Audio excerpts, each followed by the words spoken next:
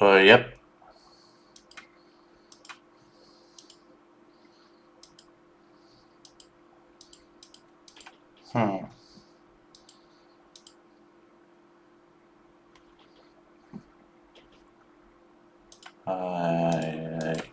I'm looking at them now, yep.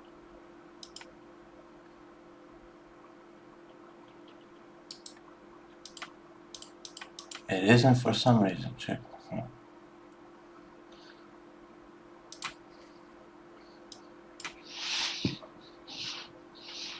Are you using display capture or video capture?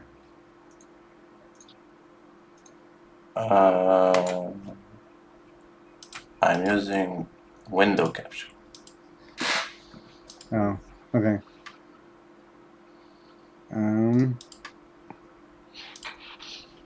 Yeah, it's still no audio coming through.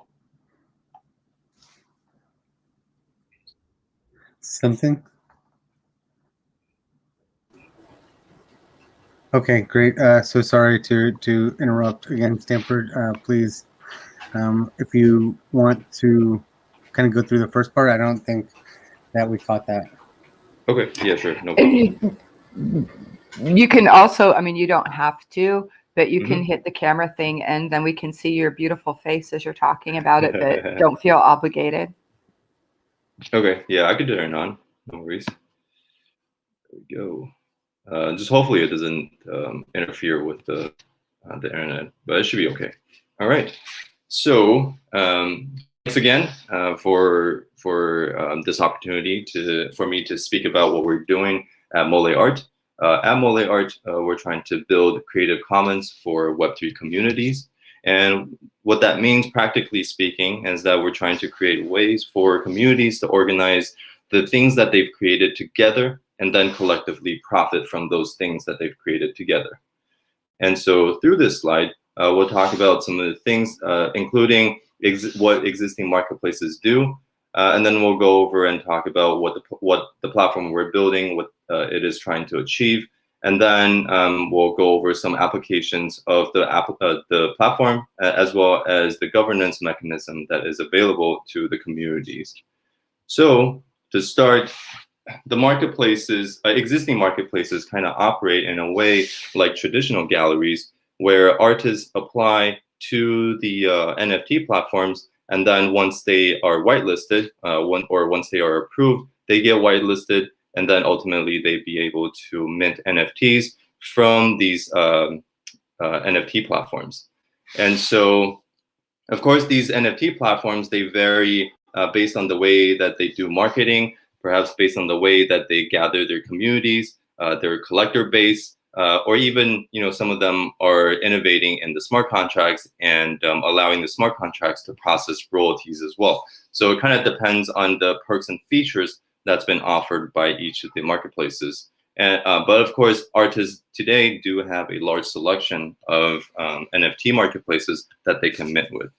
So, this is sort of the first wave of the NFT marketplaces. Then we kind of go into the sort of open marketplaces where artists don't necessarily have to go through an application process, but they can simply just go to places like Rarible and mint NFTs directly from Rarible's own NFT factory, or artists could then even spin up their own factories for minting their NFTs. And so we're starting to see, going from traditional galleries for the methodology and going to more open, and then recently we've seen more sort of communal ownership of NFTs in the case of either async.art or in the case of B20 project. So what Mole Art is trying to do, and this would be an overview of what the platform is capable of, is that the communities can come in and they can one-click spin up their own commons. And the commons are equivalent to what I was talking about before. They're equivalent to marketplaces that exist today. But in addition to the ability for the public to purchase NFTs, as well as for the community members to mint NFTs, it's also got a number of other things that are baked into this commons or this marketplace. It's got a treasury management that is available to the community organizers. It's also got its own native coins that would hopefully be able to sustain its own sort of internal economy that the outside cannot interfere with. And then it's also got its own NFT factory that allows for members to mint from it. And so the process kind of goes like community organizers come in, deploy their own commons, whitelist the community members that that they work with. The community members then mint or deposit NFTs back into the commons, and then for the collectors to pay ETH, which then goes into the treasury, and then in return, the collectors would get NFTs as well as the commons coins or the internal currency to the collectors. And you know, this is sort of the platform overview, and I'd love to share with you what it looks like today. But please excuse, you know, the interface as it is still being built out. But I think it provides a sort of a way for visual learners to be able to sort of visualize and see what's going on. So to start, when you come in, the idea is that you can come in and select a community to enter into. And if your community is not on here, you can simply summon your own community by entering a number of parameters in here, and then you'd ultimately see your community on here. For the purposes of this, you know, presentation, I'm just going to go into the existing Mole art community, where then you can see the things that has been created by this community, as well as the number of sort of functions that are available to the different stakeholders to this community. So the first one, you know, well, so here, this, as you can see, this is sort of a place to present all of the NFTs that exist within this community. When you click into each NFT, it also brings up the basic information as you would see on any other NFT platforms.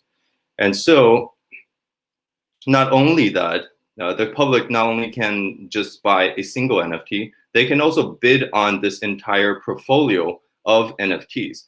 And we'll go into, once we get into the application part of this presentation, I will talk a little bit more about why that may be useful to some communities.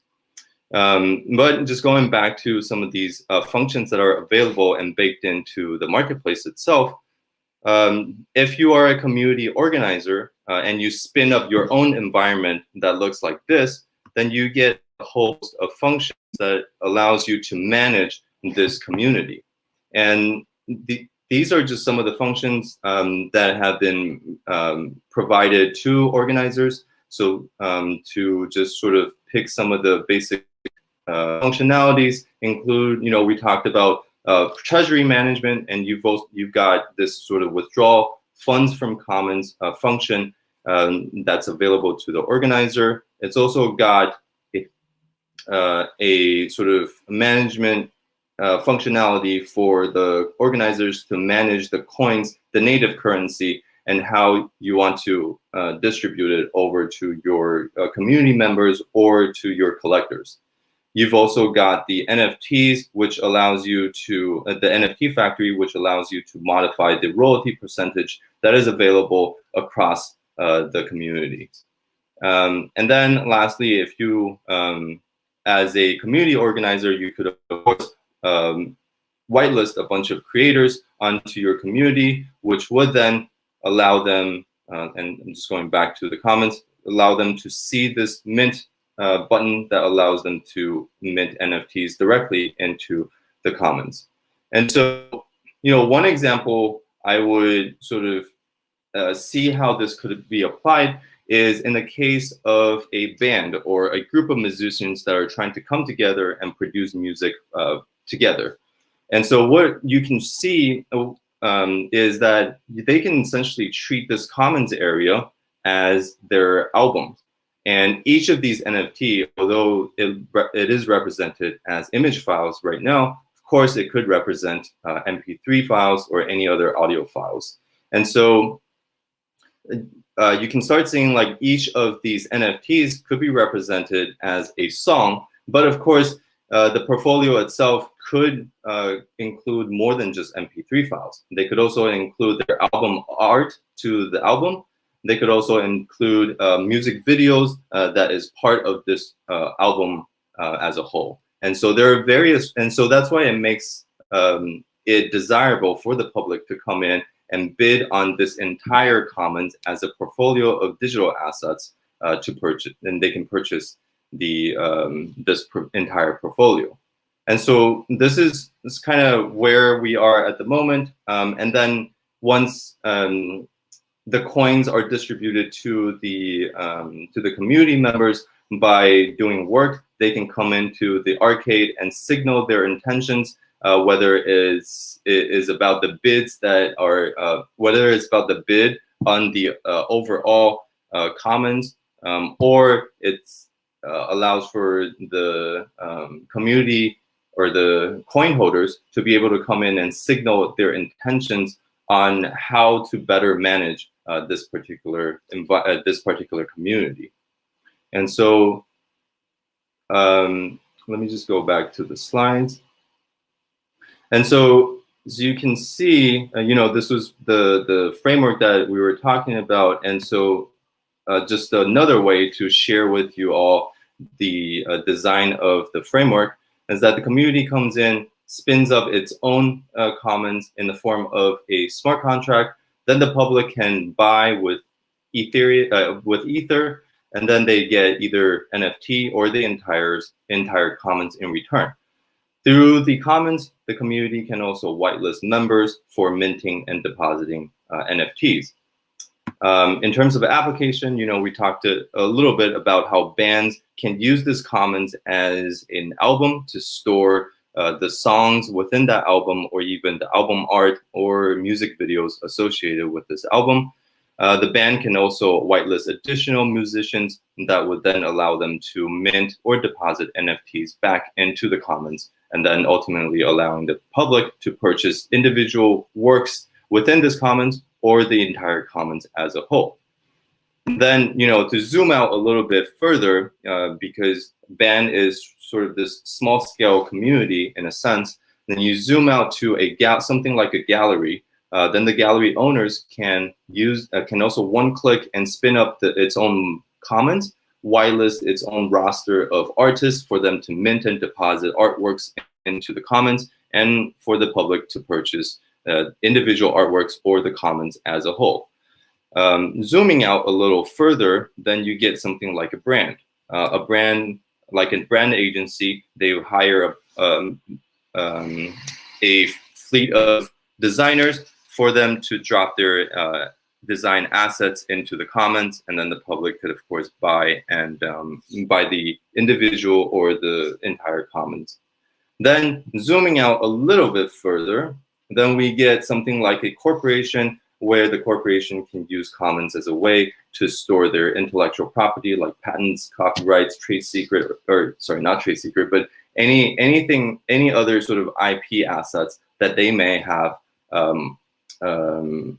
for operating their company. Of course, something like this is still way down the line, but we believe that the commons may also be suitable for a use case like this. And so, after seeing sort of the application, as well as just the front end, we've also briefly talked about some of the basic governance mechanism that's available to the organizers. In the marketplace itself, it's got its own native coins. It's got its treasury that the organizer can manage. It's also got its factory, and that the organizers can tweak the royalty percentage for this particular NFT factory. Then it's also got this transaction fee that whenever the public purchases an NFT from the commons, there would always be a transaction fee. And the transaction fee split right now is between the collectors and the community members. And while the split by default is a 50-50 split, the community organizers can essentially change that percentage, change that split, to something like a 70-30, a 60-40, or something like that, depending on what is most suitable for that community. But this, but the point is that the community organizers can have a number of functions that is available to them to better manage the communities that they collectively own. Then through the mechanism pushed forth by the marketplace, including the coins, distributing the coins and whatnot, the community the community members as well as the collectors can then use the coins as a way to signal their intentions towards how best to manage the marketplace, or to signal their intention, whether it is about selling the entire commons, or perhaps whitelisting additional members into the community, or even just even removing someone from the community. The arcade would also be a place to showcase some of the information, public information about this marketplace. So while we saw in the admin function, there is the bid information, that information, because it lives on the blockchain, it should be public anyway. And so we'll also be providing some of that basic basic and public-facing data in the arcade for the communities to see and vote on what they think is most suitable for that particular community. And so, this is one way where we see, grabbing inspiration from various projects in the metaverse, including Moloch, as well as other really cool projects. This is sort of taking in the best of functions from different projects and combining them together into an organizational format that will allow for communities to come together, to create together, and then ultimately to make money from it. And hopefully this would be a way or a path to allow creators in the future to be able to gather together and then ultimately profit from the things that they've created together. So that's what we're working on over at Mole Art. As you saw earlier, the website itself is still being very much a work in progress. And if anybody out there is interested, feel free to reach out. We could use a lot of help in furthering building out the platform itself. So that's all I've got, and be happy to answer any questions that anybody has. Go ahead. Do you have questions, Penguin? I'm super happy you're here, audsssy, and it sounds like what you're talking about could have some really good implications for OneHive. We might be able to use this with our Canon NFT project, but I'm not exactly clear on what all of the issues are with the NFT marketplace. So I'm hoping Penguin has some brilliant questions for you. Yeah, I think it's great to kick us off with this, because we've heard a lot about trying to do exactly what you mentioned in your presentation all week. So basically, with a click of a button, you're enabling communities to spin up their art contract as well as the marketplace, which, if you heard yesterday, was one of the big parts that's missing from XDAI and these other places, is a way to sell your art or to get the marketplace kind of set up to even facilitate the innovations that we're creating. So I think this is huge, and I think this is gonna I love it already. I can't wait to try it. I appreciate it. Yeah, I think it would be amazing to deploy something like this on XDAI, like you said. It's very much needed in some of the other chains. It just everybody knows that the Ethereum mainnet has its own issues in terms of gas fees and everything. So it makes complete sense to be able to move over the infrastructure of marketplaces onto other chains to allow artists to continue to create and not deterred by the gas prices. Absolutely. So how far are we to being able to play with it? Is it something that I can go and try out now if I were to go to the sites delisted? Yeah, so you can play with it, although it will look like exactly what I just shared, and it may have some bugs in it as it is still being worked out. But yeah, it's you're able to go through what is it? It's hosted on Fleek at the moment. So with this link, people are able to go on and check it out and play around with it. But again, it's very much a work in progress at this point. So I guess don't. We're working on it, and hopefully we'll be able to push this out for the public to test it on Rinkeby soon. It looks like we need an invite code. So if I reach out to you, I can get an invite code. So people on here, basically all you have to do is just click Mole, you hit submit, and then you get a number of parameters which aren't very user-friendly at the moment. But if you reach out, I'd be happy to help you like enter in some of the just basic test data in here, and then you can deploy your own comments and get started right away. Yeah, absolutely. So one of the other key things, like from yesterday, that so this solves making it super easy, one-click easy to start things. But how was kind of control over the contract and the website handled? Is that something a community can have their own GitHub repo and style as they want and own their contract? The idea, of course, is to, well, right now, everything is open source. The website itself is also hosted on Fleek, as you can see from the URL. Everything, all the assets, whenever it's minted, it goes on to Fleek as well. So everything is on IPFS.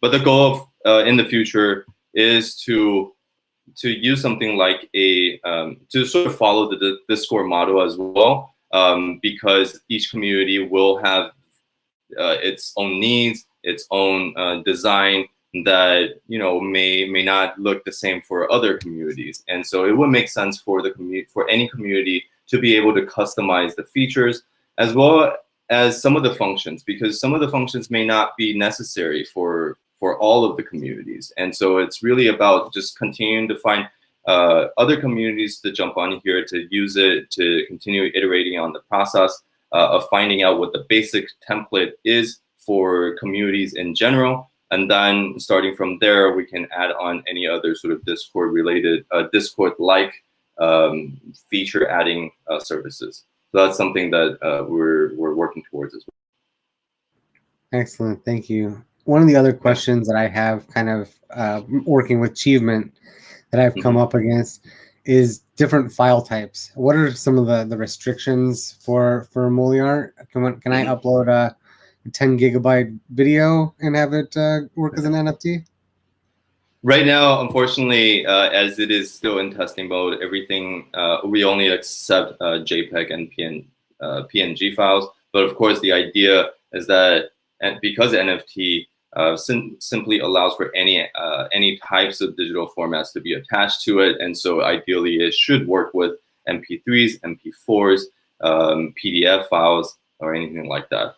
So yeah, it should, it's not restricted. The application should not be restricted to only crypto art galleries. It should be available to any community, Web 2 or Web 3, to use this as a way to sort of manage the things that they create together, whether it's image files, whether it's audio files, anything that they create together, and they can use this as the interface to profit from it.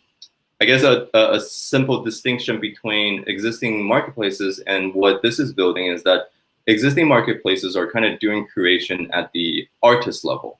And so there are certain things that are associated with curating at the artist level. You kind of see what sort of the evolution of YouTube as well. YouTube started out as this sort of creators hub, and then now has sort of transformed into a mainstream streaming application.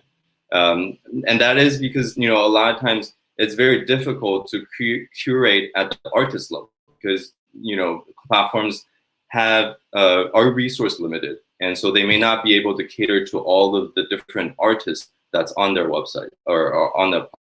And so what we're doing here will be curating at the community level. So you essentially be looking at a Reddit, and then its own sort of, people can go in and spin up its own subreddit. And then the subreddit, instead of being a forum, it's a sort of environment that allows for the community to drop their assets. Great, thank you so much. I think that's a really great overview of some of the powerful tools that are coming. And yeah, I look forward to trying it out. Thank you. Appreciate it. Thank you so much. Yeah, my head thank you for this explodes opportunity. every day. Thank you very much. No problem. Thank you. I'll see you later. Our next speaker is Ben. Yeah. And you're talking about, I want to say ManaVox? Yeah, ManaVox. It's And then tell us about it. So it's going to somehow combat deforestation? yeah, it's actually a kind of a crowdsource based index and that track negative impacts on forests made by corporations. And so the idea is to gather information from idly on field operations, or usually whistleblowers. And this kind of information will be aggregated by ManaVox to produce an index. And the aim of the index is to help financial asset manager to provide a better allocation in terms of capital. So I've got a short video. I will share probably my screen. I will drop the link as well. That is summing up like it's a 3-minute video, and then I will talk a bit further if it's. When you, okay, so you're showing a video? All right, excellent. Okay. But you know that you can like hit the little camera button so we can still see you, but you don't have to. I'm just letting you know. Okay, hang on. All right, so we'll do this share screen. That's Mana. I'll drop here up. So let's do this. Okay.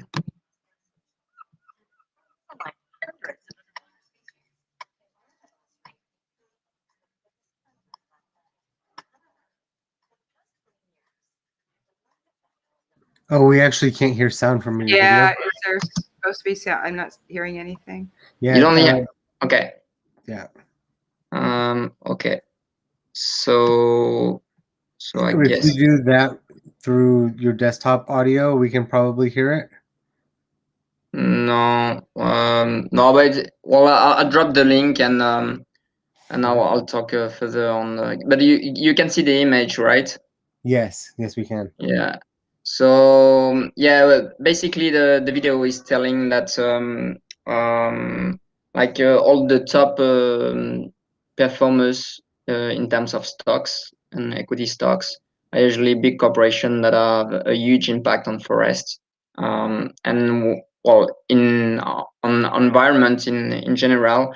But the ManaVox has taken the approach to narrow a bit the scope to get things worked. So it's first mainly addressed on the forests, and so basically we're following like all the forests that are near the equatorial line. We started to track 30 companies. It was like 2 years ago, and so basically we had this kind of output for Mana. So it was kind of a mainstream platform where you could see like the name of the corporation and all the controversies that were related to the corporation, the impacts, and like some metrics where you could see like the controversy, the level of vigilance, and the echo, like how much or how many times this information has been brought up by Mana and the local background. The second phase of ManaVox has been launched just three months ago, and now we're tracking 400 companies. So the idea is still to look out for the negative impact on forests and to provide. We won't have like this kind of interface. I'd say like a mainstream interface, but rather a feed of data that is provided with all the information that is being tracked by our whistleblowers, our NGOs on ground. So Ben, yeah. I'm old, and I just want to tell you, because this is really amazing. And I saw, like, we didn't have the same tools at our disposal back in the 80s, but I had friends who deliberately disinvested from South Africa because of apartheid. Yeah, definitely. And so this has definitely been effective. And I'm really sorry to interrupt, and I hope I didn't break your flow, but I just want you to know that because you seem a little like maybe you feel like I'm not convinced. I'm convinced. Oh, no, definitely no. And it's I think the format was initially to be kind of a workshop, so I was actually asking for help and some feedback as well. So no, definitely I think it's needed, and it really goes also with a video called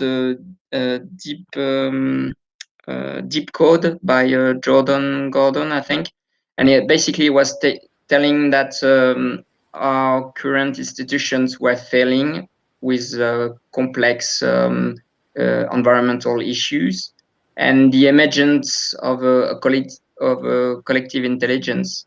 And like as an individual, you can collect and signal, and the signal, if it is aggregated by a crowd, then it gets very powerful.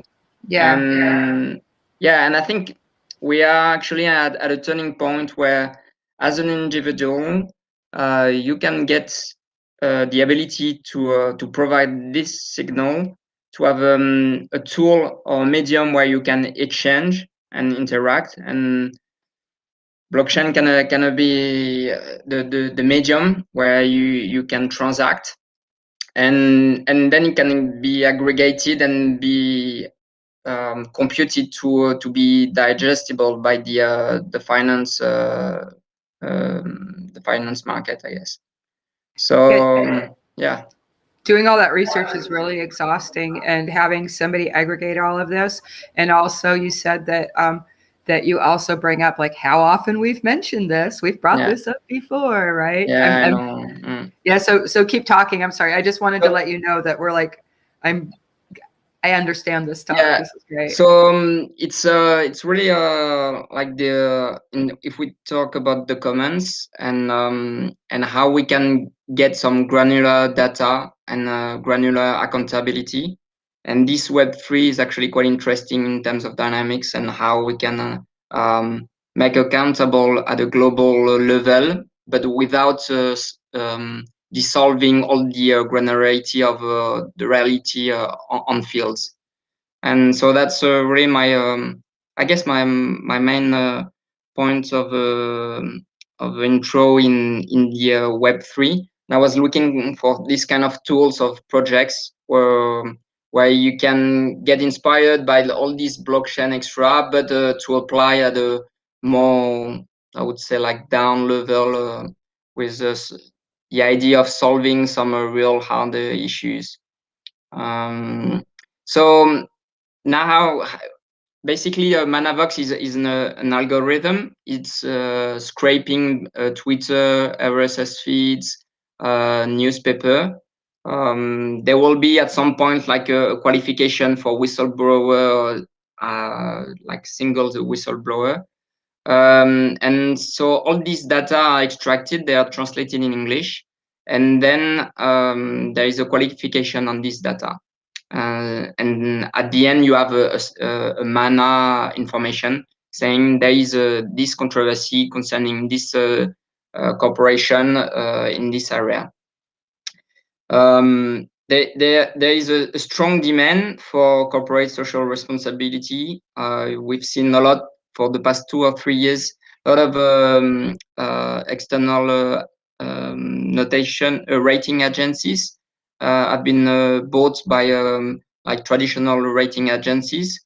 So the market is really looking for some metrics and some way to digest what's being wrong on the environmental side made by corporations, and how you can evaluate or at least put some assessments into the value of the stock. Because basically all we've seen, like at the shareholder meeting of large corporation, there's been an ever increasing demand from shareholders of addressing like climate change, environmental issue, etc. But as long as you don't have like the asset manager allocating and saying, well, there's too much risk on this stock regarding climate or forest, then you won't have, I think, a bigger impact. So Mana is addressing this, and there is this algorithm. The idea is to have this information. It will be free. It's already free, but it will be free and accessible for everyone. So it's really to meet like the civil society that is being a bit left behind, and the investors that are actually looking for this information, but they don't have the proper data, or they use maybe that some didn't want to take into account this as well. And so there is this workshop at the moment on the data qualification. So we're tracking 400 companies, and basically we get this kind of feed of data. So I think I still have my screen share, right? No, I'm not seeing a screen Okay. share. I'll share my screen. Let's go for this. So it's a copy paste of what the algorithm is spitting out in terms of information. And so basically you see like the country where the controversy is happening. You see the corporation. So it will be like Total is the French one, Noble is a commodity trader. You see Mars, like Mars, McDonald's, extra. You have sometimes the link. So this one will be like the mainstream article. Sometimes it will be only a tweet. So it can be quite various. And so the idea of qualification is the data you have here is, does this company, if we take this example like Total, which is a big a French oil company, is being quoted in the information, and the information is saying that the corporation has a negative impact on forest. So, I mean, like Mana Vox could pay like people could hire people doing specifically only data qualification, but the amount of information will be huge, and so there is really a collective side to the project, and my reason here to speak was how we can address a collective challenge and embed in terms of some crypto economics to entice people to do this qualification. And so basically at the moment now it's only like we get the raw data from the algorithm, and then we have this Google sheet, and we can qualify. We can make the qualification, so we can say yes or no. So I can give you an example here. I say it's a no. Here it's a yes. So, but my vision for the qualification would be kind of a bot, probably in a Discord or in a web page, where you have the information, and then you can say yes or no if it's a negative impact on forest made by corporation.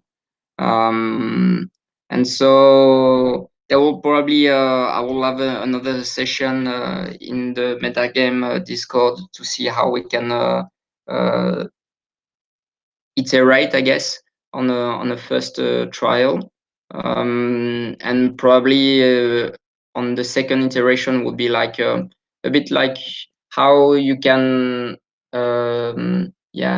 get people on board to make from time to time. Obviously, like reading information extra is not you will probably do once the first week and maybe another 3 months later, but there is if everyone is doing like their fair part of the job, then I guess we can have a fairly good project overall to help people. Probably do what once. You Yeah. were like, what are we doing?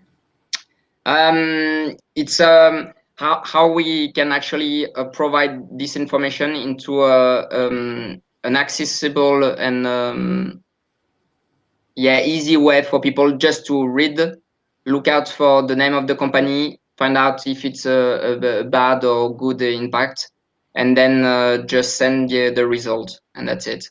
Okay, yeah. So this isn't actually something that people can access like right this second if they're trying to make a stock decision or something. Yeah, exactly. But I think there will be kind of a delay because between like the information you get and the information that Mana display and provide to the stakeholders. There is a lag time because all the information you get are like dislocated, and the idea of Mana is making a correlation on how many times this information has been brought up, and has it been signaled by as a negative impact on forest. So yeah, in terms of dynamics, there is I think a very good playground on. It's a very easy task to do. Like anyone, you don't need any skills to beside like read in English and qualify saying if it's good or bad for the forest. And we can embed this with some kind of incentives with tokens or with an algorithm called source cred as well that have been flying around, especially for MetaGame. And so that people, when they contribute their time, they are being rewarded because they are providing value. So that's the main idea. So yeah, where are we contributing time? Are you talking about like adding like links to the sheet? Is that what you're talking about? Like contributing time? Yeah. Well, as soon as you get we have a track of an information that is being qualified by someone, so it's a task, and the task could be rewarded for a metric or a token that is needs to be defined. But that's the idea. Excellent. So you're talking about incentivizing people to contribute to the list of the information that you have regarding the different companies. Yeah, exactly. And then we're going to go with and I think this is true that the people that are actually using the list are naturally going to go for the more responsible companies when they're doing their investments. Yeah, exactly. Okay. And this looks like something that you could apply different parameters to, like really easily, where you could have it be like on a metric of does this company treat its workers well? Is this company like supporting local agriculture? You could do you could change. I mean, I'm not telling you to do this. I'm just saying that this is something someone else could pick up this model and put it into anything they want. Yeah, that definitely could be the idea. As for the time being, it's really narrowed in the forest, and it's actually like the pros and the cons of being very narrow. But it's actually how we started up this index, and so. At the moment, we've got like it's about 100 members who are doing the qualification, and a lot of external rating agencies have been looked at the index as well. And there is one partnership with Global Canopy, which is a big NGO regarding the conservation of forests that is using the our index. So now it's more about like we've scaled up the sourcing and the tracking from 30 corporation to 400 corporation. Yeah, you said that. So the issue now is more about handling all this information and how we could collectively find an economic incentive for people to make this task live. So yeah, that's where I'm at. Yeah, I grew up visiting my grandmother who lived at the Olympic National Rainforest, and it's been, here in Washington State in the United States, and it's been pretty tragic, even to see how much devastation is going on, and just people just basically extracting profit from common goods. Yeah, definitely, yeah. But I So mean, one like of the the whole economy has been putting aside the external environment values. So obviously, it's not a surprise that it's not taken into account, and we don't have actually tools. So we found, like, if you take the climate change with the carbon offsets and the carbon credits. I used to work for a company addressing this, and so we took the market approach, saying like, if there is a polluter, then it will needs to pay for his pollution.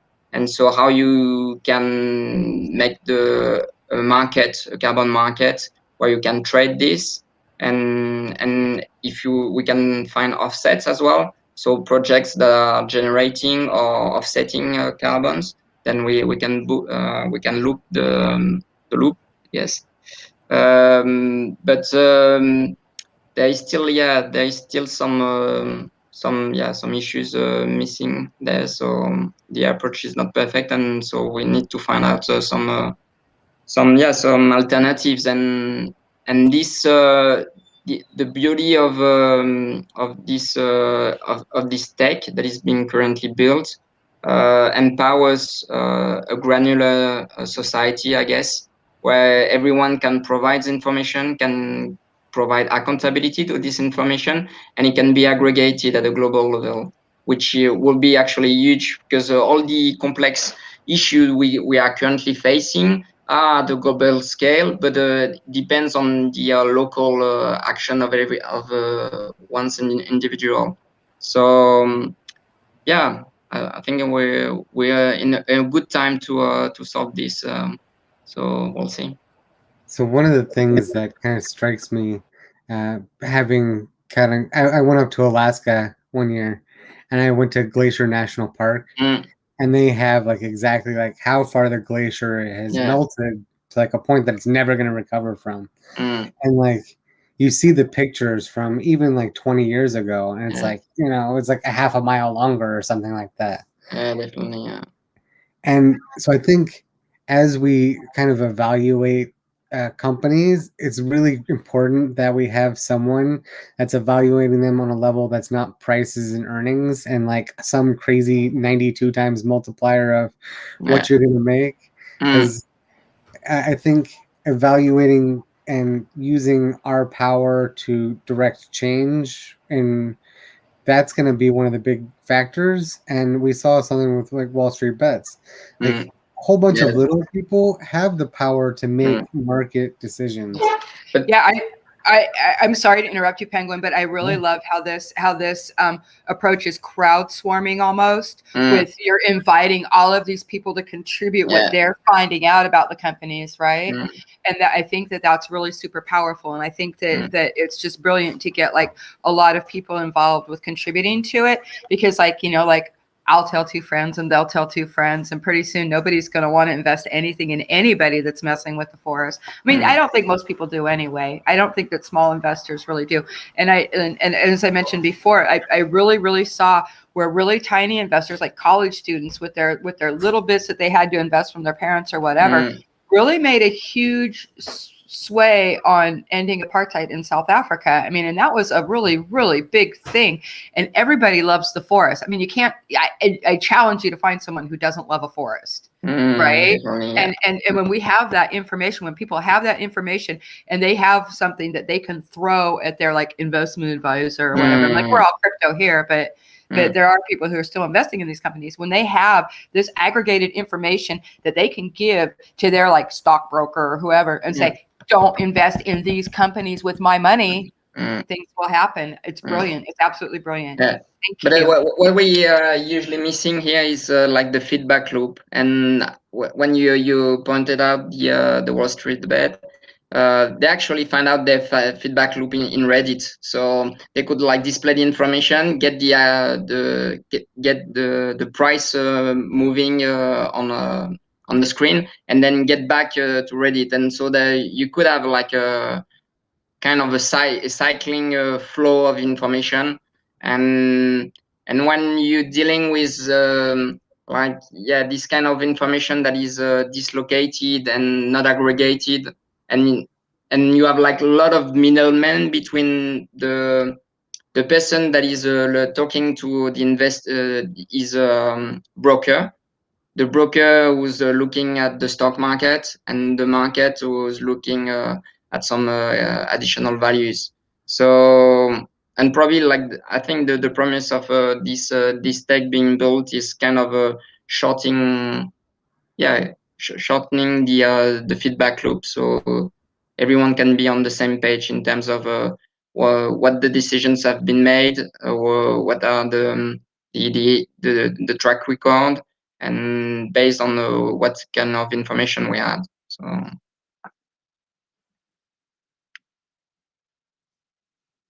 yeah, you're muted. magic finger. Oh, so I was muted. So yeah, I've always been really active in stocks as well. And if you try and tell a stockbroker anything, he doesn't care what you say. His job is to make money. Yeah, and exactly. I understand that, but I have seen it work. I mean, my stepdad was a stockbroker for a minute, and he actually was just like, I can't work with this client because these are what they're putting on me. But those stockbrokers get fired, and the people who really believe in it go to other stockbrokers. Yeah, definitely. But that also is I saw it work. Custodial issue. It's like, do you want to have someone else be in charge of your money? And I think to be environmentally responsible, and if that's one of your main considerations, as it should be something that we consider, then it kind of falls on us to be the masters of our wallet. And in this case, our wallet is regarding the stock market. But. Right. I forget we can buy our own stocks now. I'm not on that side of it, but yeah, definitely. And thank you for creating this thing so that we can see what companies are doing. I appreciate it. Yeah, definitely. And I think that's going to be really big in this coming session as we return, because like even like the whistleblowers for things like 3M, they're things that they've gotten away with literally polluting us with chemicals that are never going to go away for so long. Now people are like, we're tired of getting cancer. We're tired of getting all this stuff. So I think to really get the traction, focusing on something that you know a lot about, like the forest, and being able to capture that side of bad actors is going to really play a big part in that. And basically other experts in other environmental fields should also take note of things, so that when there's something that's impacting all of us, we can track it. And the ideal for me would be that it is in the stock information.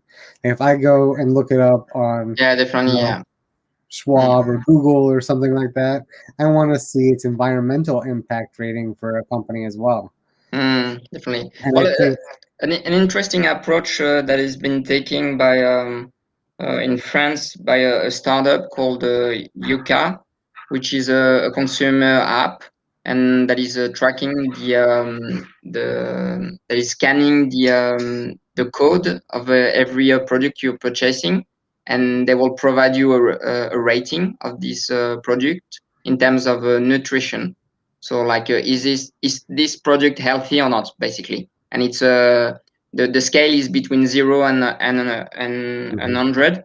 And so it was launched, I think, 2 years ago, and it got massively downloaded by the French. And one year later, turns out that a big grocery store that is probably like in the top 3 of France, called Casino, no, Intermarché, and they asked all the suppliers to that for every product they were supplying that a score under 50, to get another recipe, basically. So the product would get a score over 50.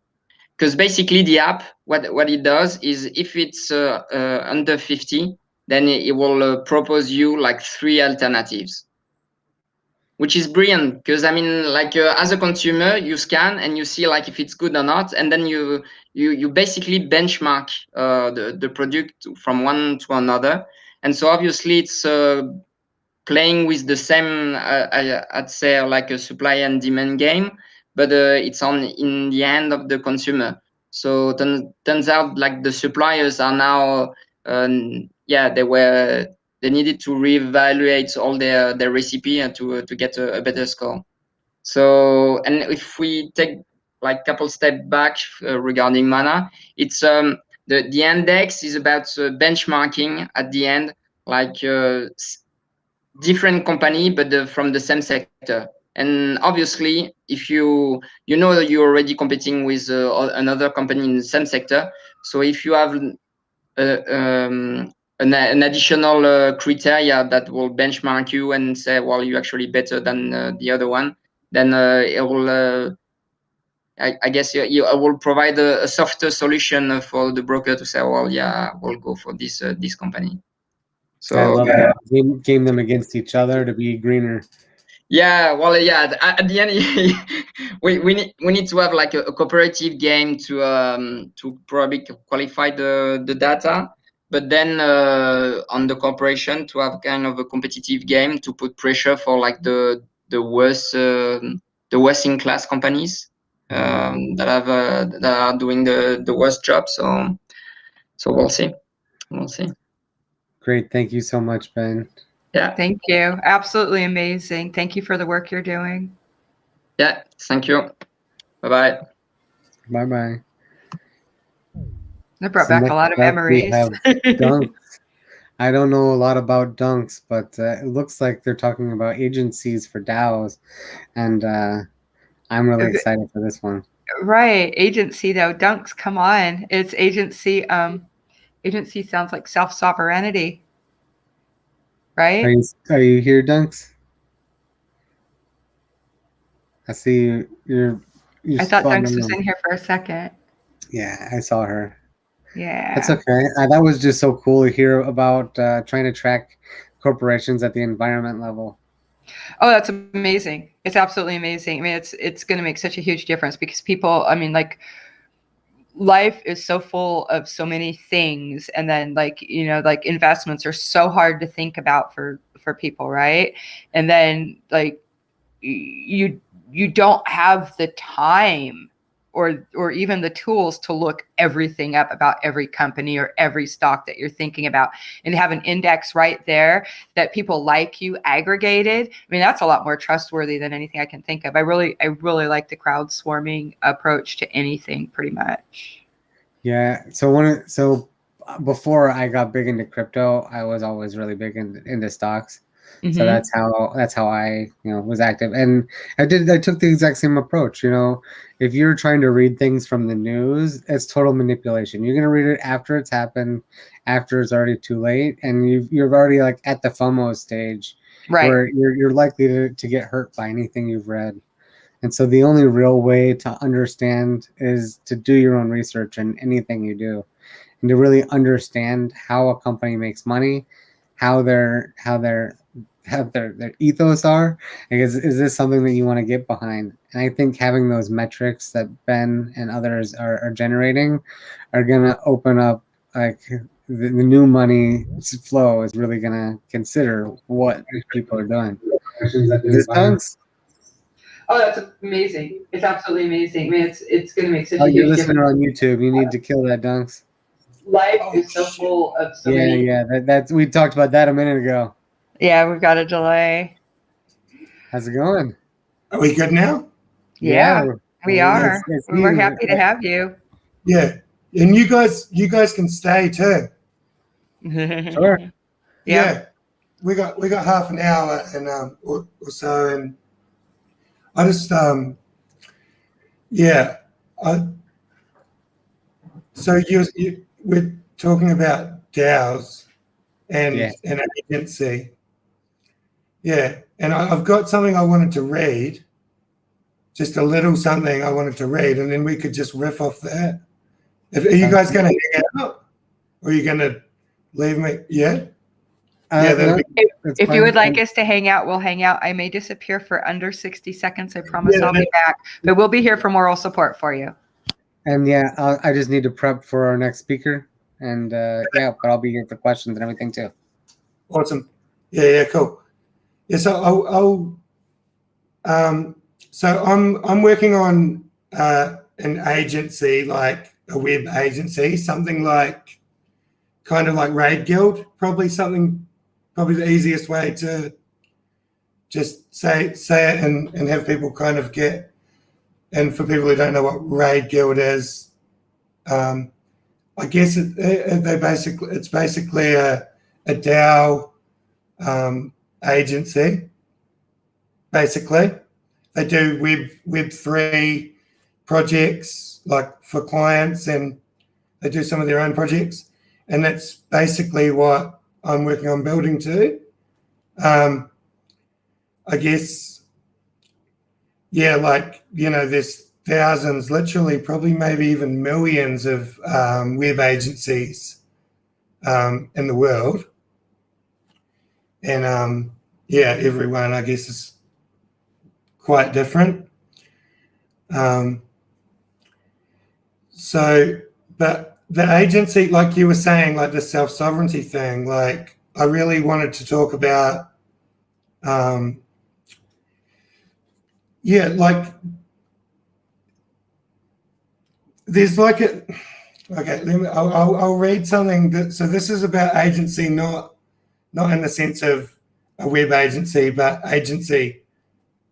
So I'll read a little something. So it's actually written by a guy called Colin Breck, who's like a software engineer. Wait, I'll just split my screen. 6. So to start your screen, it's in the bottom left. I won't share it. I'm just going to split it so that I can still. I might share it. 6. I just wanted to be able to still see you guys.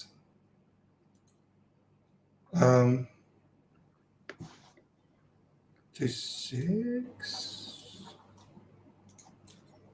Yeah, that's probably better. That's not better actually. This will be better. Yeah. Okay. So yeah, and I'll try and weave it. I'll try and weave the two. So it's sort of got 3 concepts. So like there's agency in the sense of doing stuff for other people, basically, right? And then there's agency in the sense of just like the definition on like a dictionary. Second definition is like the agency of water, kind of like weird out a crevasse. So can I maybe help you out a little bit? So when you're specifically talking about agency, are you talking about representing artists? I see you've got some amazing pieces behind you. Are you like talking about representing an artist, or are you talking about us representing our different communities? My background is like doing like web development projects, stuff like that. So that an agency would be like like I started off working for an SEO agency, right? So we would like try and get people to the top of Google. Mm-hmm. Yeah, so like an SEO agency or a web development agency builds websites for people like that, right? But we are actually working on an NFT record label as a project. But so like the idea with Addict Camp is like build a massive group, build a massive DAO with like people who are adepts, and that's just like an adept is someone on the path of mastery kind of thing. So it's just like this. There's like a traditional idea that we've had for a long time that, you know, everyone should specialize in like something that they're good at and do that, right? I have like, pretty much subscribed the other way. I am really good at a lot of things, but I didn't go master at many of them. You know, right?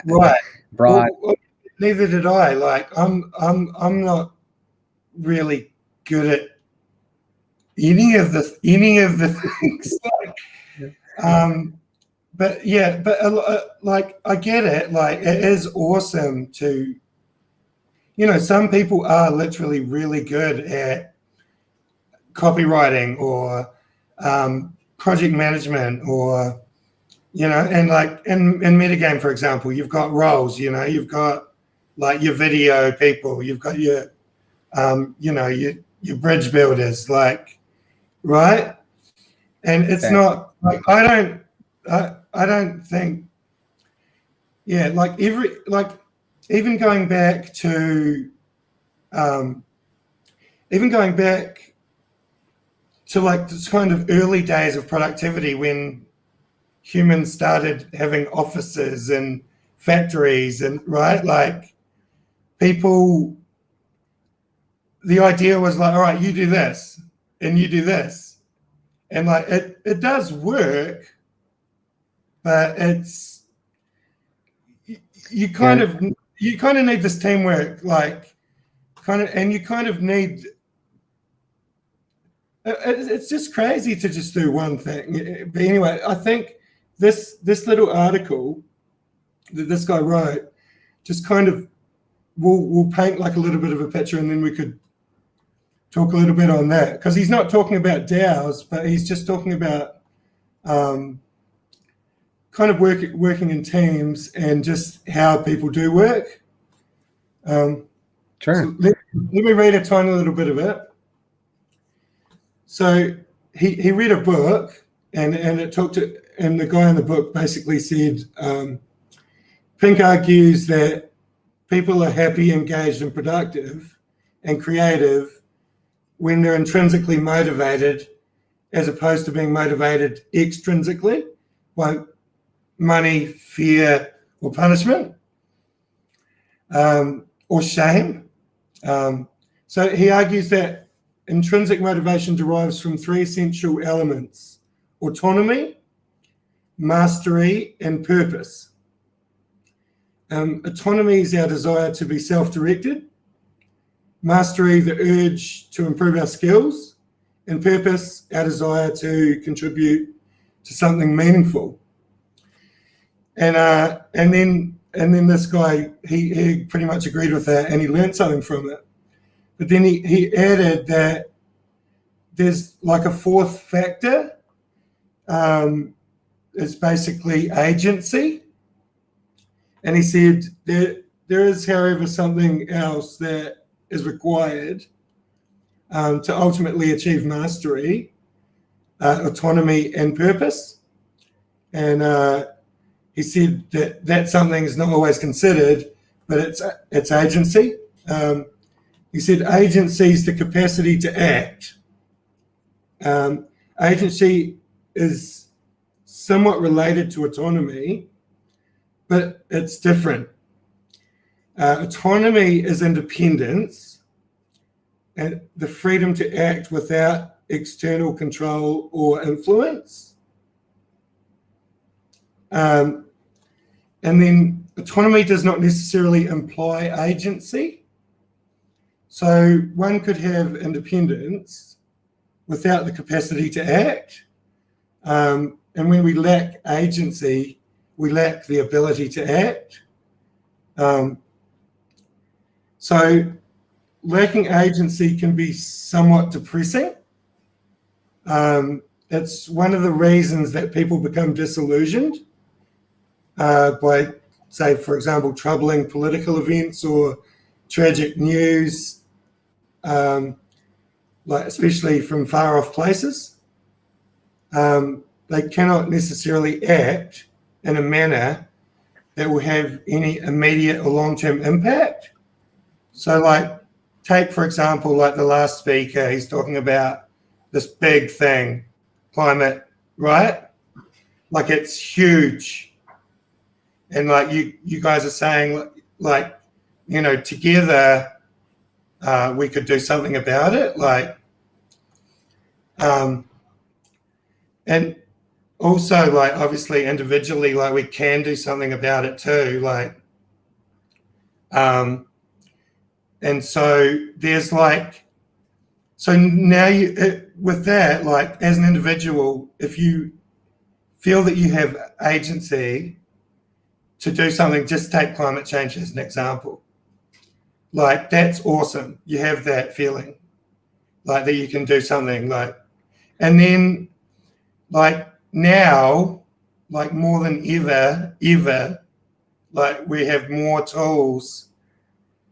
Like I think anyway, like we have more tools at our disposal than we've ever had before with things like DAOs and DeFi to like bring together like all the pieces of the puzzle to like do big things, big things. Like, so then we actually then like up above, he talks about mastery, autonomy, and purpose. Like the middle word of a DAO is like autonomous. So like a DAO can have autonomy. Like a DAO can have even agency. So like so then what I'm interested in is how do we have agency within a DAO as well?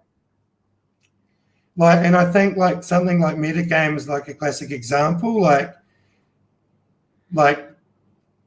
everybody's trying to figure out like, okay, so how do I fit in to this big vision, right? Like, so I think one of the things that you've mentioned a few times is just kind of like it gets back to our purpose and like the reason that we do things. And I think also what you said earlier about how like we're at a place where we're unsure of our ability to make an impact or what our key skill set is that can contribute.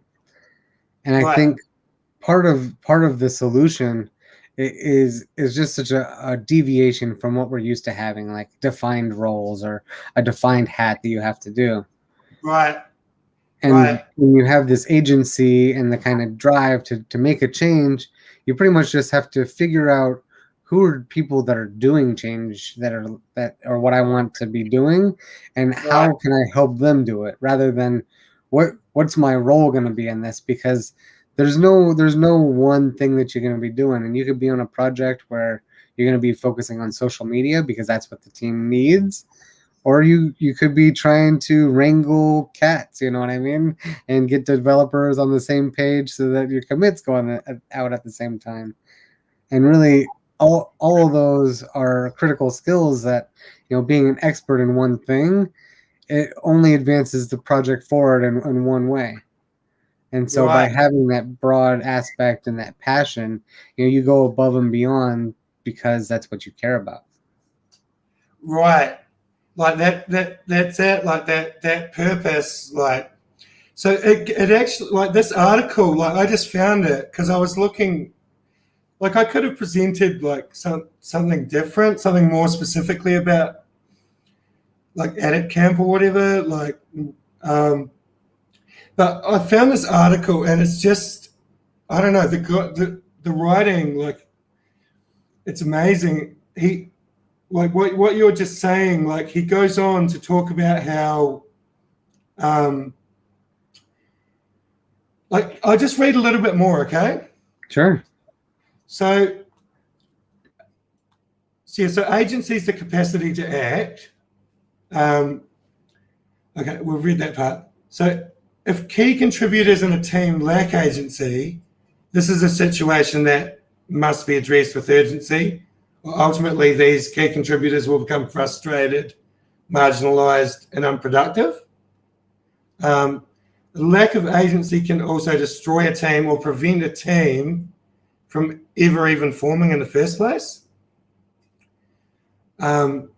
With individuals acting autonomously, perhaps even developing some suboptimal mastery, but without the connection required to establish a meaningful purpose.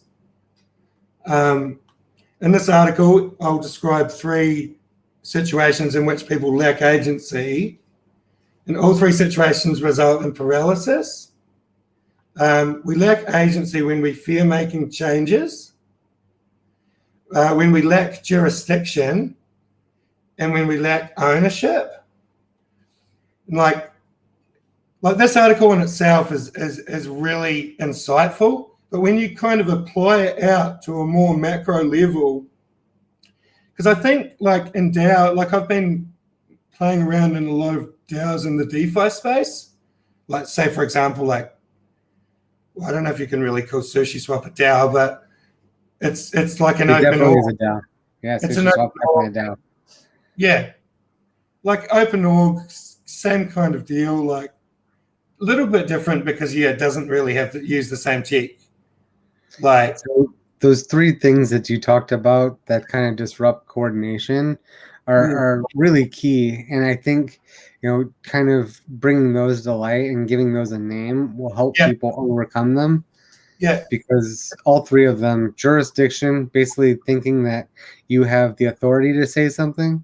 What were the other 2? like the different areas, like what you were saying about, I wear different hats and stuff like that. Like he goes on to talk about how he worked for this guy, like a lead developer, and the guy was just a really awesome leader. He just like, he let people pull the system apart, like the software apart, the core pieces, and play around with them and reconfigure them and like things like that. Like he gave people, he talks about like how a team has like ownership over the project, like, and how anyone on the team can kind of basically go anywhere in the organization and fiddle around with how stuff works. Like, and it kind of almost sounds maybe a little bit scary, but well, all 3 of those areas are places that in the normal corporate world you get your head cut off for going down that path. Yeah. So I wanted to contrast it as well with like because this feeling of paralysis, right? It's like a global phenomenon. It's not just like, we're not just talking about like a little group of, like a little team, or one DAO or whatever, or one company or whatever it is. Like, it doesn't really matter what it is. Like, things like when you're face to face with like massive issues, like you can totally feel paralysis. Like, but then like he says, like if you can find like a connection like in an organization and feel like that sense of autonomy, meaning, purpose, and like and feel that you have the capacity to actually like jump in and be like, hey, I want to do something. Like, like it can take a long time to find that. Like, there's like people are looking for that. Like, and I think that things like DAOs, like where anyone can just rock up and be like, hey, and pretty much be able to jump on board and get involved. Like, but then like what I'm really interested in as well is not just like, I'm interested in DeFi DAOs and stuff like that, but I'm also interested in like even this agency idea. Like I actually want to build an agency that's like a normal agency that works with normal clients, like not just DeFi clients or crypto client, like just like a real agency that works with real clients on any kind of project. But ideally on helping normie like groups like understand how that they can work with crypto and work with DAOs. Yeah, that's definitely critical and something I've been working on as well for the past year. So I think Really? you're in the exact right line in the way of thinking. And you know, one of the key things is courage and getting stuff done. So, you know, even you coming on here today is a big step towards you making that happen and building some agency and building the team that can support what you're talking about in the future. So Yeah. it's very important. Yeah, well, it's like, this is the thing, like, again, like agency, like the capacity to do something, right? It's just the capacity to do something, right? Mhm. Like, it's, like you said, like coming here is actually a big thing for me. And to Like, the point of like how we can help coming each here and other. just coming here and just saying that what I want to do. Like I've been saying it, but just to say it again, like here is actually like a big thing. And yeah, like it's like through that understanding that it's possible, like because of just the environment that we're in, like it's possible and it's also needed. Like it's actually needed in the world. You know what I mean? Yeah. So on DAO Day, I'm not sure if you caught it, but we opened with Manu, and Manu was telling a story about some fires that are happening in Buenos Aires. Oh, I and did see that. Yeah, it was amazing. Yeah, yeah. And so I mean, like us being Horrible, able, but us being Yeah. able to give a voice to something like that, where you know traditional media has just stuffed it completely on the opposite side, that we don't even hear it. You know, Yeah. that's part of like the coordination and the sharing that we get by direct connection. So having agency with people that are like-minded and are doing things the right way is really going to help make sure that we're not fed misinformation, that we're actually thinking about things rather than parroting what someone has told us to say. And if you compare that to like, especially what the news normally has, like you'll see word for word line, like this is a pre-approved story that you are allowed to say. And if you say anything out of that, you're probably going to get sued.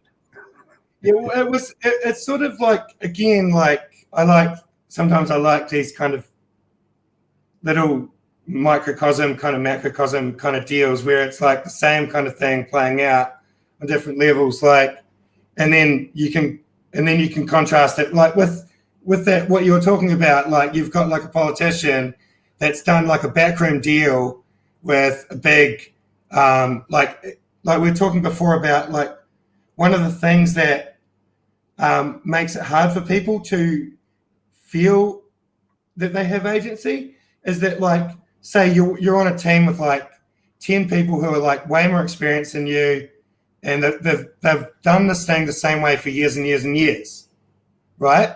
Like what could you get that's been like ingrained more than, you know, these politicians and these kind of backroom deals? Like they've been going on forever, you know, but like now we actually have the possibility of having like a more open like governance system. Like I know it's quite a long shot to like apply like a DAO model to like the country. Obviously it's a little bit down the track, but it's a possibility. Like it's actually a possibility. Like people laugh about it and joke about it as if it's not a possibility, but it really is. it's actually not even that different to like a democratic model that we already have. But just more, just technology allows a little bit more say, like on smaller issues. These guys didn't even get a say at all on a major issue. But they're the country, like you know, and because it's related to finance and money, like now we have DeFi, like. I think the idea that everybody's inputs are important is really gaining momentum in the world we have now. And then you talk about like, so my heart is with Tony Lane, peace be upon her, that, and it will always be too soon. She talked a lot about that, about using blockchain technology. She didn't use the words create a dual power structure, and that might be kind of triggering for like anti-communists or whatever. But for creating a system that, like, we have our system, we have a financial system, and we have a governance system. Us in the DAO sphere, we have these systems that are in place, and they're being experimented with, and they're already better than this other just stuff that's been in place for thousands of years, right? And we're shaking up the world with, like, you know, like our cute little imaginary internet money. And I think that we may have already hit the flippening where what we're doing is more important than the nation state. And Tony Lane, I love this in her TED talk. You know, she's like, do I think in 10 or 20 years, you know, this isn't an exact quote, this part, we'll still have nation states, that people will still continue to choose to participate in this? And then she shrugs and she says, hey, we still have phone books, y'all. So yeah. And just because nation states still exist doesn't mean they aren't just losing relevance so quickly. And the work that we're all doing, you know, it's nice. Yeah, continue. I'm sorry, I didn't mean to interrupt. No, that's so awesome. Like, yeah, we like pretty much memed it into like the mainstream just about by now. Like, but just like the meme isn't really the reality though. Like, you know, like. That's a huge, massive like step to have that meme and then to have some tech that actually backs it up. Like, yeah, like there's just so much work to be done, and so for that work, yeah, I think we do like need organizational structures. Like within the existing structures that we've got, like the nation state's just a meme backed by bombs, you know, and we're a meme backed with love. Yeah, it's yeah. So I hate to cut it short, but we're a minute over. So I'll let you use some closing thoughts, and I just want to say I'll wrap it up after that. Awesome. I'll just share this article in the public chat on the Discord, because yeah, and honestly, just when you read it, just think about it on the level that it's written on, and then think about it in terms of like DAOs and in the context that we're actually in, which we've just talked about. Like that's all I wanted to that's the kind of picture I wanted to paint. Like, and I think a lot of us do see that picture, so that's cool. Thank you so much. And as we talk about like memeing things into existence, like the visual communication that we have with things, it really is super important. And as we bring on our next guest, Gemini Rising, who's going to be talking about film on the blockchain, we can begin to see like how you tell that story is important. And people are able to remember images and videos a lot more than they can remember anything that we've said or told them, because the brain like just locks into these images, and you can remember that single image to remember the entire idea. So thank you very much, Dunks, for coming on today. Gemini Rising, are you present? Do we have two Geminis? Yeah, for the Rising? I'm here, and I'm working. I guess my son is going to be there There he is. Hello. I know you guys. How's it going? Good. How you doing? Doing well, Vandal. Thank you very much, Gemini, for joining us. So the here floor we is are. yours. Thanks for Appreciate having it. us. Thanks for having us. Yep. So, Mom, do you want to do the He- little intro? He's better at talking, but I'll do it. We're making I'm not. I like to be behind the camera. Anyway, we're making a film about NFTs, in particular art, not just games or memes or trading cards or whatever, but specifically about art. And we started off. Jason Vandal introduced me to this space when he found out about art, because my background is as an artist. And then I went on to make documentary films. And he said, why don't we make a film about this? So that's what we're doing. Vandal lives in Malaysia, but he's here with me right now in Canada because of the COVID thing.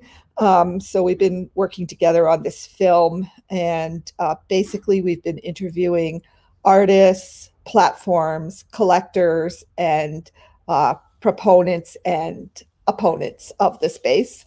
And now we have 45 interviews at least. And we started off thinking we're going to make a feature-length documentary film, and now we're making a 3-part 1-hour film because we have too many people. So do you want to continue on, Vandal? Yeah, sure. I guess just to kind of add to that, I think that it's important to note that the film is also kind of about our journey as mother and son, and the dynamics, of course, that a lot of people can relate to with parent-child relationships and so on. And more so our journey in this space, both as artists and I guess activists, and who believe that this technology is something that can benefit humanity as a whole, and as a new way to kind of showcase and feature different styles of art.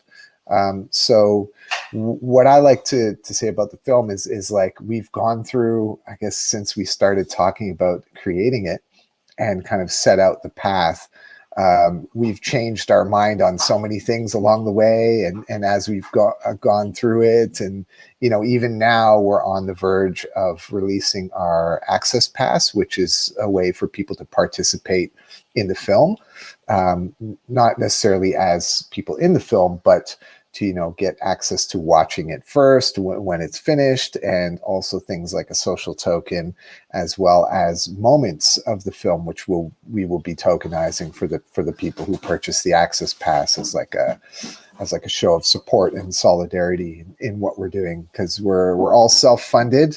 We have no mainstream commercial funding from broadcasters anywhere, and I think the idea was really to just take a different direction with this film and see how we can fund it using NFTs, because it's about NFTs, and that's kind of like exploring along the way. We had all different kinds of ideas, got feedback from people in the community on what we can do, what we should do, what we shouldn't do. And I guess with all the advancements in the technology, just over the short couple of months that we've been putting this together, there's just been so many changes, and it's kind of like, my mom can attest, right? Yeah, it's mind blowing. And, she's like, oh, we should interview this person, we should interview that person, we should talk about this. And, we're still like grumbling on about how to get ourselves and our element of our journey into the film. And I think that, interviewing all these people has just been such an amazing experience. And Mom, what are your thoughts about like, the conversations we've had with people? Well, obviously my favorite conversations have been with other artists. I really like this space because of the fact, like, usually visual art artists work on their own. They create, and writers too. Musicians is a bit different, but like visual artists work on their own. They create their stuff. They they put it out there and, you know, hope people like it or whatever. And what I really like about this space is the fact that people do collaborations, which is like visual artists are doing collaborations, which is a very new thing for me. And I really love it. And I really love the fact, like, talking about art all the time. I haven't done that since I went to art school.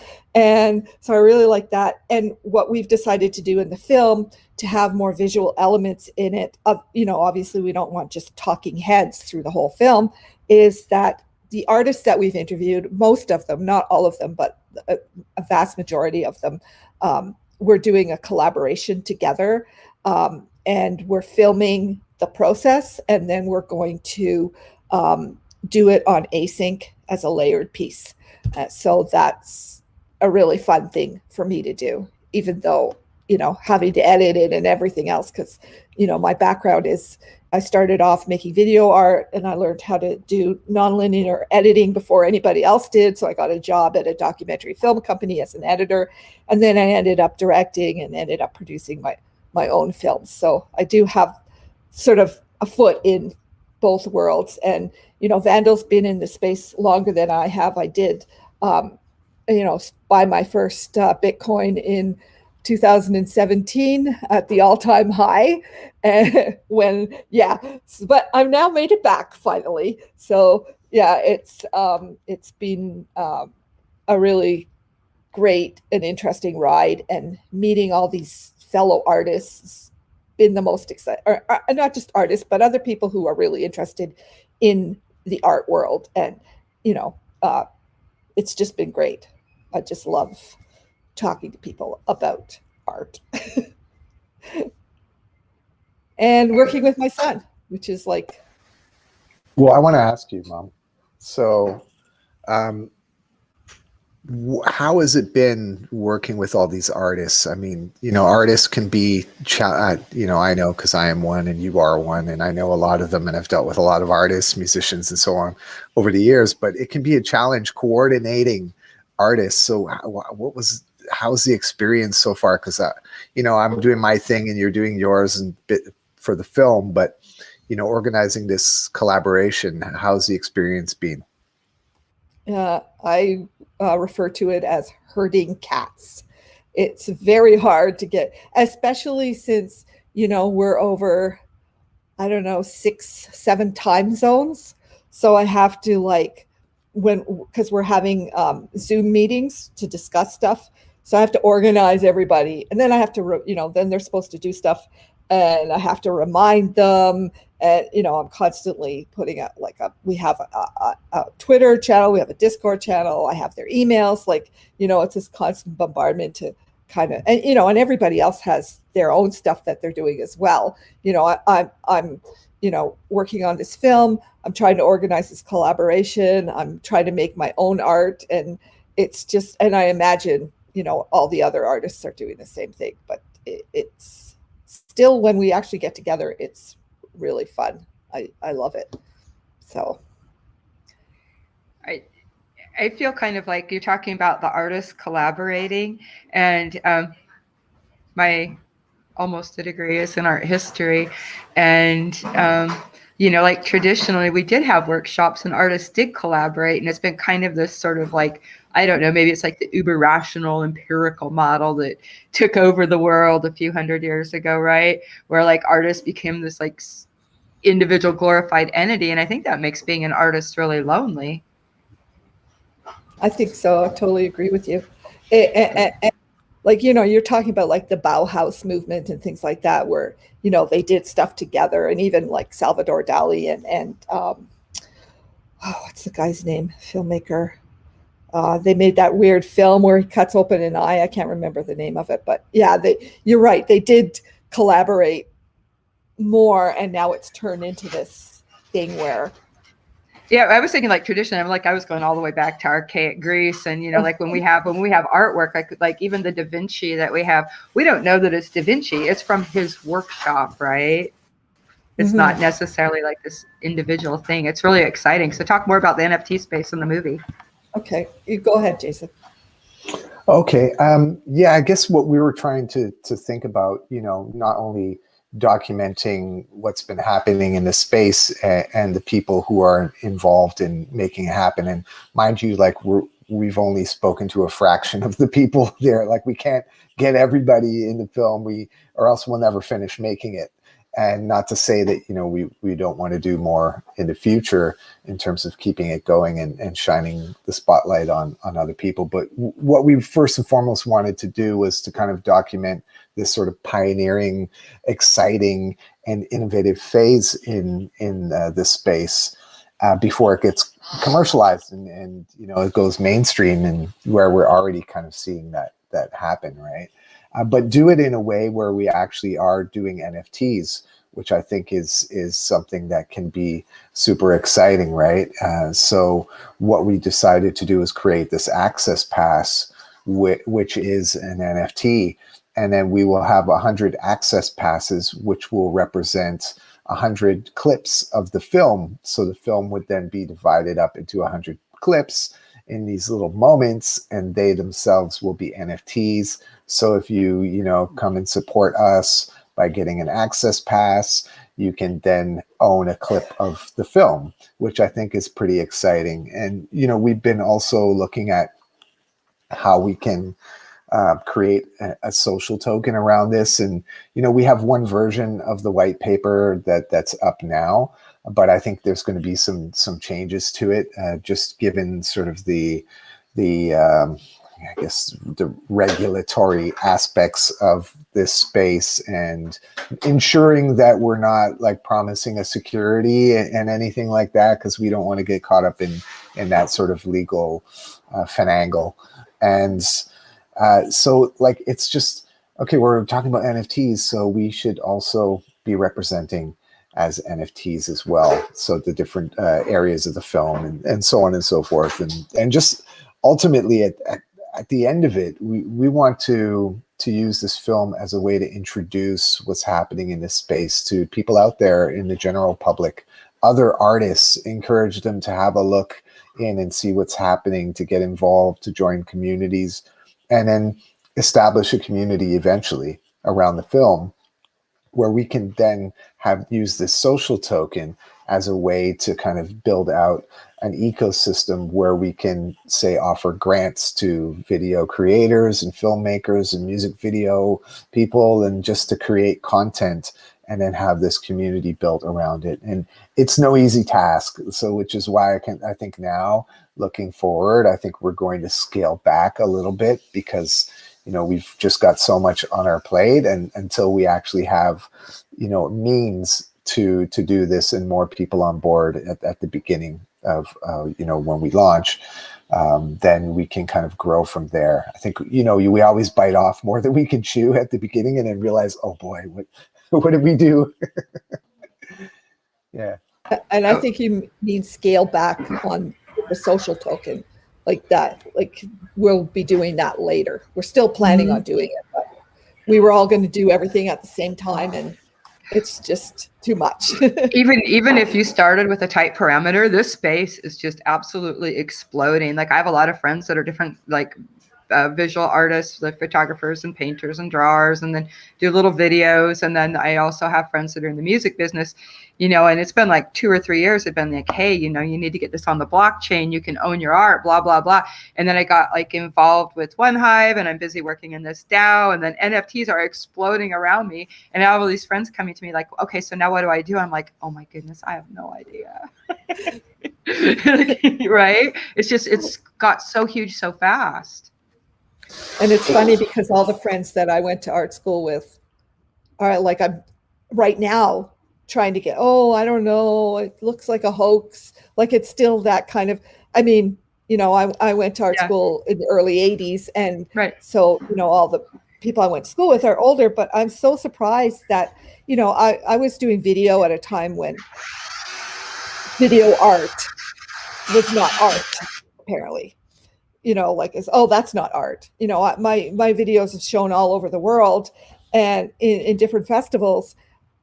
I never got to go, and I got paid $50 to show my videos, right? And that's the reason why I ended up working in documentary film, because you can't really, you know, in Canada we have a grant system and stuff, but you can't really live off of that kind of stuff forever. You have to like go on and do other things. So I feel like I've kind of come full circle because now I'm making art again and doing the documentary, which I love making art. So I'm constantly torn between, should I go edit this or should I make some more art?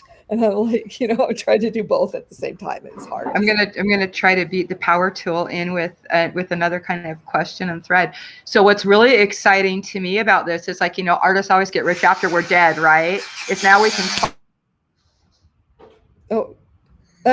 She has a power tool, I think she said. Oh, okay. So I'll kind of continue her question. Also, I had something I wanted to interject before we got too far. But you mentioned like Louise Brunel, his Enchant Andalou. Well, yeah. Yeah, yes. and like you did that with Dolly, and I think as like that was just like such a key point in like film because it was still a silent movie, and I think that silent movie to the sound and just kind of the evolution of literally surrealism to Dada, and in the 20s is just it's so reflective of where we are today. We're at the change between something like introducing sound to movies when we introduce the ability for creators to actually capture that value, where traditionally, as Meta was getting to, we only get appreciated after there's no way to appreciate that value that you created. So I think it's critical that we do that, and so thank you for coming back and creating. And also, Vandal, it's DAO Records, is also like one of those things too. Like I love how you buy one NFT and it keeps you coming back for 12 weeks and exploring and connecting with other artists.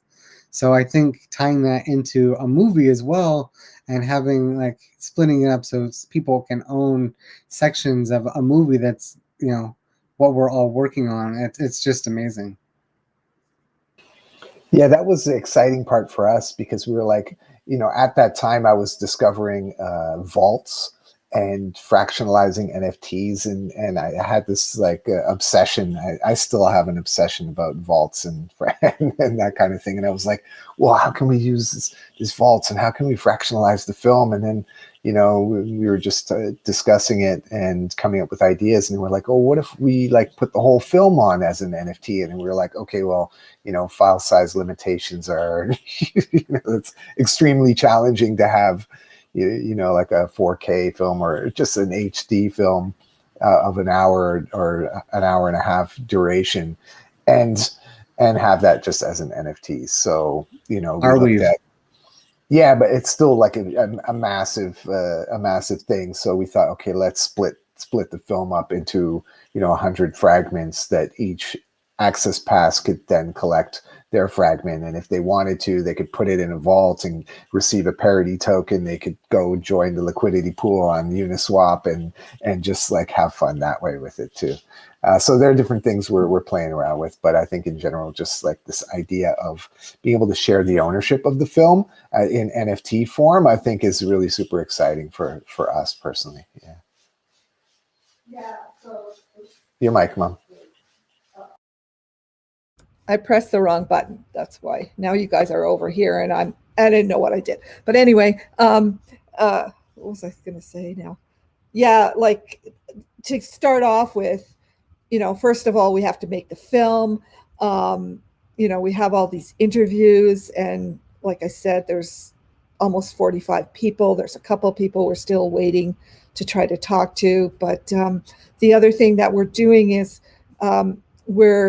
every person that we talk to, we're making a small clip, and we're going to make NFTs, like 2 NFTs. One we're keeping, and the other one that we've interviewed is going to go to the person that we interviewed. So yeah, it's okay. That's what I did. All right. Yeah. So all of the other stuff, like the DAO and all of that stuff that Vandal was talking about, is something we're going to do down the road. It's just, right now, well, I've just hired somebody to help me with the editing, but it's just been me. And I'm so glad, because the last time I made a film, I like to have transcripts. The last time I made a film, I had to hire somebody to do all the transcripts, and now they have AI, and I've got already like 2 binders like this full of interviews, right? It's Yeah, the just technology much has helped stuff. us out. The technology of now easily transcribing and printing out, and you just kind of go over and make sure that the certain words are in the vocabulary of the AI. It's been great. Yeah, I'm so glad we had that. So, and now we've got somebody that I met through the community who's actually helping with the editing. And, you know, as we go along, we're going to have to hire, you know, marketing. I'm not very good at selling things. So marketing and all that kind of stuff to get the word out there, because we don't want it just to be seen in this small community. We want it to be seen, you know, outside of this community. So That's great. Thank you so much for doing that work. And I think that's going to be critical as people hearing about NFTs from the people that are doing them the right way and have the right ethos. And I think, you know, even like the everyday kind of thing, like this feels a little bit like that. It's not exactly like something that happened every day. It happened for a much longer period than 100 days, I'm sure. But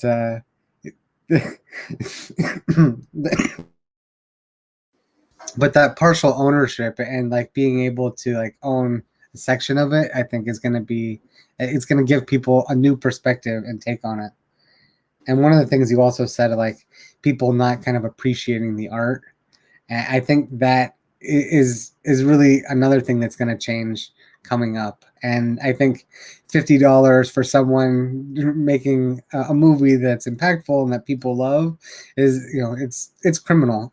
Our creative works really need to be recognized so that people can create art. And I mean, art is an expression of who we are and our love. And so I think you guys dedicating so much of your passion and also like continuing to learn and grow is helping everyone in this space learn and grow. So to hear that you're using AI to help with the transcripts, and it's amazing. You know, some people may be like, oh, computers are taking our job. It's like, no, like that would have had to be someone like me that was doing like literally listening to a video and typing it out. If a robot can take your job, let the robot take your job so you can do better, more fun jobs. Yeah. And transcription is really hard and frustrating. It's one of the worst parts of editing. So most definitely. I wanted to ask, since we're doing this and we're putting together this clip about all the people in the film who are saying art is and in one word. No, I want to just get. I want to see if we can put this in the film too. So I want to ask both of you if you could tell us what art is in one word. So art is expression. Manifestation. Awesome. Cool. Expression is one of the most, that's one of the ones that most people used. Expression, creativity, connection. Oh, don't give it away, Mom. Don't give it all away now. Well, our first promo that's going to come out with the Access Pass NFTs. There's going to be, like Jason said, there's going to be 100 Access Pass NFTs. But our first promo is everybody in the film saying what art is. So, including me and Vandal, and neither one of us has said it yet. I thought he was going to put me on the spot and ask me right here what it was. And now I've given him a chance. No, it's okay. No, I won't do that to you. No, not on the spot. I'll be the one holding the camera. Okay. Yeah. So I just put up. I don't know if you guys saw that. While Vandal was talking, I just put up our website on the screen. I don't know if you did you guys see that the website, or should I put it up again? Not on the live camera. I'm not sure if he did that in the Discord. No, I did it in here, right? I saw it here. pop up. Yeah. Here. Anyway, we go. can. That's our. Oh, the other thing too is that one of the things when we were starting to do our artist collaboration, we were going to do a remake of this logo. Vandal bought this from, who did you? What was the name of the person? Pixelitist. Pixelitist. Pixelitist who did this one. Yeah. But then we were talking about this fact that this is basically a direct copy of MTV, and the fact that we might get Sued? What do you think? Sued? That could be a good thing, though. It could, I don't know. I always thought, like, you know, it could bring more attention to the film, even. But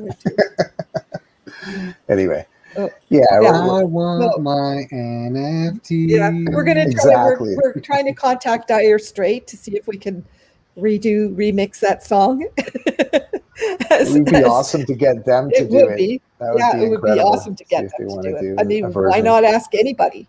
Like, why not ask? All they can do is say no, right?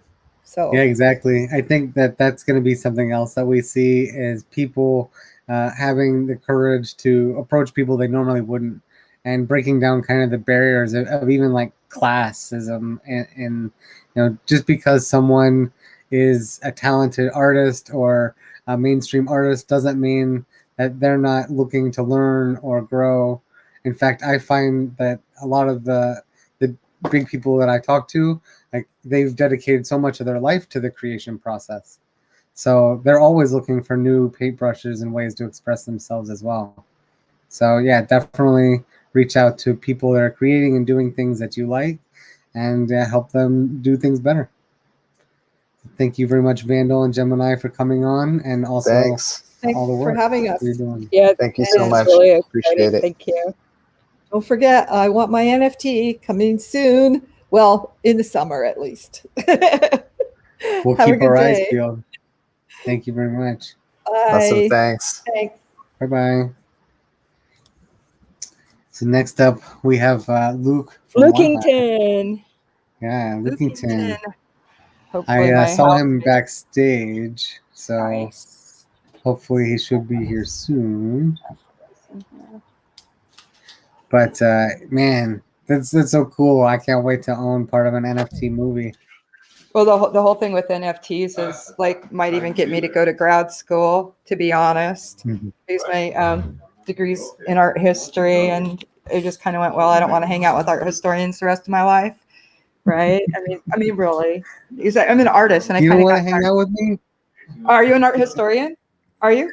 I mean, not officially, but I mean, I've No, taken some art history classes. Right. No. Well, until you've majored in art history, We'll see how long I'm in the NFT space, right? We're just so shaking up the world. Everything that's going on in this space is just shaking up the world and making it better. You know, it really is. The idea that artists can control and profit from their own art is so groundbreaking. Let's see. It looks like he is in day 5. I see him. How's it going? Good. How are you? I'm doing well. Thank you for joining us. Hi, Lookington. I think Meta is very well acquainted with our next guest, so I'm so excited. I'm so excited that you're going to be here talking about Celeste, and we've got a lot going on in the house today, as you can probably hear. So I may drop off the screen and the mic, but I am here and I am listening, and I'm glad you made it. Cool. Glad to be here. This is Luke from One Hive talking about Celeste, a conflict resolution system that we're hopefully about to launch. Yeah, very soon. Can I go ahead and share my screen and get started? Please. Okay, let me find the presentation. Does that show up for everybody? Yes, that is showing up. Are you going to pop yourself into the corner with the video? You don't have to. No pressure. I forgot that it turns it off. One second. It like switches you when you're presenting by default. Does that work? Yes, it does. Okay, then I think we're good to go. Cool. So I'm here to talk about Celeste, which I'm super excited because I've been working on for quite a while. Celeste is a subjective oracle designed to resolve disputes arising in optimistic games. And that's kind of like the simplest description I've been able to come up with, but it's pretty jargony. So let's talk about what I mean by optimistic games and subjective oracles and how it fits into One Hive and the Web3 space as a whole. So an optimistic game is any mechanism where you have a proposer that can submit an action associated with a security deposit. So you basically say anybody can do an action as long as they put up some collateral. And the action will be assumed to be valid. It'll be accepted by the smart contract unless it's challenged by some other agent. And in the event of a challenge, you have a dispute resolution process or an oracle process that gets involved or invoked and determines whether the action should be allowed or blocked. Basically resolves the dispute between the two agents that have contributed and put up collateral deposits.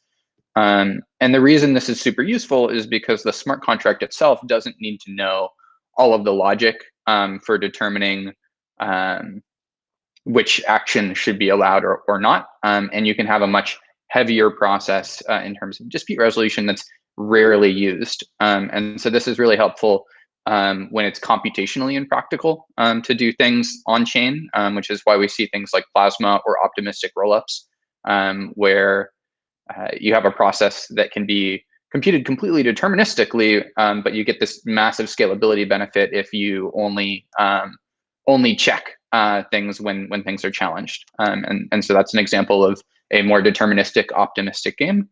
But another case, and probably a much more common case, is when it's just infeasible to encode things in smart contracts because the action space is subjective. So you want to construct a game where only valid actions are allowed. It's not possible with a smart contract by itself. And that's kind of where the sweet spot for Celeste and a subjective oracle kind of comes in. And so if you're not familiar with the idea of oracles in Web3, smart contracts have no way to pull in external data. They have to kind of work with what's available to them on chain, which is relatively limited. The most common example here is a like price feed oracle, like Chainlink, being used across all of DeFi to give you an aggregate price at any given point in time. A subjective oracle is similar, but it provides inputs which require some sort of human judgment. So some examples of this that we've seen in practice are like Augur, their rep oracle being used to resolve prediction markets, Claros and Aragon Court, which Celeste is like based on that prior work as well, have been used to resolve similar types of disputes. And where these kind of come up is like inclusion or exclusion rules. So like token curated registries, that sort of thing, determining which proposals are valid, which tokens should be included in a specific set, or for event resolution. So things like prediction markets or milestone payouts or escrow. And so this is sort of the area where we expect to see Celeste used the most, is in these sort of subjective optimistic games. And at a very high level, this is how Celeste works as a protocol. Anytime like you invoke Celeste, you're going to kind of go through this flow or part of this flow. So you start out, somebody proposes some action. So in our initial integration, this will be creating a conviction proposal on the OneHive org. And they're proposing that as a valid action that adheres to our community's rules, and that will go into the system and it'll be processed. But at any point before that gets executed, somebody can come and challenge. And so this is sort of that second stage. You have a second party that comes and they challenge that action. And both of these people have put up a little bit of collateral. And when you challenge somebody, you can say, I think you broke the rules. I'm going to give you a warning and offer you a settlement. And if you take the settlement, I won't take your full deposit, but we'll immediately go straight to blocking that action and assume that the challenger was correct. But in the case where the original proposer decides that like their proposal is valid, they have followed all the rules, they don't want the challenger to take their deposit, they can confirm that challenge and they can invoke Celeste, and this is what kicks off this dispute resolution process. So at this point, both the proposer and the challenger have put up like fees and collateral, and they've triggered a dispute, which allows anybody to draft what we're calling keepers, or people that have staked in the protocol in order to resolve disputes. And we randomly select a small set of these keepers to review the dispute, and they can vote on the outcome. And the plurality of their decision, so if the 2 keepers get selected and they vote to allow, and 1 keeper votes against, we assume that the plurality is correct, and that's our like default resolution. But because we're just selecting a relatively small subset of participants to like ensure we're like respectful of everybody's attention and we're not asking everybody to weigh in every time, we do that as a preliminary resolution, and anybody in the system, whether they're keepers, whether they're the proposer or the challenger, has the opportunity to appeal that decision. And if they appeal, they're putting up more collateral and basically making a bet that if you selected a larger number of keepers, they would overturn the outcome and agree with your appealed decision. And so if you appeal, you basically pick a different outcome than what was decided in the adjudication round, and you propose that. And somebody can come very similarly to this proposed action challenge process, and they can confirm that appeal or challenge that appeal. And if that happens, both the person challenging the appeal and the person making the appeal put in their funds, and you draft more keepers and you get a larger set. And this can happen up to 4 times. And by the 4th time, you're selecting everybody that has staked into the system and providing a final resolution. So that's the rough flow of every dispute that enters the system. And we try and like minimize the number of people that have to be involved to resolve disputes, because that keeps the like overhead and cost down, while ensuring that everybody can actually be selected and be involved in the process in the event that there's a particularly controversial decision being made. The other really important piece of Celeste is this idea of covenants. So OneHive has a community covenant that we kind of use informally and will formalize with Celeste. But for each type of dispute that happens, you have to be able to describe to everybody involved what the sort of rules are in human language. So a covenant is just a document that's written in English that describes what actions are valid or invalid when interacting with a specific smart contract that has been designed to interface with Celeste. So if you're creating an optimistic game of some sort, you can define the rules that define what are valid actions or invalid actions in a like plain English document. And because these documents are written in English, they're really flexible. You don't need to be a coder to come up with the rules. It's like basically just defining the rules in English. But you have to be kind of careful with that. You don't have to be a lawyer. This isn't a legal agreement, but the more precise you can be with your language, the more aware of like past precedents from past disputes, the clearer you can be with the covenant, and the easier it will be for people to use, like participate in the game. So you want to like make sure that things are relatively precise, or where they're not precise, you're relying on kind of the judgment or the precedents over time to help make them clear. The other kind of important piece to this is that this is a decentralized protocol that people can participate in. So the participants that provide resolutions as like a service, we're calling keepers. Keepers have to stake honey, OneHive's native community currency, in order to earn staking rewards. But unlike other sort of stake-based protocols, we also require that keepers are verified on Bright ID, which I'll talk about in a second.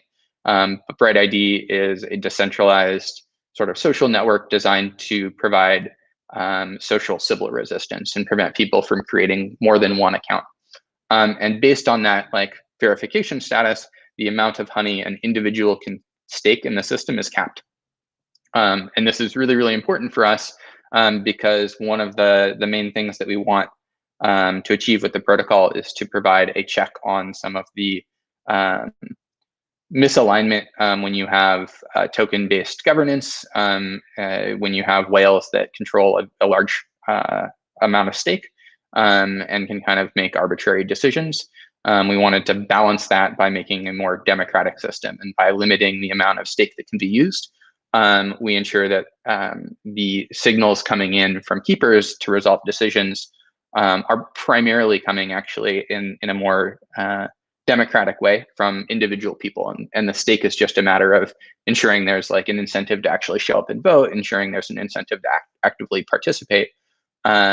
But really, we're trying to get information from people and humans on the other end. So this ensures that stake doesn't crowd out that signal.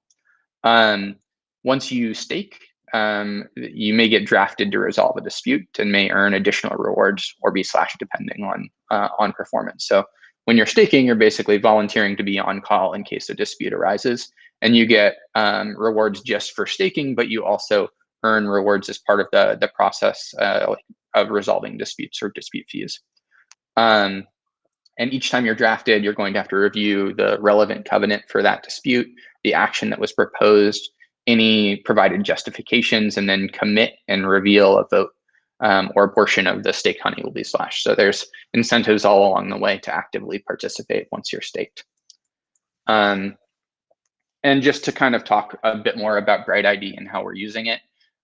This is from the BrightID website, but we chose to integrate BrightID both with Celeste, and we also tested it out with our honey faucet, where you can basically just claim honey for free if you're a verified unique human. And we had a lot of success with this because it enables us to ensure that nobody can create multiple accounts and kind of game the system that just by having a bunch of accounts, and that allows us to use something other than stake as a form of Sybil resistance, which I think is kind of a game changer for a lot of these decentralized systems. But it's really hard. Like the problem BrightID is solving is difficult. If you don't want to do KYC, if you don't want to have a centralized identity provider, which isn't really compatible with like a decentralized protocol like we're building, you want it to be privacy preserving and non-invasive. You want to make it relatively accessible to everybody in the world. So you don't want them to have a government ID necessarily, because lots of people don't have access to all sorts of government IDs. And of course, we want it to be open source. So we're really happy with BrightID, and it's deeply integrated into the Celeste protocol, and we're very excited about this like differentiation for Celeste. The interface for actually like interacting with the protocol kind of happens in two places. We have a keeper dashboard, and this is where keepers would stake honey. They would go to vote on disputes and kind of see what kind of pending tasks they have to do and claim the rewards that they've earned over time. And so you can see all of your balances. We have a relatively like complex process for staking, where you have your wallet, then you have the staking contract, but the stake in there can be inactive. And then you have this process of activating the stake. And when it's active, you're on call. That's like actually fully staked. But in order to withdraw, you have to go through a deactivation process. You can't immediately withdraw because of the way the protocol works. But all of that can be seen and done from this main dashboard. You'll also see upcoming tasks. So each time you get drafted, you're going to have to perform some tasks like reviewing the covenant and voting. And each time there's going to be like a 48-hour period to perform the tasks. And so early on, we expect there to be relatively low dispute volume. We'll see. So you may not see a bunch of upcoming tasks all the time, but as the protocol grows and we have more integrations, you might see more and more dispute volume, and you're going to want to be able to keep track and manage your time. So we've got like a way to see all of the upcoming tasks and kind of make sure you're doing everything that you need to do to not get slashed and to earn all the rewards. We also have like a dispute list where you can see historically all of the disputes that have occurred, the ones that are active, how they were resolved, and you can just browse through if you want to like understand the history. And if you click through on a dispute, you get the dispute detail, which will kind of connect you to the relevant information about the context of the dispute. You can read comments that are submitted from the proposer or the challenger, and you can click through to get to the original like proposal or proposed action, depending on the integration. And of course, you can like earn rewards and claim your rewards on the dashboard as well. So this will be a combination of rewards just for staking, as well as the dispute fees that you earn for actively participating. The first integration that we're planning, and which is going to be launching, we're testing this on Rinkeby now, is actually the OneHive proposal process. And it's one of the key things that we wanted to like build Celeste for, was because we were concerned in the OneHive community using conviction voting and voting to kind of determine a lot of really important information for OneHive as like a fully decentralized community. We wanted to make sure that like whales that came in that might have different views or values would be kind of put in check. And as participants in the community, we want to ensure that the like values and the things that we believe in are kind of upheld, even as the community grows and becomes bigger than any one of us. And so we were able to kind of accomplish this with Celeste by creating our community covenant that describes sort of the values. And once this launches, anybody that creates a proposal, since it's an open proposal process, is effectively agreeing to the OneHive community covenant, and we can challenge any actions that we feel have violated that covenant. And so far within OneHive, even though we haven't had this, we haven't had too much trouble. But we have had a few instances where people have come into the community and not really like adhered to the covenant, and they've tried to make malicious proposals, and thankfully they don't really get a lot of traction. But over time, as the community grows and as stake becomes less and less concentrated among like really early community members, those become more pressing issues. And so it's been a really big goal, and it'll be a really big upgrade for OneHive when we've integrated Celeste into this process. And ensured that like we have a check on the power or influence of capital in the system. And so this is what this will look like in the new OneHive dashboard. And this is all being tested on Rinkeby. So these are screenshots from that. But you'll have proposals, whether they're decision proposals or conviction proposals that allocate funds, will show up kind of as they normally do, but you'll have this new disputable action widget on the right-hand side, where you can challenge decisions or challenge proposals. And if you challenge a proposal, you can offer a settlement. You can provide like a justification for why you're challenging. So if somebody put in a proposal that's invalid, it should be challenged, you can kind of give a rationale or a reason for that. And so we're hoping that like in most cases, people are just going to make mistakes, and people will be generous with the settlement offers, and we won't have to like go to dispute resolution, because that should always be kind of the last resort within a community. But it will be possible, and it will be possible to kind of enforce these things. And when it gets challenged, it'll be blocked until the challenge is resolved, which can take several weeks depending on how it escalates through Celeste. But there's no way to kind of push a proposal through without going through that full process. And then once it's invoked in Celeste, it'll just sort of be stalled until it can be resolved. So testing is happening right now for Celeste and the OneHive integration on Rinkeby. So if anybody's interested in getting involved or testing, you can hop on our Discord, ask for Test Honey. Things have gone really, really well so far. So we're kind of fixing last minute bugs, and we intend to kind of launch this like big upgrade in the next couple of weeks. So stay tuned for that. And then we also have some other integrations in development for Celeste.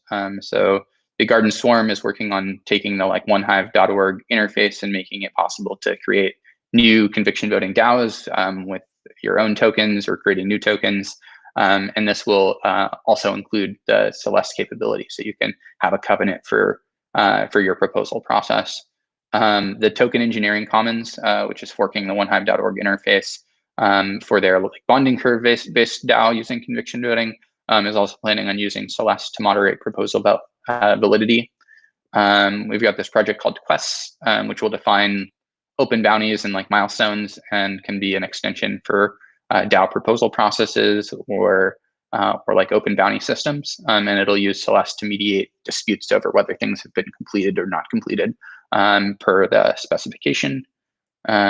We have token lists that we use for HoneySwap, and they're commonly used throughout other DeFi applications. And we plan to make it so people can request tokens be listed or challenge tokens that have been listed, and use that for HoneySwap and for Agave, the lending protocol the OneHive community has been building.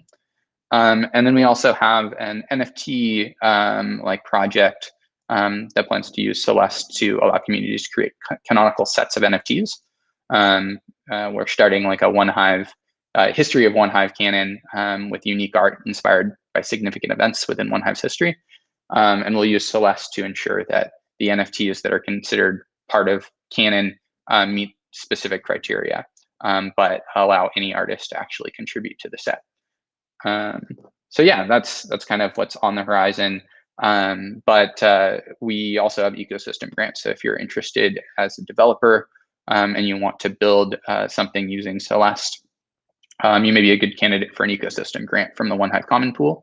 It's a totally open proposal process, and we've got a wonderful big community of people happy to help you navigate it. So if you're a developer and you're interested in building on this technology, definitely get in touch with the community at OneHive.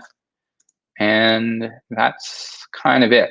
I've got time for QA if it's possible to do QA on this. Otherwise, yeah, that's where I'm at.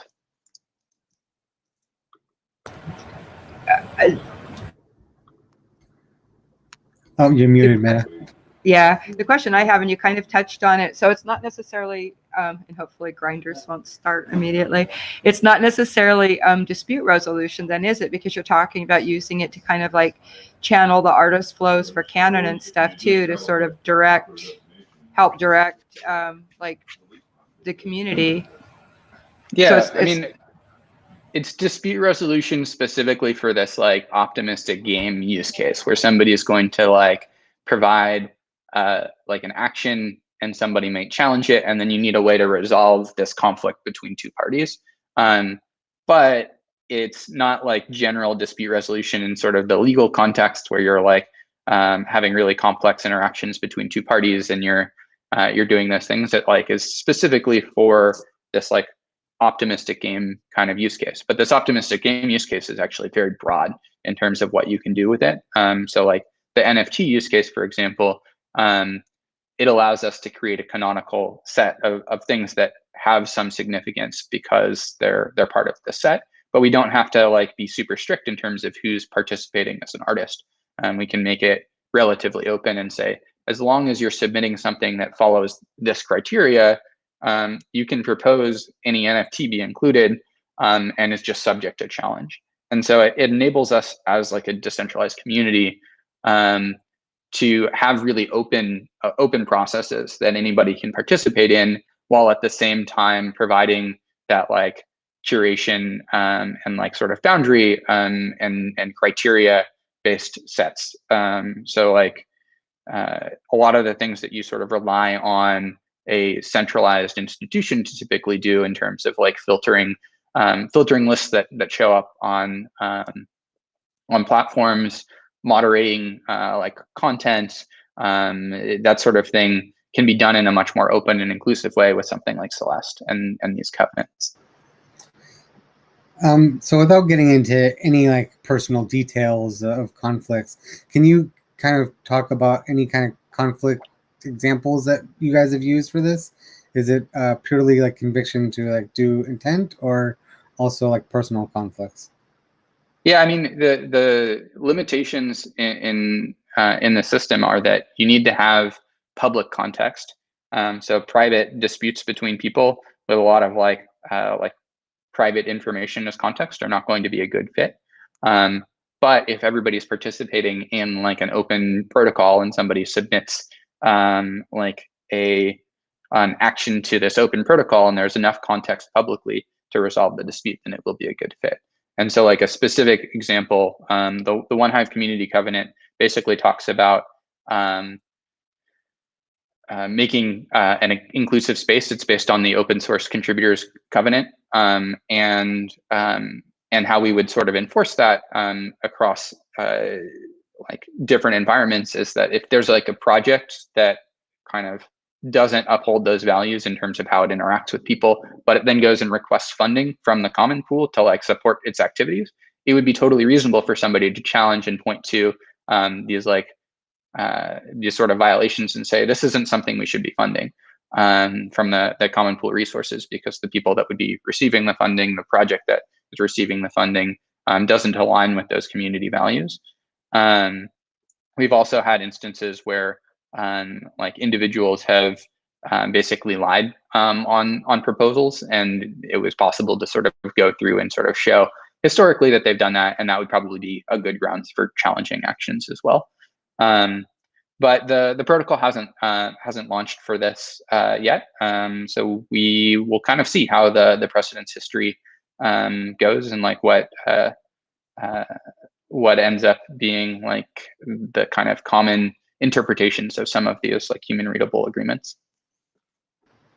And so with the voting, is that done with like tokens? Is that token-based voting?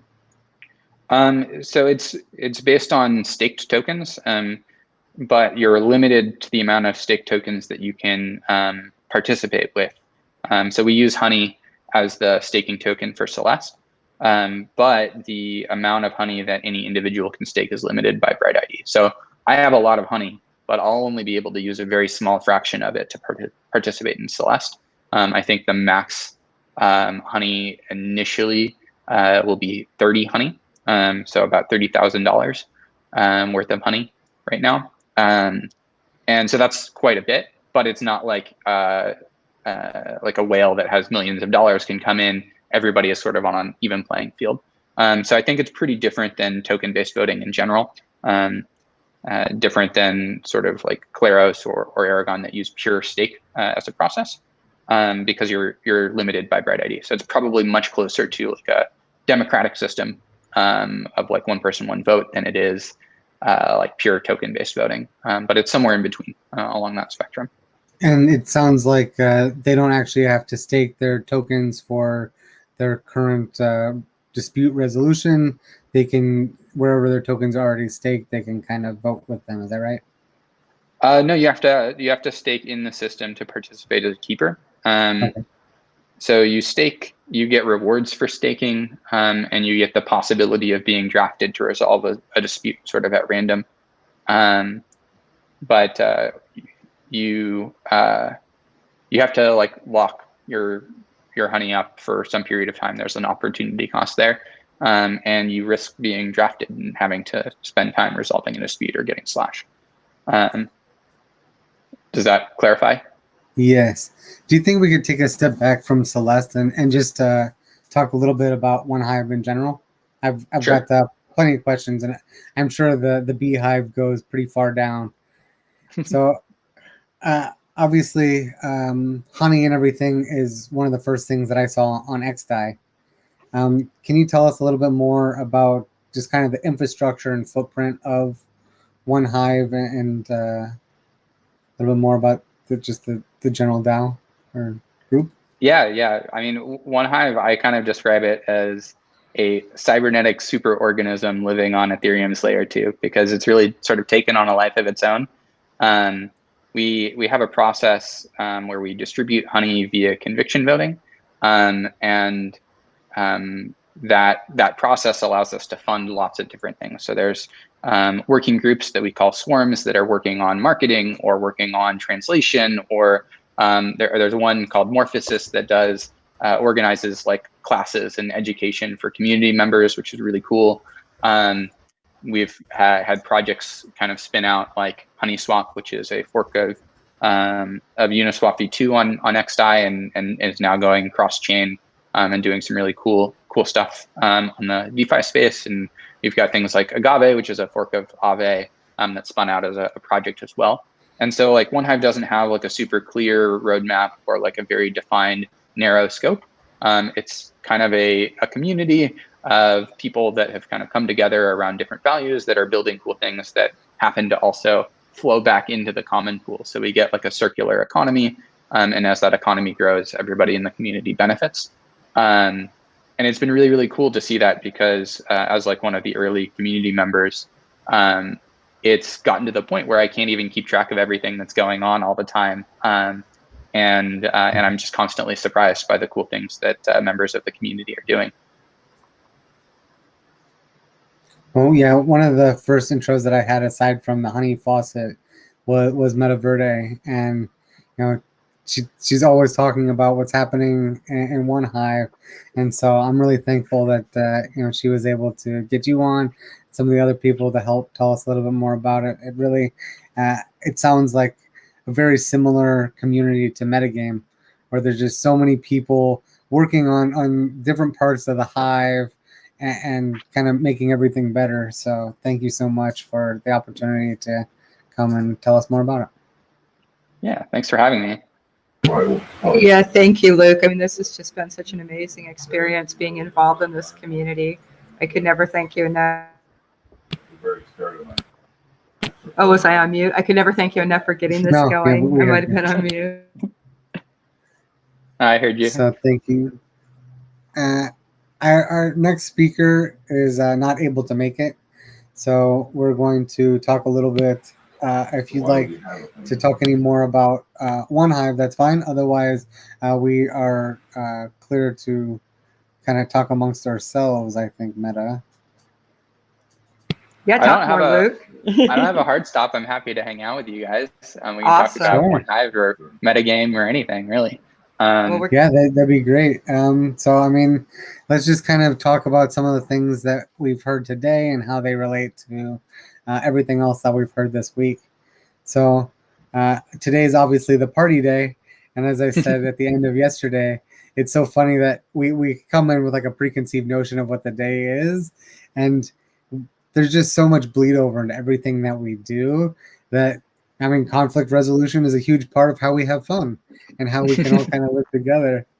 So it's so awesome to see like what people are doing to help us get along. And I think that that's one of the biggest hurdles that we have to overcome, is to build the friendship so that people are free to create these bonds. So what are some of the best uses of like bonding tools that you guys have seen in the communities? I don't know how OneHive does it, because I see other communities trying to create a culture, and I just feel like it's kind of spontaneous with OneHive, but it clearly, to me, it generates from the community covenant. When I saw the community covenant, that was when I was like completely on board. And I tend to be really salty, as I've mentioned a number of times, and being in OneHive has really helped make me a better person in a lot of ways, because I have to be more considerate of other people, because that's how the community is. And I think that that's a really good bonding tool right there. Like, even when I'm like, you know, like even I've thrown down a couple of crap fests and been embraced and let them, like, I'm still here, right? People still take care of me and they still love me. And I just feel really appreciated and seen. I don't know if like pollen acts as a bonding tool. It kind of does, because you're getting like immediate, well, maybe not immediate for some people, but you're getting like an actual tangible feedback, you know, like with source cred, and then getting enough of a payout that like people can afford to work less or even quit their jobs and stay in the community. And I think that helps create a bond too. Yeah, I mean, personally, I think that there's lots of tools that are useful. Discord is like a big one.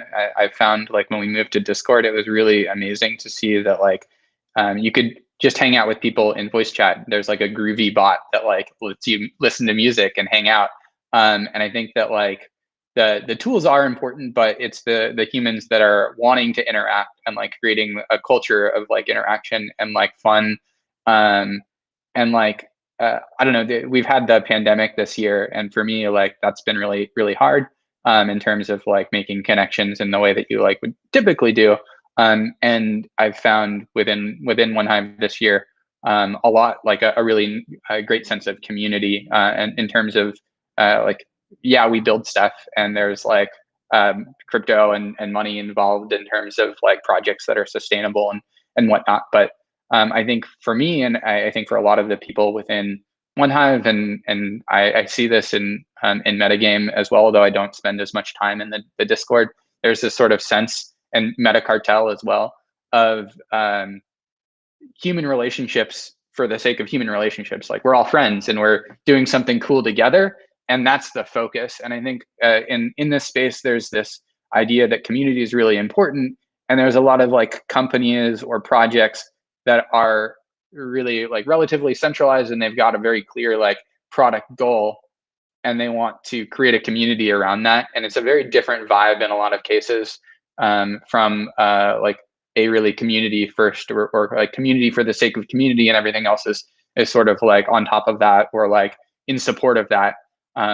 Whereas if it's the other way around, I think you have a much harder time kind of creating those like authentic relationships and interactions.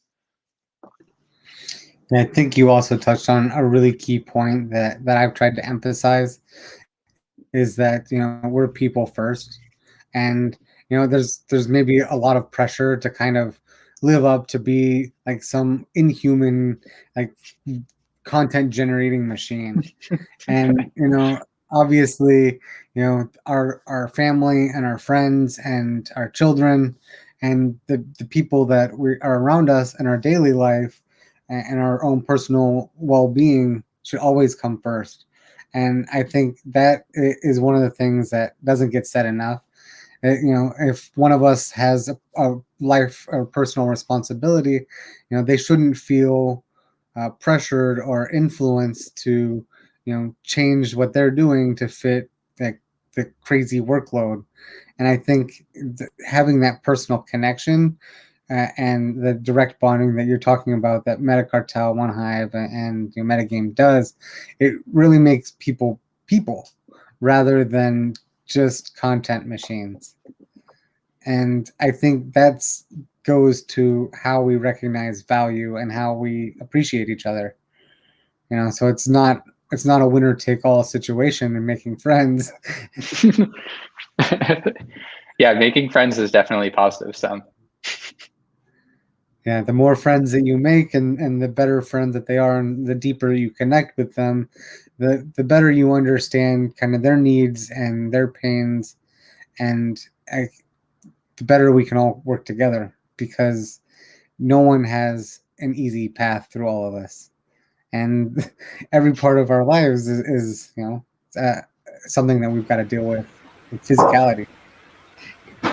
Something I run into a lot is people don't understand, you know, like I try to explain that it's about community, and they're like, oh, well, I don't know anything about tech, or, you know, who should I show my designs to, or whatever. I'm like, you know, please just show up and start talking to us, and whatever it is will show up for you. Whatever place you belong, you know, like the path will open and you'll be there. It'll be fine. But just come in and start talking to us, and that's adding value. And a lot of people don't really understand that. And I see that in Metagame too now. You know, I'm really happy that I had this opportunity to get so involved with MetaFEST and get in really deep in Metagame, because I'm seeing the same kind of friendship first values that are coming up. You know, and I just love how we're learning how to generate our own value and value each other as humans. That's the other like key aspect to DAOs, is you can be part of 30 different DAOs, but our focus is limited and our ability to work is also limited. And fitting that in with a schedule means that, you know, we have to judge what we can work with and how to manage not only our output, but the other human capital that is part of this, because that's what the communities are. It's us being able to manage our friendships in a way that generates productive results.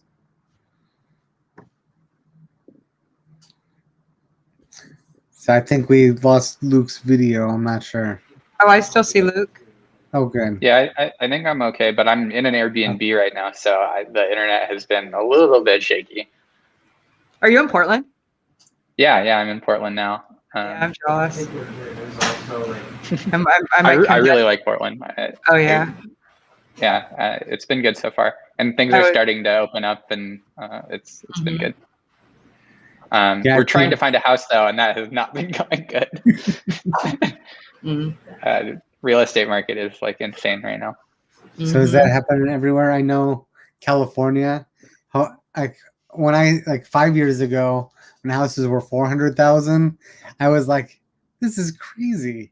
And then 2 years went by, and they were 600,000, and now another 2 years went by, and they're 800,000. It's like literally in 4 to 5 years, 100% appreciation, and it was only pretty much. They want $250,000 for dumpy little houses in Weiser, Idaho. It's pretty absurd. But I mean, I don't know what's going on over the past month. I know the historic rate of appreciation is like something like 4 or 5% for real estate, but it just doesn't seem like that because of the last few years. It's like I think when I was researching, because I'm in the market in Portland, it was like in the past 6 months even, you've got 10 to 20% appreciation. I heard that the price of wood has quadrupled over the last year. Oh yeah, so they're not even building new stuff because the lumber price is outrageous. Yeah, so as we're building a better digital future, the physical world around us is having a hard time. We got to move to Decentraland. I mean, the cool thing is that like people can work from anywhere. That's one of the things that I've enjoyed about working in this space is I've got friends all over the world now, and like I guess when we can travel again, it'll be a lot of fun to go visit everybody. But it's cool that you can like actually have working relationships and like friendships that span the entire globe because of like it's the silver lining, right? Like you can't go outside your house, but the whole world is kind of at your doorstep. I think that's really been key this past year too, is just how accessible everything is. And especially like Discord. Like I love Discord because there's not really any of the ads. I don't have the social media influence. I don't have a picture of your food where you want me to picture like thumbs up on it. I've really unplugged from social media since MySpace, and I never really wanted to be someone else's product. And while I love my friends, I love talking to them more than their one-liners that are, even like if you read, it's like that's not who you are at all. I know you. These like fake identities, they don't hold up when we have deep connections with each other. Right. It's a very different, like it's a very limited and very like curated view into somebody that like isn't really the same as if you go get coffee with them or hanging out and having a beer, Yeah. And I think that also speaks to like why and how we communicate with people. If we're only talking to people when we want things from them, that's also not a very deep connection. It's really important for us to care about the people and not just what they can do for us. So I think I see that a lot with the different communities that put community first, is that they understand like the person that's greeting new people is just as valuable as the developer that's pushing code, because building that connection to your innkeeper and making friends with people that have the soft skills is probably a lot easier than talking to someone that is speaking very high level code. You know what I mean? So it takes a village or a DAO community to onboard new members and build the community. Yeah, I actually think that like village or like town metaphor is actually really apt for these sorts of things. Like DAOs, we don't really like, we see a lot of things called DAOs right now, but I think we actually see relatively few things that are like relatively close to that in terms of actually being decentralized, autonomous communities. And when you have something like that, it probably looks closer to like a village or like a town where lots of people are acting kind of independently. You've got like a really diverse set of people working together, and none of it works at all if like you take if you don't have a diverse set of people there, right? Like if you only have developers, you're not going to have a whole village, and you're not going to have the effects of like that kind of community. So I'm checking on our next speaker. You can really see in OneHive the importance of community, because there's so much of what happens on the server is just like helping people navigate onboarding, helping people navigate the wiki, helping people navigate like the different tools they need to interact with the protocols, like the wallet and how do I vote and stuff like that. And it's what's really exciting to me is to see when somebody first comes on and they're getting help, and then like sometimes within a week, then they're popping into the help channel and helping people, and it's like everybody wants to pile in and help everybody. And I just find that really exciting and really upraising. I think that we've been kind of brainwashed with the idea that people are selfish, that this scarcity mindset's been ingrained in us. And by moving into the crypto community where, as I've said before, we're generating our own means of rewarding our own value, and there is no limit. There's literally no limit to what we can give each other in this space. And just getting rid of that scarcity, I think, makes a really huge difference in people's outlooks and I would say even self-esteem, where we have agency. Somebody was talking about that earlier, about like agency and DAOs.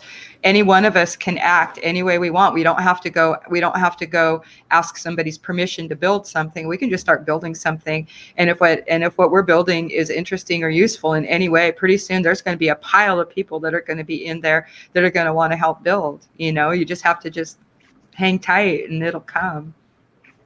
And that's like with Sandesh when he started the Bezos. It was just me and him at first, and I didn't have any of the skills he needed. And then I got sidetracked with BuzzDAO and other things. And he was like, he was going to give it up. He was like, I can't do this. I'm like, no, Sandesh, it's a brilliant idea. It's great. It's fine. Just people will come. People will help you. I promise. And now it's turned into this huge thing with a life of its own and a spinoff. And, and then Monster was in there talking about tokenomics with them. And now everybody wants to be part of it. Right. And it's just anybody can come up with an idea and get people to pile on and help. I'm still here. I'm like this. Yeah, that like brings up some of the things that when Sparrow, Tommy, and I were talking to some people that were like, we've got someone that we want to get some help, and how do we do this? And Sparrow, Tommy, and I's response was, start a DAO for them. Make a care DAO that goes out and helps bring awareness to what they're in and help loop them in, so that they've got awareness to whatever it is they're trying to do, and you can kind of generate a community around providing care. And so specifically, this was like someone that does education for disabled people, so mental disabilities as well as physical disabilities. So very selfless and difficult work that in most people's views, they might not understand, like, how does Web3 help us do that? Like, how does that help us do social work? And the answer is by building support and by finding other people that care about the same things that we do.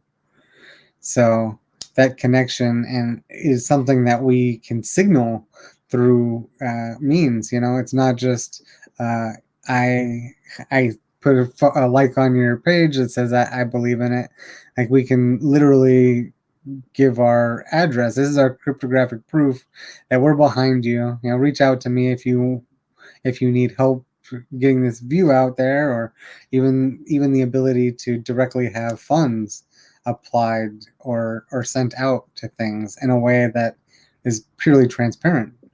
I would be a lot more willing to give to something like the Red Cross if I saw that money was going to exactly what it was going to. And not that there's anything wrong with the Red Cross. I mean, a lot of people are very charitable and giving, and a nonprofit does have a lot of overhead and things like that. But with blockchain technology, it's completely open. There's not going to be a question of what are you guys doing with the money. So, yeah. Plus, it removes a lot of overhead. Yeah, especially with like DeFi. That was one of the craziest things I saw, is that you could have a protocol that's generating $1 billion, and literally there are 0 people that it takes to run it. Yeah, it's pretty wild.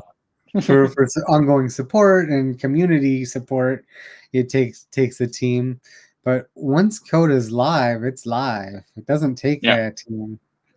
I mean, the scary thing about that is that, like, once code is live, it's autonomous, and it is what it is. There's an interesting article from a few years back that I think Vlad wrote about like decentralization and technology being potentially harmful, because once you put code out there, it is live and it's going to run, and people aren't necessarily going to interact with it the way that you want them to. I think one of the examples was like prediction markets used to like incentivize people to like kill each other, like assassination markets. And if you don't have any way to like prevent those things, it can be really scary. So I think it's one of those cases where it's really important for us as people working in the space to not only think about like all of the good that this can do, but also like figure out how we can mitigate some of the potential harms. Yeah, that brings up a scary other thing that I considered when I saw a story last month. And some of the botnets backup server stuff was like ingrained from like metadata, and that's how it got its like backup IP.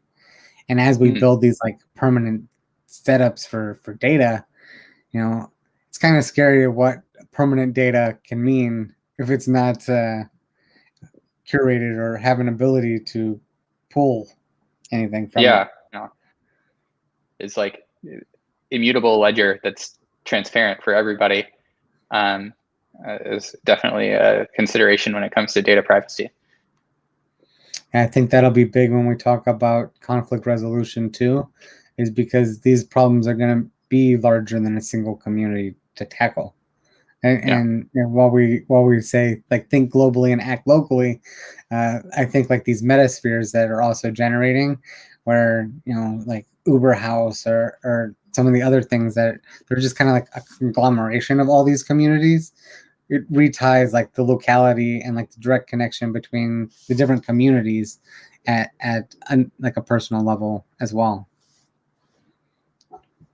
Yeah, definitely. Like we think about that a lot at OneHive, because we have kind of this structure where there's like swarms and sub-communities and all these different projects and stuff. And there's this notion of subsidiarity, where you just try and like push the decisions that need to be made to the like most local level possible. But that doesn't mean that there aren't decisions or things that have to happen at like a broader or like more global context within the community. And I think tackling that is going to be challenging in a lot of these cases. Yeah, I think having the technology first view is going to help a lot with that too. And I think so. One of the best corporate structures that I worked at, we had 150 developers, but each one of those developers was on a 5-person team.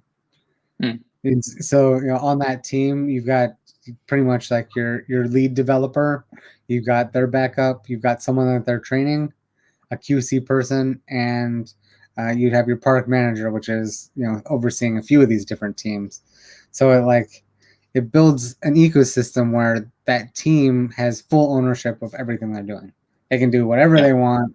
They've got the power to communicate effectively what they're doing and the tools to do what they want. And by organizing leadership in a way that facilitates the doers, it helps us all use technology to better suit us. So I invited MagMaster on next. I know that he's a little bit busy. Mag, are you there? Yeah, sorry about that, guys. I got like 3 kids running around on a beautiful day here in Canada, but hey, how's everyone?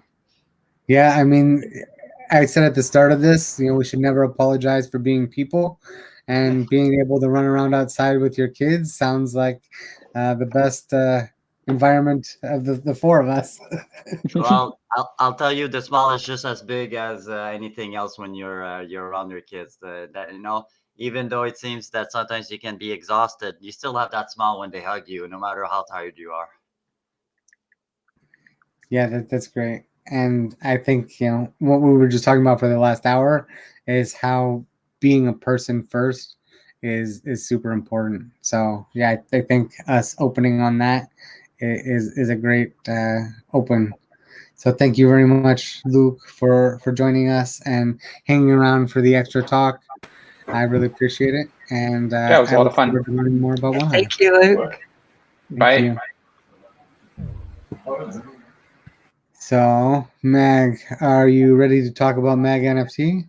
Yeah, I don't have a camera, unfortunately, but I'm absolutely ready to share with the rest of the metaverse a little bit how the printing edition side of NFT went.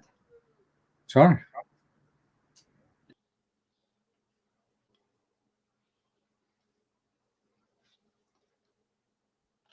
Oh, I lost voice. I don't hear you.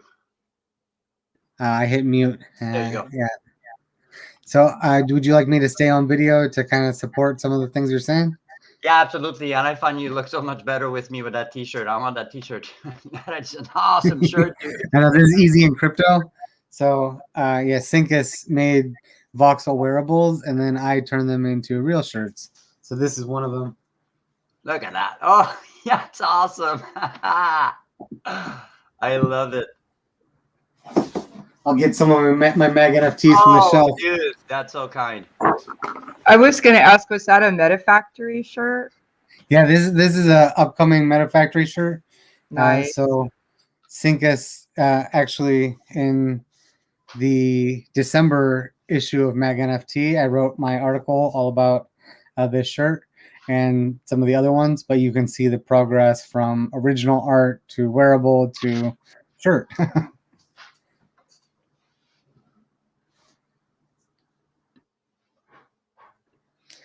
Yeah, so Mag, if you'd like, maybe we can talk a little bit about the process of getting together like artists and getting together articles and printing them as a physical edition. Well, the physical edition is only it's over a year and a half of work to get to that level of a product in a way. But MagNFT was created, in November of 2019. Prior to that, I used to run something called Satoshi Initiatives that I still do, which is a user-based advocacy firm that we do content for different projects. And while I was on Sand one day, I was fortunate to have discovered Sand back in October of 2019. So, 2018.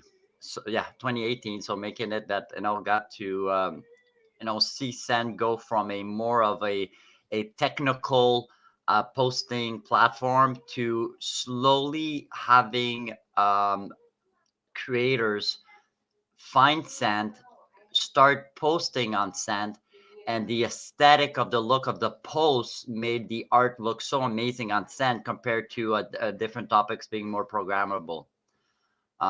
So yeah, and once I saw that, I've always been in space to support others. Like that's not just MagNFT. Since I got in here, I think we all are. I think for this, to have the passion and love to do this on an everyday basis. Well, like anybody else, you want to share your passion and you want to share your love and you want people to get in with it. So I was always there to support. And one day, I've always wanted to be a creator, an artist from a very long time. I actually do physical canvases and burn them after. And when I saw all these talented artists getting on Twitter, I had created Sent user Twitter account, and it was done to give traction to Sent on our marketing side for artists. And it grew to around 500 users, and we got a lot of artists on board. And once we got the artists on board, I kind of let go of the Sent user account and focused on some project that I started called MagNFT, which I would feature artists in a kind of a magazine format, right? Now I knew I was going to do it in HTML. I knew I was going to do it in PDF, but I wanted also something slick and that had the sound, that had the flipping, and all the little details that made it a nice digital format. And that's when we started our first edition, which was launched on December 3rd of 2019. So December 3rd was the first one I published out, MagNFT issue 1. Featured very OG names we know today. So Let It Be, Connie Digital. Skinny was in that one also. We had Robness in that one. So the first edition came out. So that's our website. As you can see, you always have the latest issue on the top. You can view it by just clicking full screen right there. And the latest issue is always free to view. And after that, it's retired and you can only buy it in physical copy. Now, like Penguin showed you, the physical copy only started this year. So now that I knew that I had enough readers, and that because making a physical copy became even a niche of a niche, I started looking. Now, the first one, the Skinny, is a smaller edition. And like you saw it, I think it's not an A4 format. It's a smaller format because I just wanted to get the feel of it because I have no experience in this. I grew with my product. I put all my heart into it, and I learned over now the almost year and a half, I learned a lot about, editing and, how to implement design within a magazine format and, some basic rules. And you can buy it now in the physical format, either in soft or hardcover copy. The hardcover copy almost looks like a book, and it's a great tool also to show your friends because it's tangible. So you can, it sounds really weird, but believe me, to explain a non-fungible world, well, a fungible item is the best way. A book is just the best way to show it off.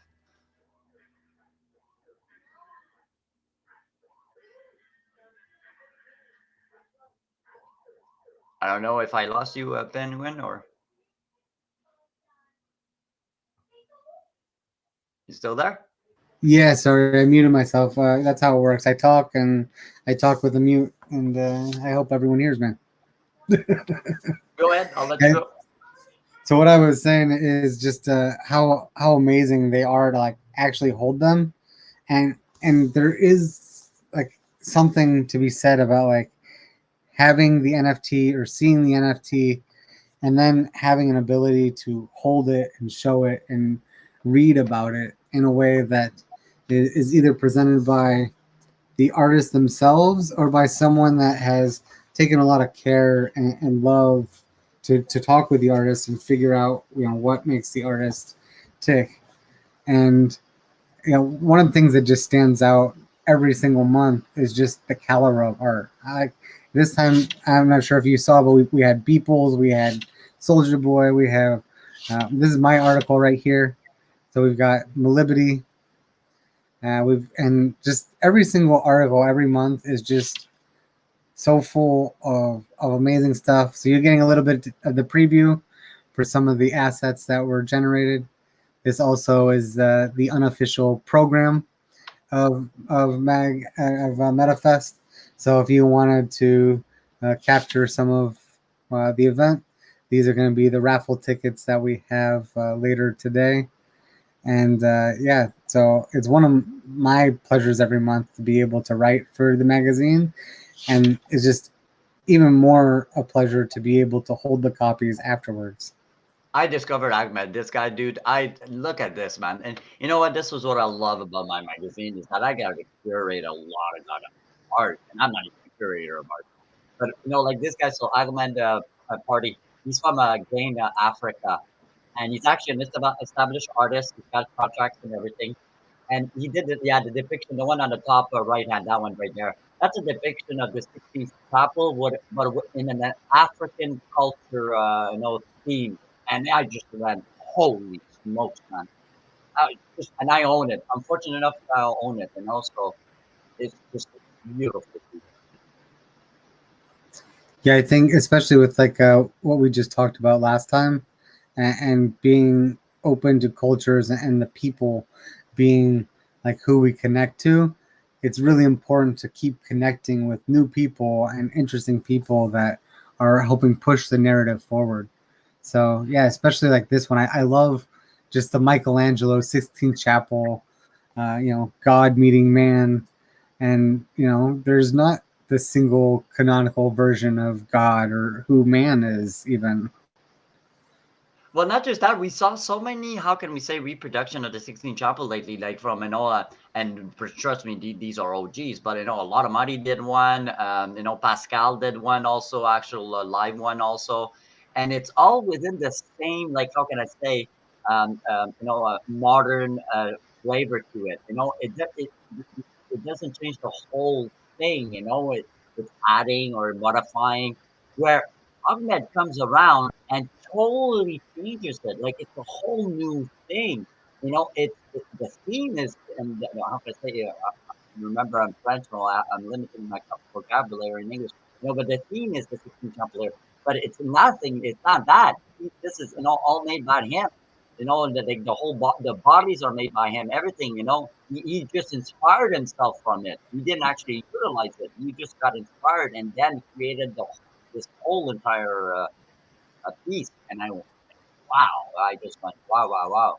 And that's what's essential about MagNFT, I forgot to tell, was I always kept it a mandate, no matter who I got involved with us, like be Makerspace right now, who are our official partners.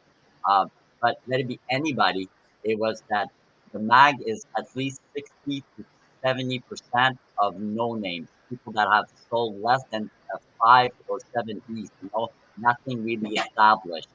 The reason why, that's why the magazine is for, is to give that the visit. It's not to make the magazine the #1 selling item. The idea here is, let me make you discover people that I think you should see. Yeah, I think that discovery is one of my favorite parts as well. So not only are we discovering new people, but they're like tucked in with all the people that you already know. Well, so it feels a lot like putting them on the shoulders of giants, so to speak, because the factor in art is really the creation, not so much who made it, in my opinion. Okay, so I'm going to give you an emotional equivalent, but totally different, but I know it's the same emotional equivalent.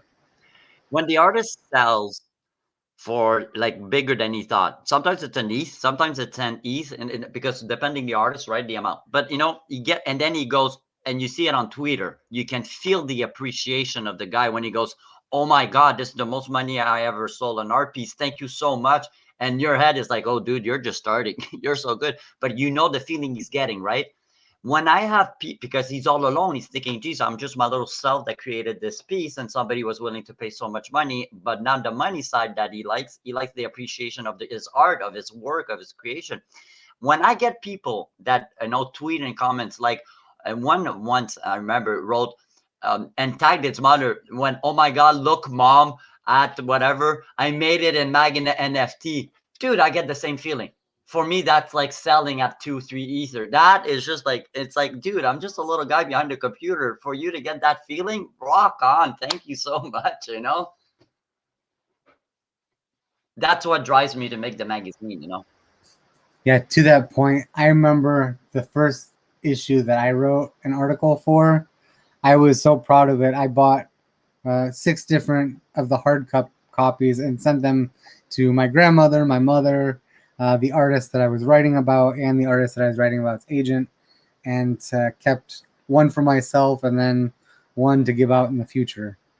So, I mean, I think that kind of speaks volumes to just how connected people can feel to the participation. And myself, my first piece, my mother actually bought it as well. And I walked her through onboarding crypto and made sure that she bought my first piece, since she has been my biggest supporter throughout my life.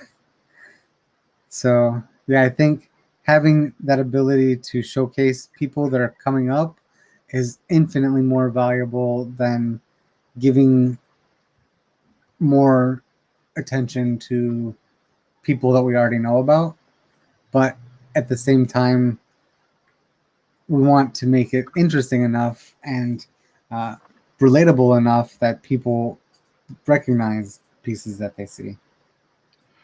Also, the other thing I did word it once, and I think I can just mention it now because it's been a while back. It was this summer, but the person like really wanted me to keep this confidential. Nothing. There's like one big well collector, not well shark, but that was coming in the scene, and kind of wants to do like well shark, and he's right now doing very well, and he's got a an ongoing platform going and everything.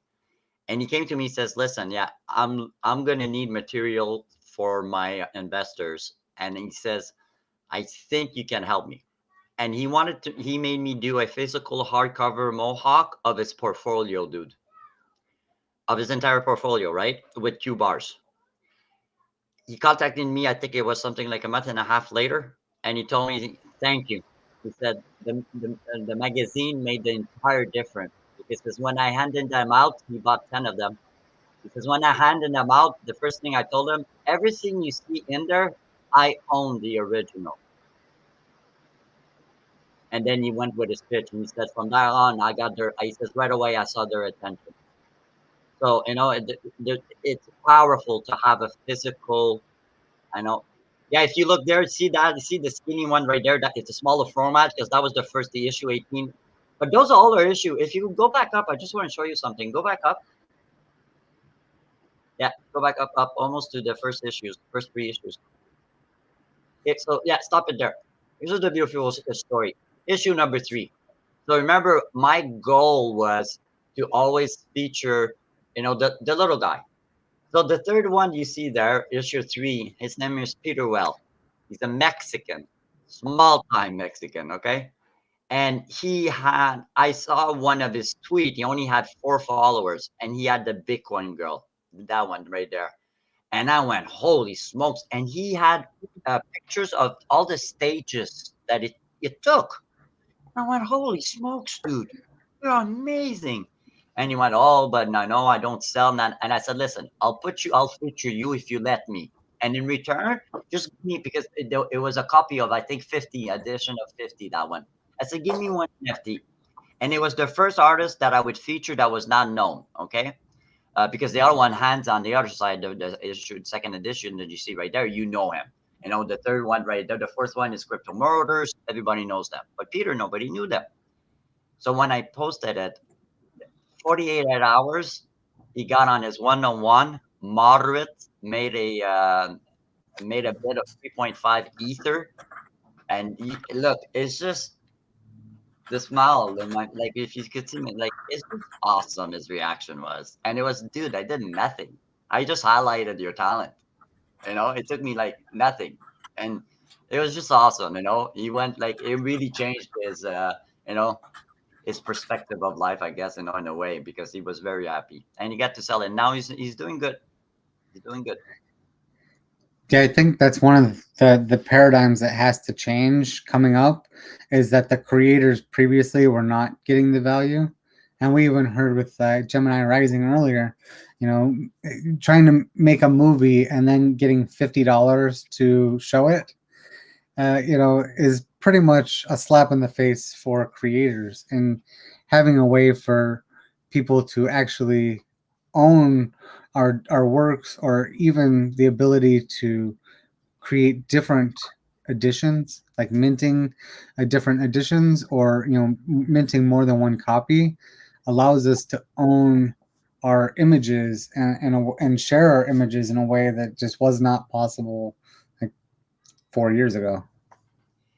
Yeah, and I'd like to take the last maybe 10 minutes that we have left to maybe give, if we have artists that are just entering the scene, I'd like maybe to answer some of the common questions I get in direct message or on Discord by, artists that would have had like some type of traction in the past and now coming into the NFT scene and are in a kind of in a mood of I don't want to miss out.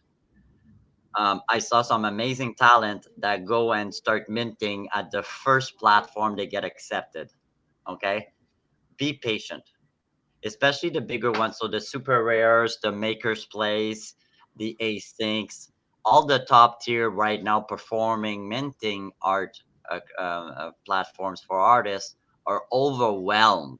Okay, in demands. Keep tweeting, keep tagging them.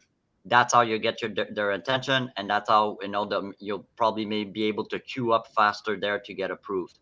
But don't start minting. Like for example, there's Rarible has a specific type of art. Now it has a lot of genre, you know. But for example, there's certain type of creations that you wouldn't want to necessarily want to market on Rarible. Okay.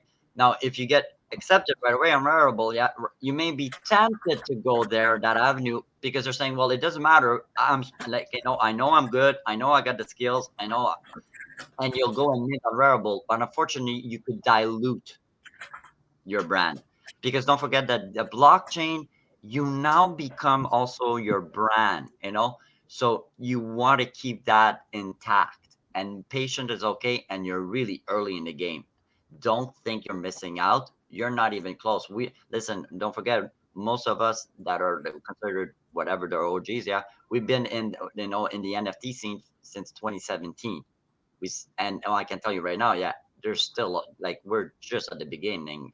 It might seem like there's a big wave, but it's nothing compared to what's coming.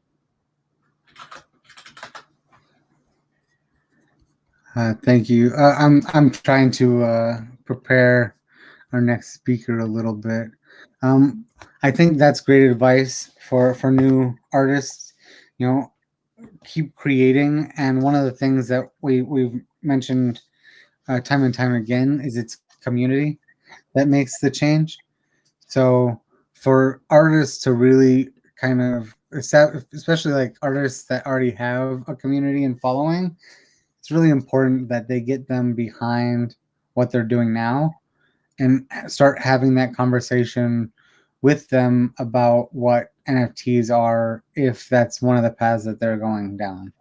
Exactly. So what you want to do is like this. You would be right now so in the meta right now. So in this podcast, you'd be listening. Go into other servers, like let it be the Token Smart server being the best one. At the same time, like Penguin just said, yeah, keep creating, build your portfolio. So when you do accept it on one of these platforms, you're not having just one or two NFTs. Because I'll tell you something, if you are an established artist and you'll say, well, listen, I'm not sure, I want to test the waters, I'm going to mint just 2 pieces. Yeah, you know what? Yeah, you won't get traction. You're not establishing credibility and a consistency in your work and your engagement in the NFT scene. And that's what they want to see. So if you get accepted and you've been working for the last month creating and you got 25 pieces ready to be mint, well, you're actually getting off the gate ahead. That's what you want. Yeah, definitely. I think breaking the corporate world and breaking the ideas that we had before will help us move forward. One of the other things that I want to talk about is just how much you do for all the other communities, not just MagNFT, but with your voice and your attention and your love.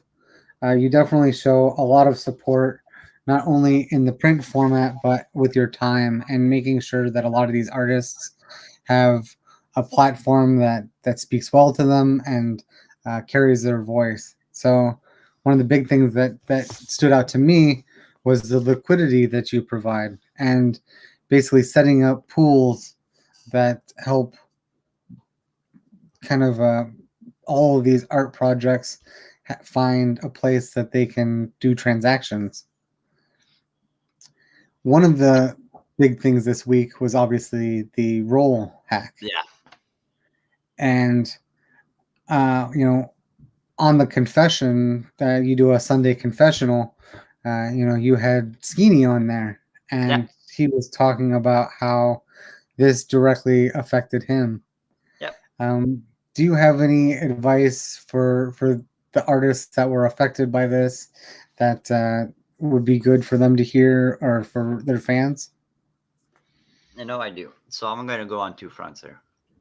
First front is that myself included is a little naive, because the first thing that I teach anybody coming into the blockchain is not your keys, not your money.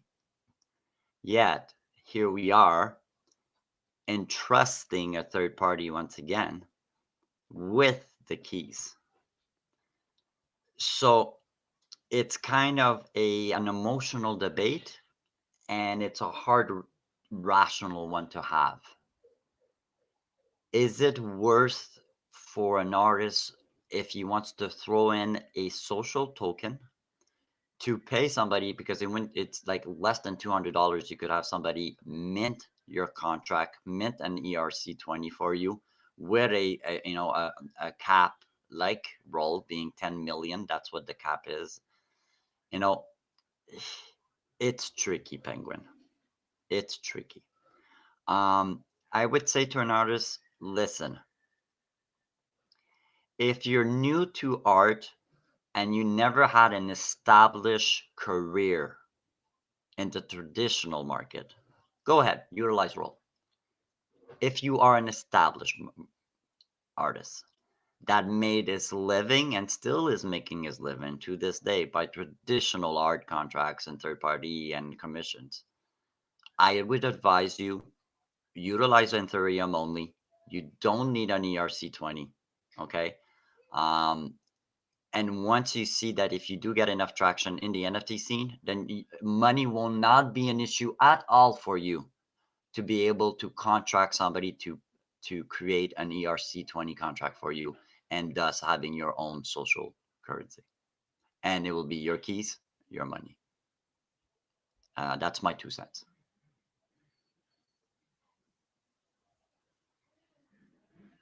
I think you're still on mute.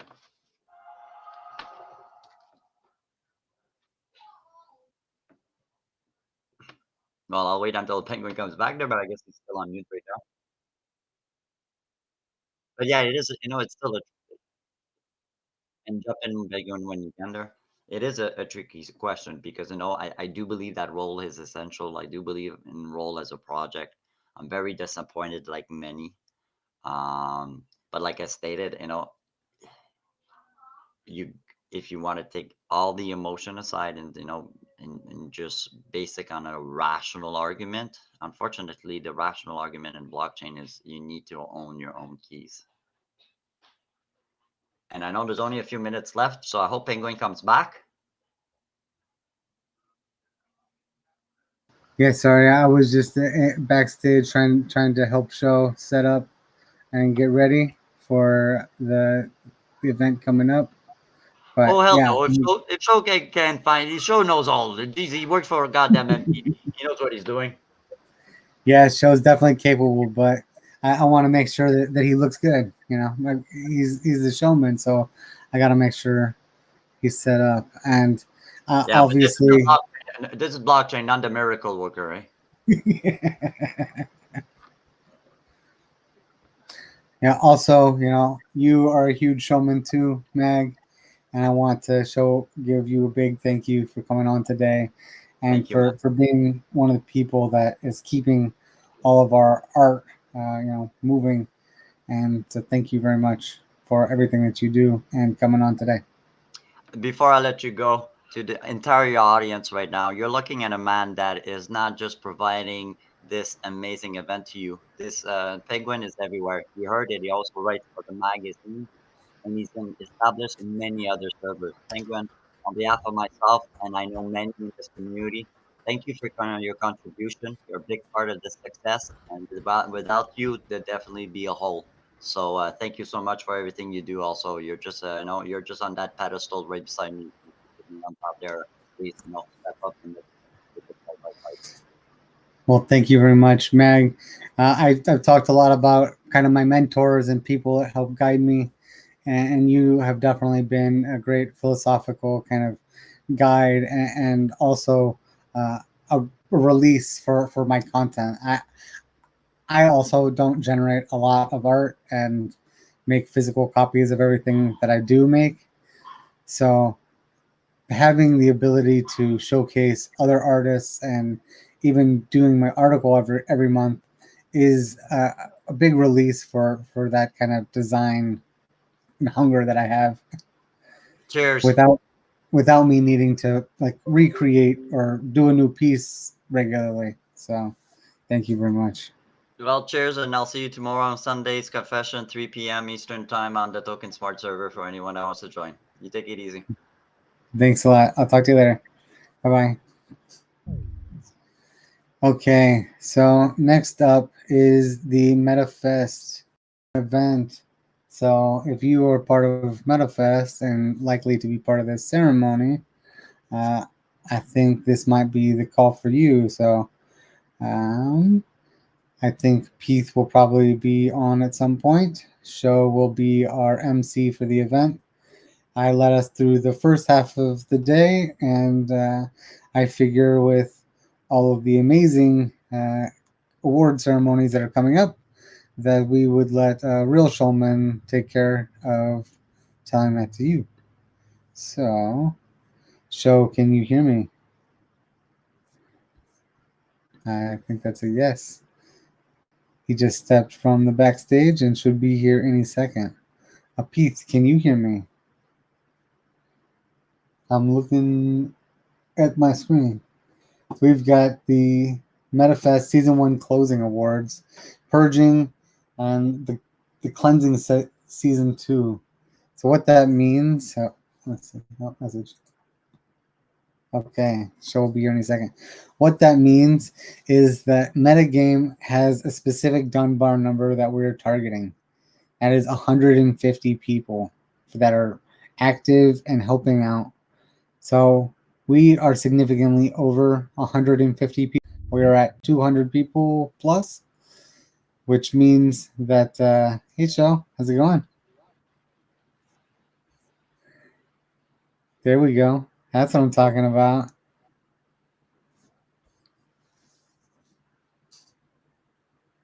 I'm not hearing you.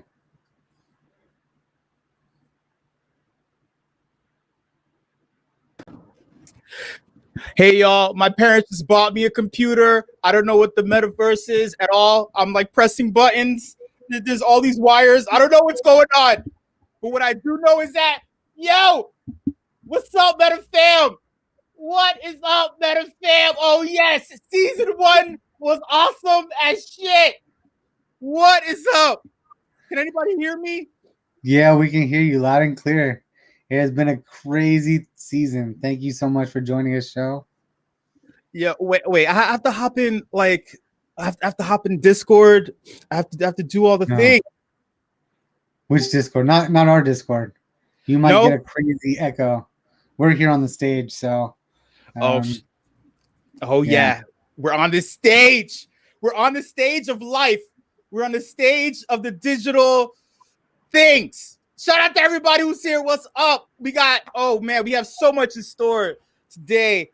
Let me see. Oh my God. We got titles, Penguin, right? We got, what else? We got a raffle. We got, oh my God. I'm looking at all this stuff, y'all. We have so much. Shout out to MagMaster. That was an awesome presentation that he just gave too, by the way. We also have an auction, Penguin, right? Yeah, dude. I mean, like, I don't want to give stuff away to people either. I don't want to give. No, I do. I want to give stuff away to people, but I will take full blame for this. NFTs, especially getting everything minted in time, is a little bit tricky, and my days, as you may have noticed, are a little busy. So Oh, yeah, I dude, know. shout out to Penguin, getting all these presenters for an awesome MetaFest. So many speakers. Half these people, I'm like, dude, that DM must have been so uncomfortable. Like, hey, do you want to come? I can't ask them, but Penguin is so well connected, you know, and he's that guy. He's that guy in the space. So shout out to you, my friend. Oh, thank you so much. And no, it wasn't uncomfortable at all. Everyone that has been here is someone that I'd consider a friend or a friend of a friend. So I don't think there's any strangers here or anyone that is not 100% behind us and the success that Web3 has had. So I'm happy to give them and all of us a voice for the change that we want to see happen. I respect that. All right. I mean, hey man, let's get into this. Let's get into this thing. Let's get into this. Let me look the Nice. all You the got an things agenda going. for us to go through? Yeah. It's like yeah. Shout out to Peth for floating this over to me. All right. So we're gonna do this raffle though, right? Or is that connected to the auction, or are we just gonna scrap that altogether? So the raffle, I will get those tickets up tonight. I was up till 5 a.m. working on it, and then had to get some sleep for the broadcast. It was at 9 a.m. is when we started. So I woke up and was back at it at 8:30. So I got like 3 hours. I tried. I've got the metadata. I've got everything uploaded to Arweave. So it'll just take a few more steps. And anyone that has ever minted NFTs by hand, it's not just a simple upload a file and it shows up on OpenSeas. So True. I mean, for those of you that aren't aware, Penguin just gave you like super gold there. Arweave is like permanently on chain, while IPFS isn't really. And the fact that he said that he's minting NFTs by hand, manually, like, dude, this is the digital space. But Penguin is such an artisan that he's digging into your computers and he's connecting the wires in the Solidity code, like piece by piece, inch by little fucking inch for you. You should be appreciative. Yeah. You should be appreciative. Yeah, So big thank you goes to Deacon too for setting that all up. Wait, who was it? Deacon? Yeah, Deacon bro. The achievement is one of his babies, and he's set up kind of the minting contract, which is on XDAI. So, ooh, yeah. Shout out to Deacon.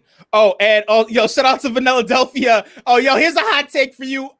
I believe in 2022 that every single important space in the metaverse will have a metagame member in there working out the fucking kinks, being artisans, connecting all the Solidity codes and all the Arweave things, just like Penguin just told you. That's the hot take. You can't make the metaverse run without members and players, of metagame. Oh, yes. Speaking of important things, let's get into these achievements. Let's get into these achievements and these titles, yeah? Yeah. Pete, you're still here, right? I just saw you. If you can, please join us. You want to talk about the awards? We can't do it without the grandfather of the Octos. Come on, Grandpa! Grandpa, get on the microphone! Grandpa, this isn't a typewriter. This is my laptop. Grandpa, it's okay if you drink prune juice. No one's gonna be mad at you. He's not that bit old of a grandpa. he's more like the father. So I'll go with father of the Octos. Oh, the fathers are old too nowadays. Yeah. Fathers are super old, dude. I'm not having kids. I'm too busy doing awesome shit in the metaverse, man. I don't have time. I'm focused. I'm glued to my laptop. My laptop is my significant other. She's awesome. She's incredible. Hey, how's it going? Dude. Can you hear us? Oh, you're muted. Dude, you're muted, man. There he is. Look at that. Look at What? What's up, Pete? Yeah, I got the connection breaking, but I will just post this message in the Discord so we can have more metagame players join us. Oh Just yeah. give me a second. Yeah, bring your asses here now. All caps. It works all the time. I'm telling you. I feel like we need like a big connect MetaGame. Yo, Carlos. Yo, big connect. Right, oh my God, dude. Someone needs to make that meme. Someone needs to do that. And like they were just talking about, I was just reading on decrypt.co last night actually that someone just came up with like this new Ponzi scheme or whatever. They're trying to mint all tweets. It's not tokenized tweets anymore. It's somebody else. BitClout or something like that. It's like BitConnect like 2.0. Crazy times we're living in. Super crazy. So I will have the awards that I can show to everyone today. But yeah, unfortunately, those also will be minted later tonight. So after we announce them, I will make sure everyone gets their awards afterwards. That's cool. That's cool. That's okay with me, man. I mean, I know how that is. Actually, there's so many things I wanted to mint. I'll talk about some of that other stuff later on. But yeah, man, I can't wait for ZK rollups. I can't wait for solutions to come. You know, Matic / Polygon needs to get it together so we can like do awesome shit. Yeah, 100%. So let's see, which awards are we starting with today's show? Let's start.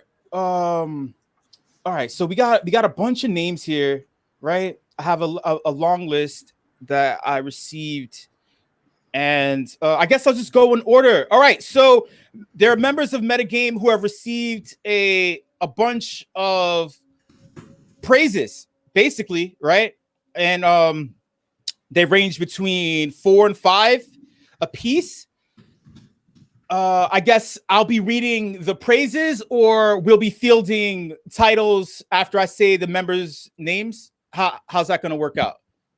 Yeah, we'll be filling titles and just throwing ideas ourselves. I already threw in some of my ideas, and I hope Penguin will have a bunch of ideas, and try to get some from Discord as well and YouTube comments.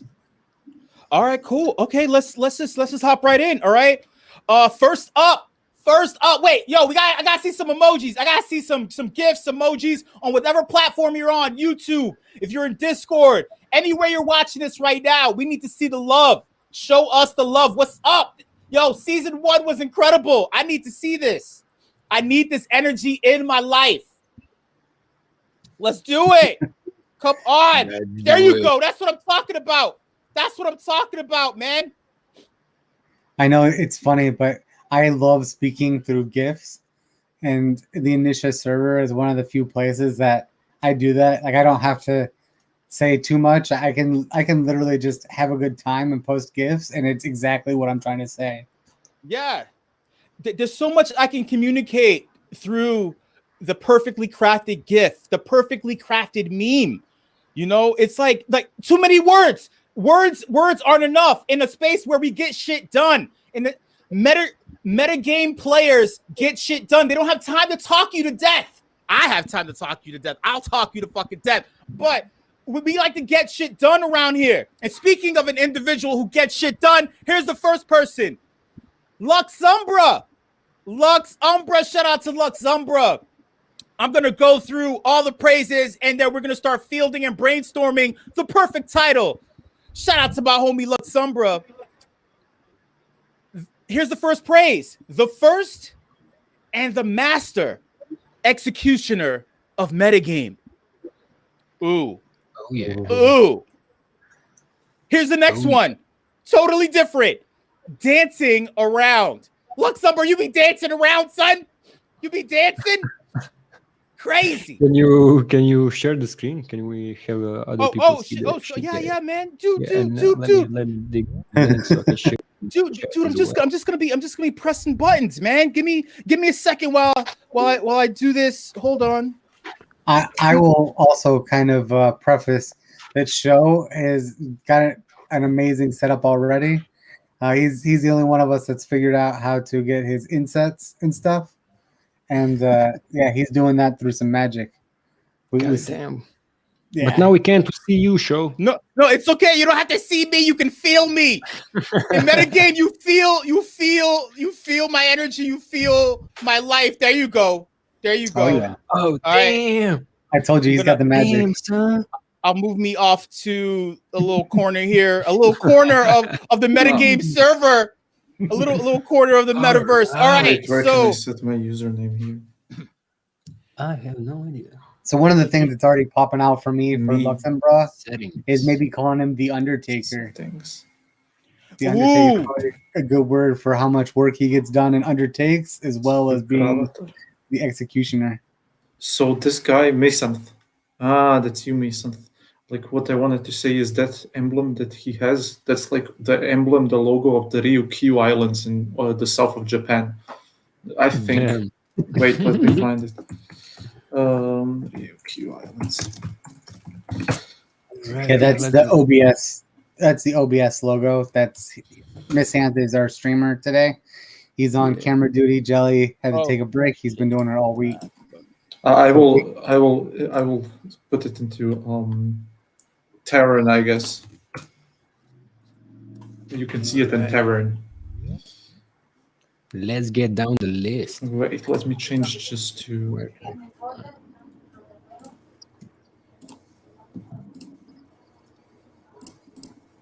There we go.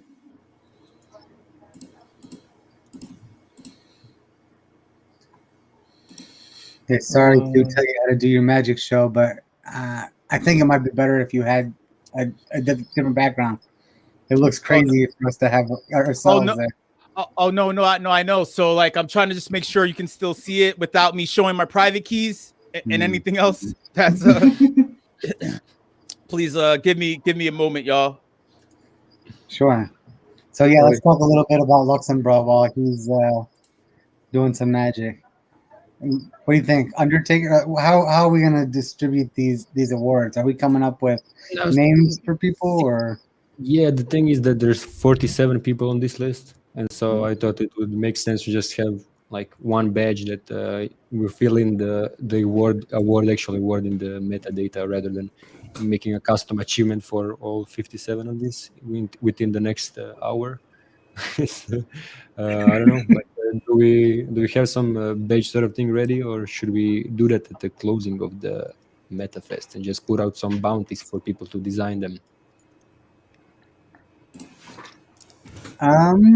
That's a good question. I think we should probably do a bounty for the design things. I think a lot of our NFTs right now are either rewards for the raffle or they're kind of the Pope designs. We've got some of them that are for the workshops.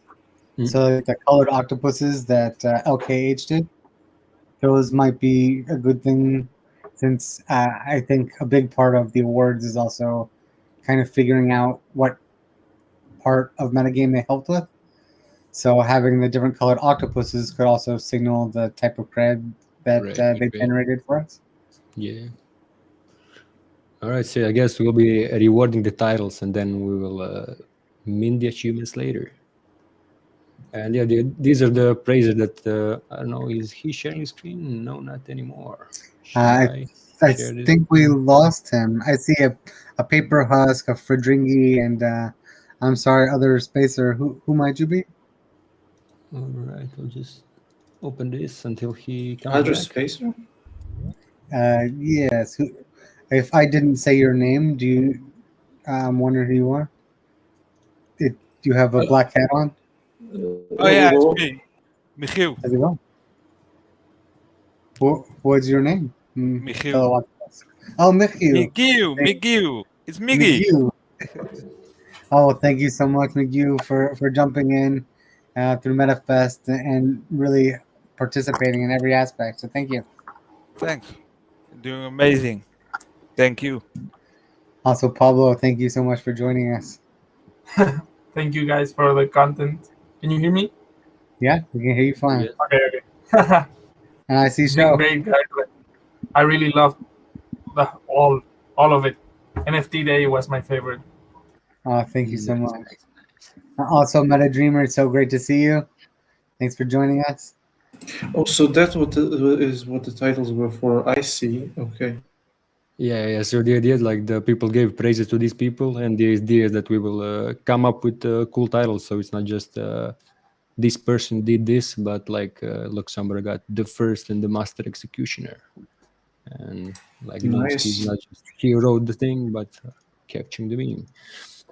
But yeah, since we got 47 people to go, and we have less minutes left in this thing, and we have the rest of the agenda. Let's just get through this. And I see Show is back, so Show, you want to run us down this thing?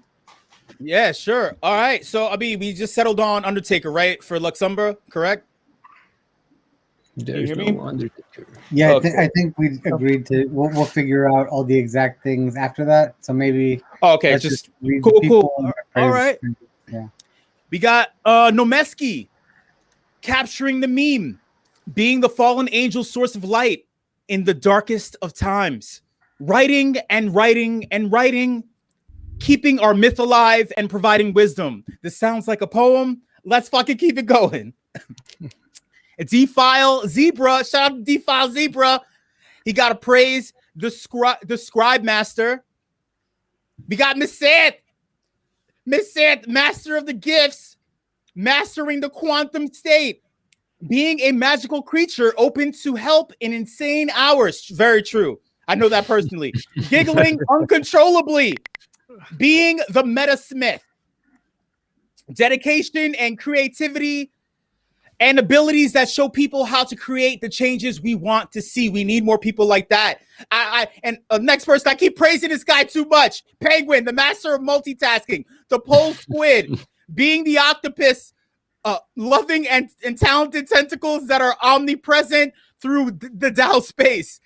Being a low-key degen, holding everything together, always being ahead of the curve, and a guardian angel, tireless worker.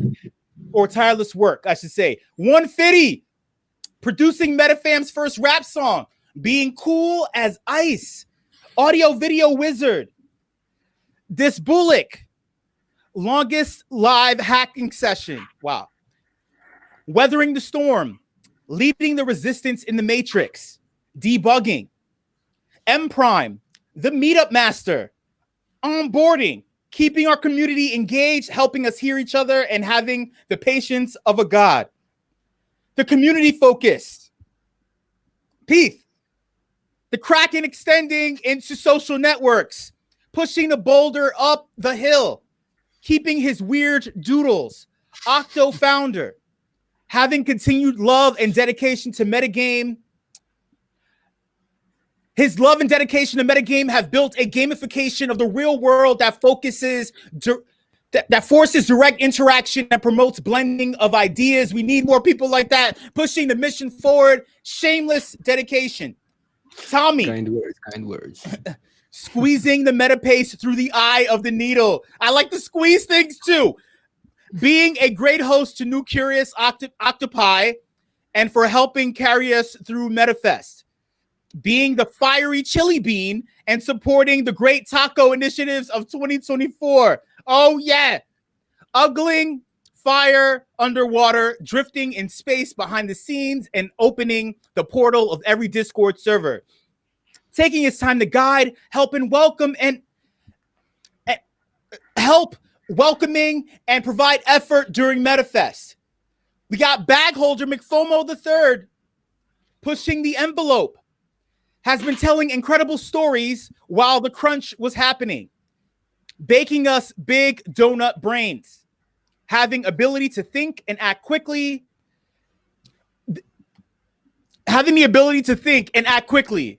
And these traits are equally matched by his heart and dedication, keeping the voice talks playful yet insightful.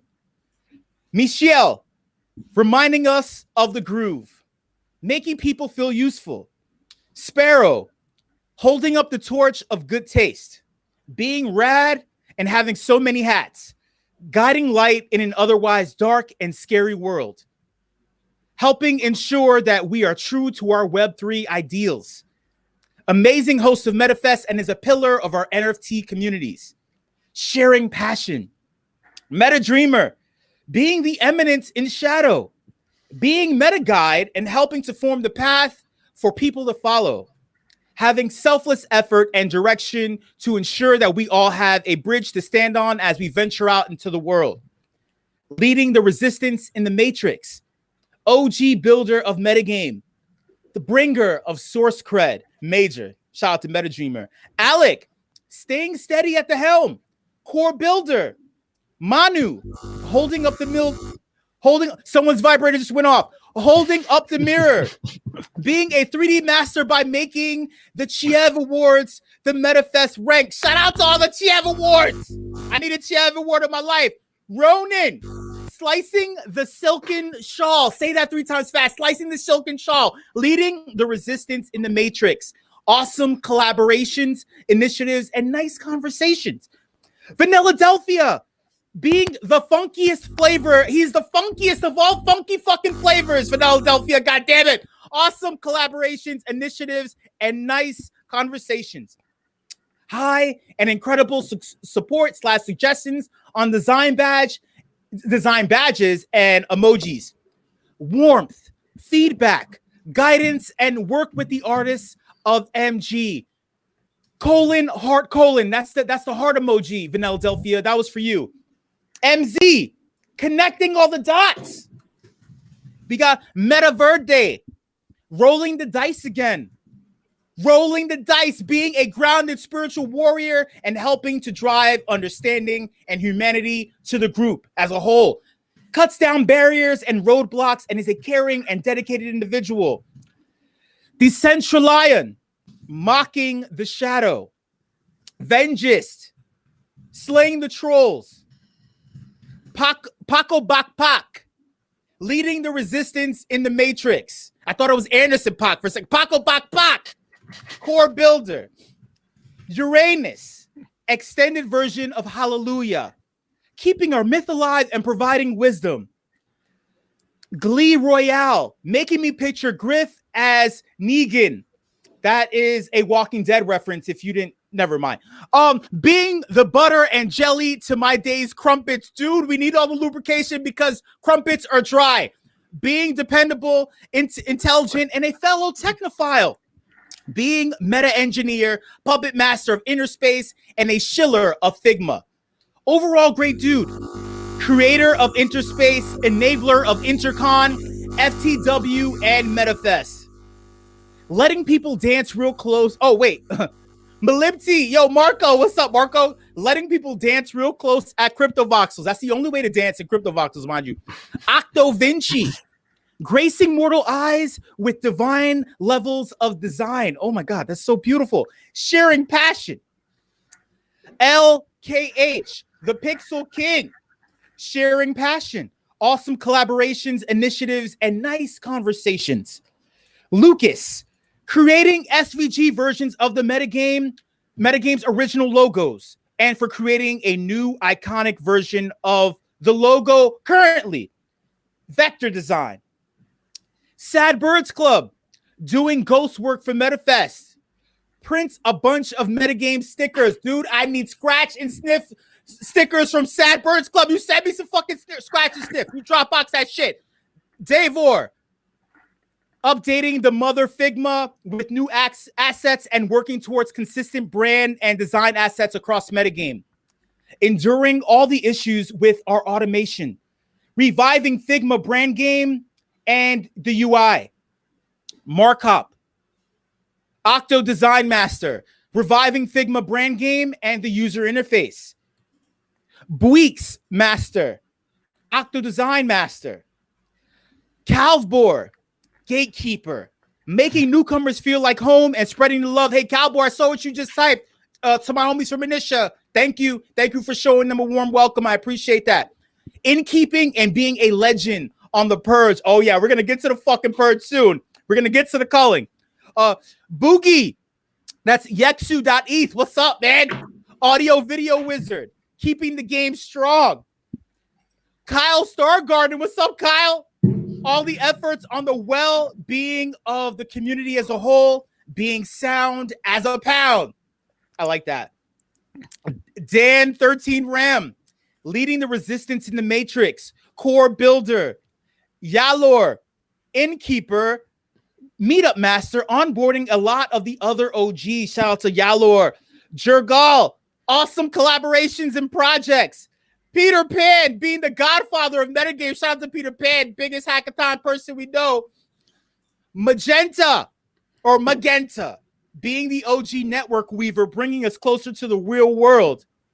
Griff, first patron whale of metagame and the pumper of seeds.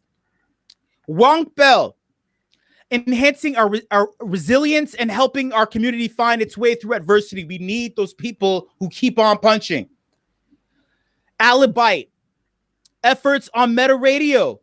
Vandal, efforts on Meta Radio. Shout out to Alibite and Vandal. What's up, homies? At Heart Engineer gets the Meta Media YouTube channel to reach 100 subscribers and qualify for a custom URL. I'll say that again without stuttering. Gets the Meta Media YouTube channel to reach 100 subscribers and qualify for a custom URL. And last but not least, on all the praises for At Heart Engineer, designing the dashboard. And there you have it. Those are all the praises. Oh, fucking yeah. Oh, yes. I think the last one was wrong, actually. Oh, shit. What was it? The designing the dashboard belongs to Davor. Shout out to Davor. Davor! Dabor, no. This praise is going to At Heart Engineer, Dabor. You don't get this praise no more. I'm taking it back. Go, shout out to Dabor. Awesome dashboard, yo. All right. So, let's get into these titles. Yeah, we don't have enough time. Yeah, let's rock this out, huh? Do we even have time for that with all the other shit on the agenda, or should we just, depending on how many comments are there, that maybe we should leave this for the end, or like do it in another session? So let people throw in some comments on Discord and YouTube, and then we can get to this as the last item, maybe. All right. Okay. So we'll jump around to it.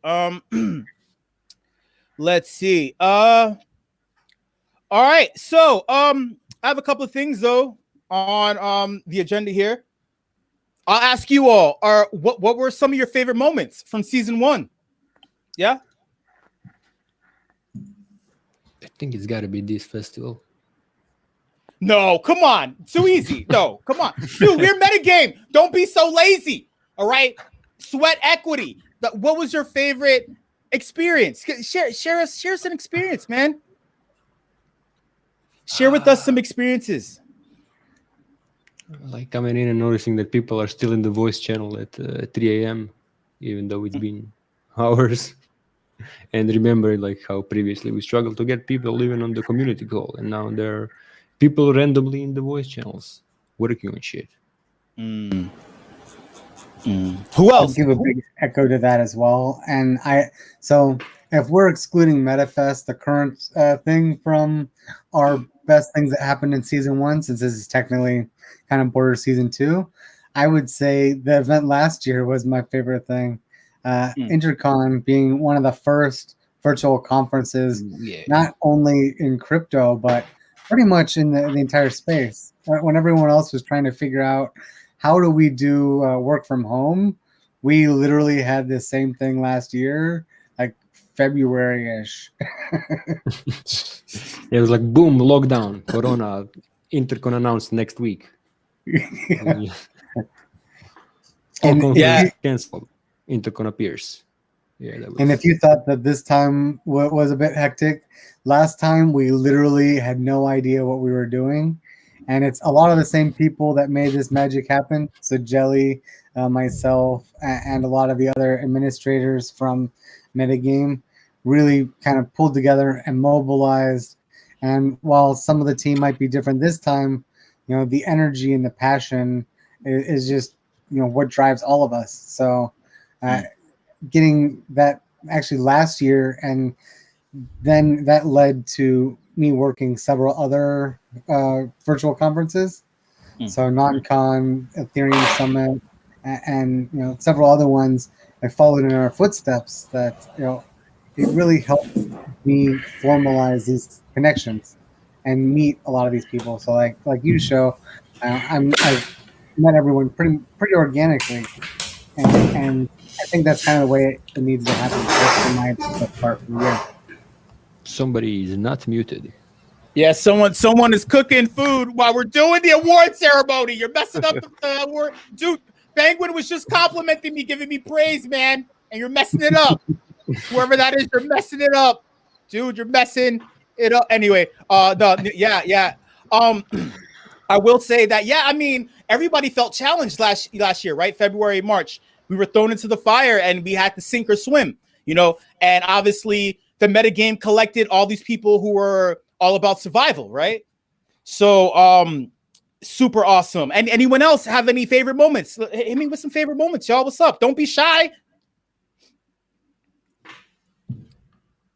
Let me look at the Discord server. What are people saying here?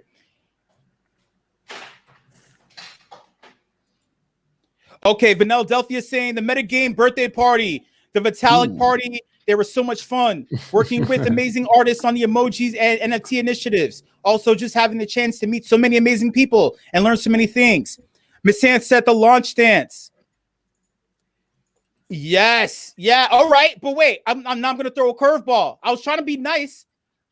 What didn't work for season 1? What do you feel didn't work during season 1? Thoughts, opinions? I think for me, the main thing that I really didn't work is just throwing out ideas and hoping people will build them, and like expecting that random people who come in to build will like take initiative for things. Like, people are kind of used to being explained in more detail and like in a way being told what to do.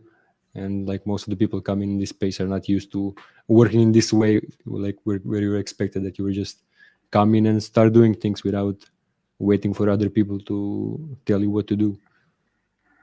And it's like, it's all decentralized, but yeah, we actually need leaders. Yeah, I mean, it's a brand new idea, right? That like, hey, if there's an opportunity, take on the opportunity. If you're skilled at something, do it, as opposed to having someone tell you, like in the real world, you know. They force you, they tell you, they micromanage. While here, it's like, hey, freedom, build, use your skills, right? Who else? What didn't work for you? Sorry. So I mean, this wasn't something so much for me, but an observation that from the past year. I think, you know, we have come a long way with dispute resolution, and I think, you know, we definitely had some hiccups with how to kind of communicate problems effectively at the start. But, you know, as a community, we've come together to kind of overcome that and re-come together. But yeah, I think that conflict resolution has been difficult, and especially in like a trustless kind of nature. And when the actual conflict aren't cut and dry, you know, that's not like an easy answer to any of it. So that's definitely been one of the hard parts this year. Yeah, like trying to balance this fine line between like giving people maximum freedom, but also like not having people feel attacked, and like having people like making a safe space. And it's not easy to balance it. Yeah, I feel you. Yeah, oh we man. can hear you. Oh, go ahead. Who was that? Someone speaking?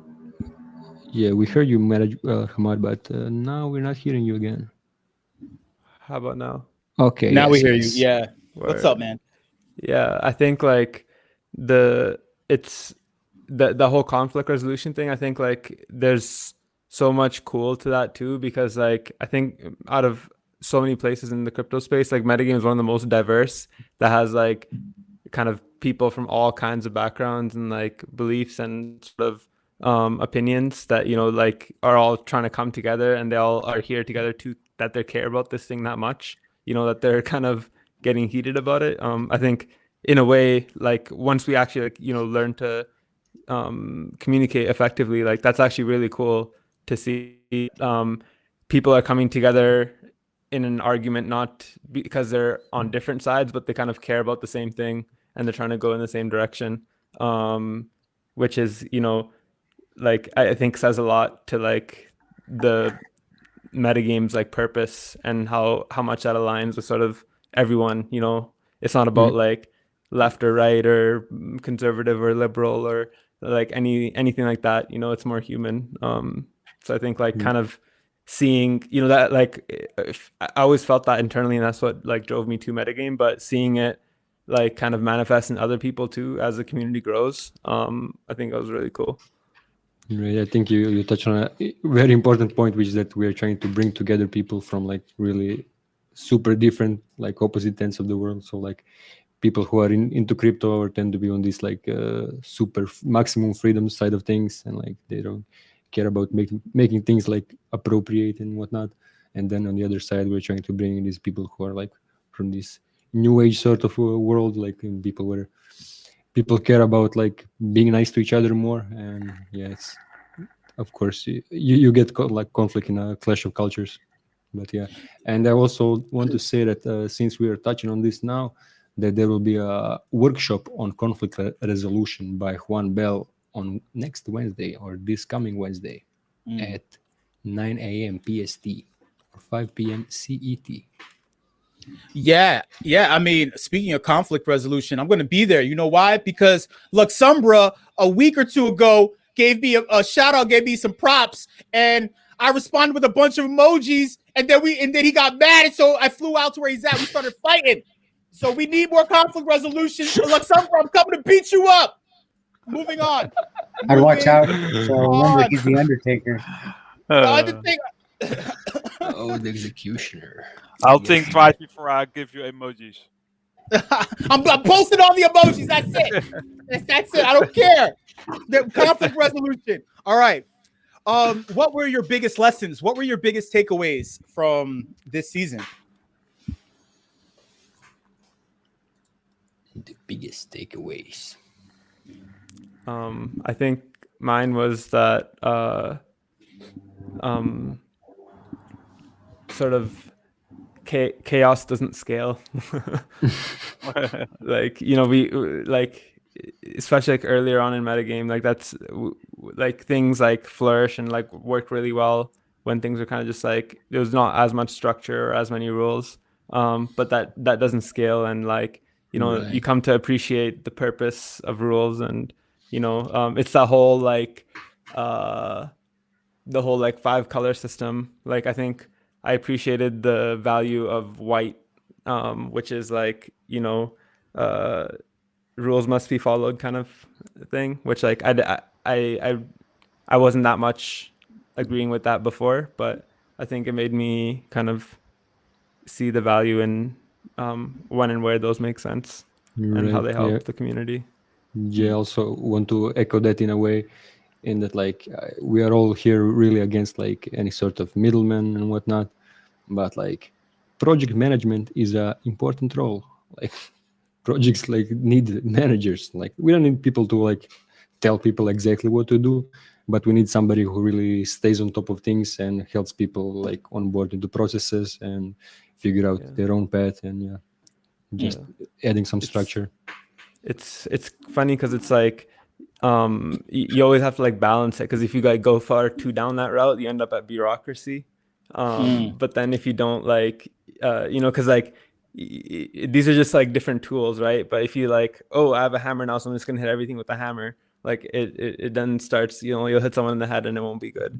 But then, you know, so keeping that balance with like, it's just really like, I think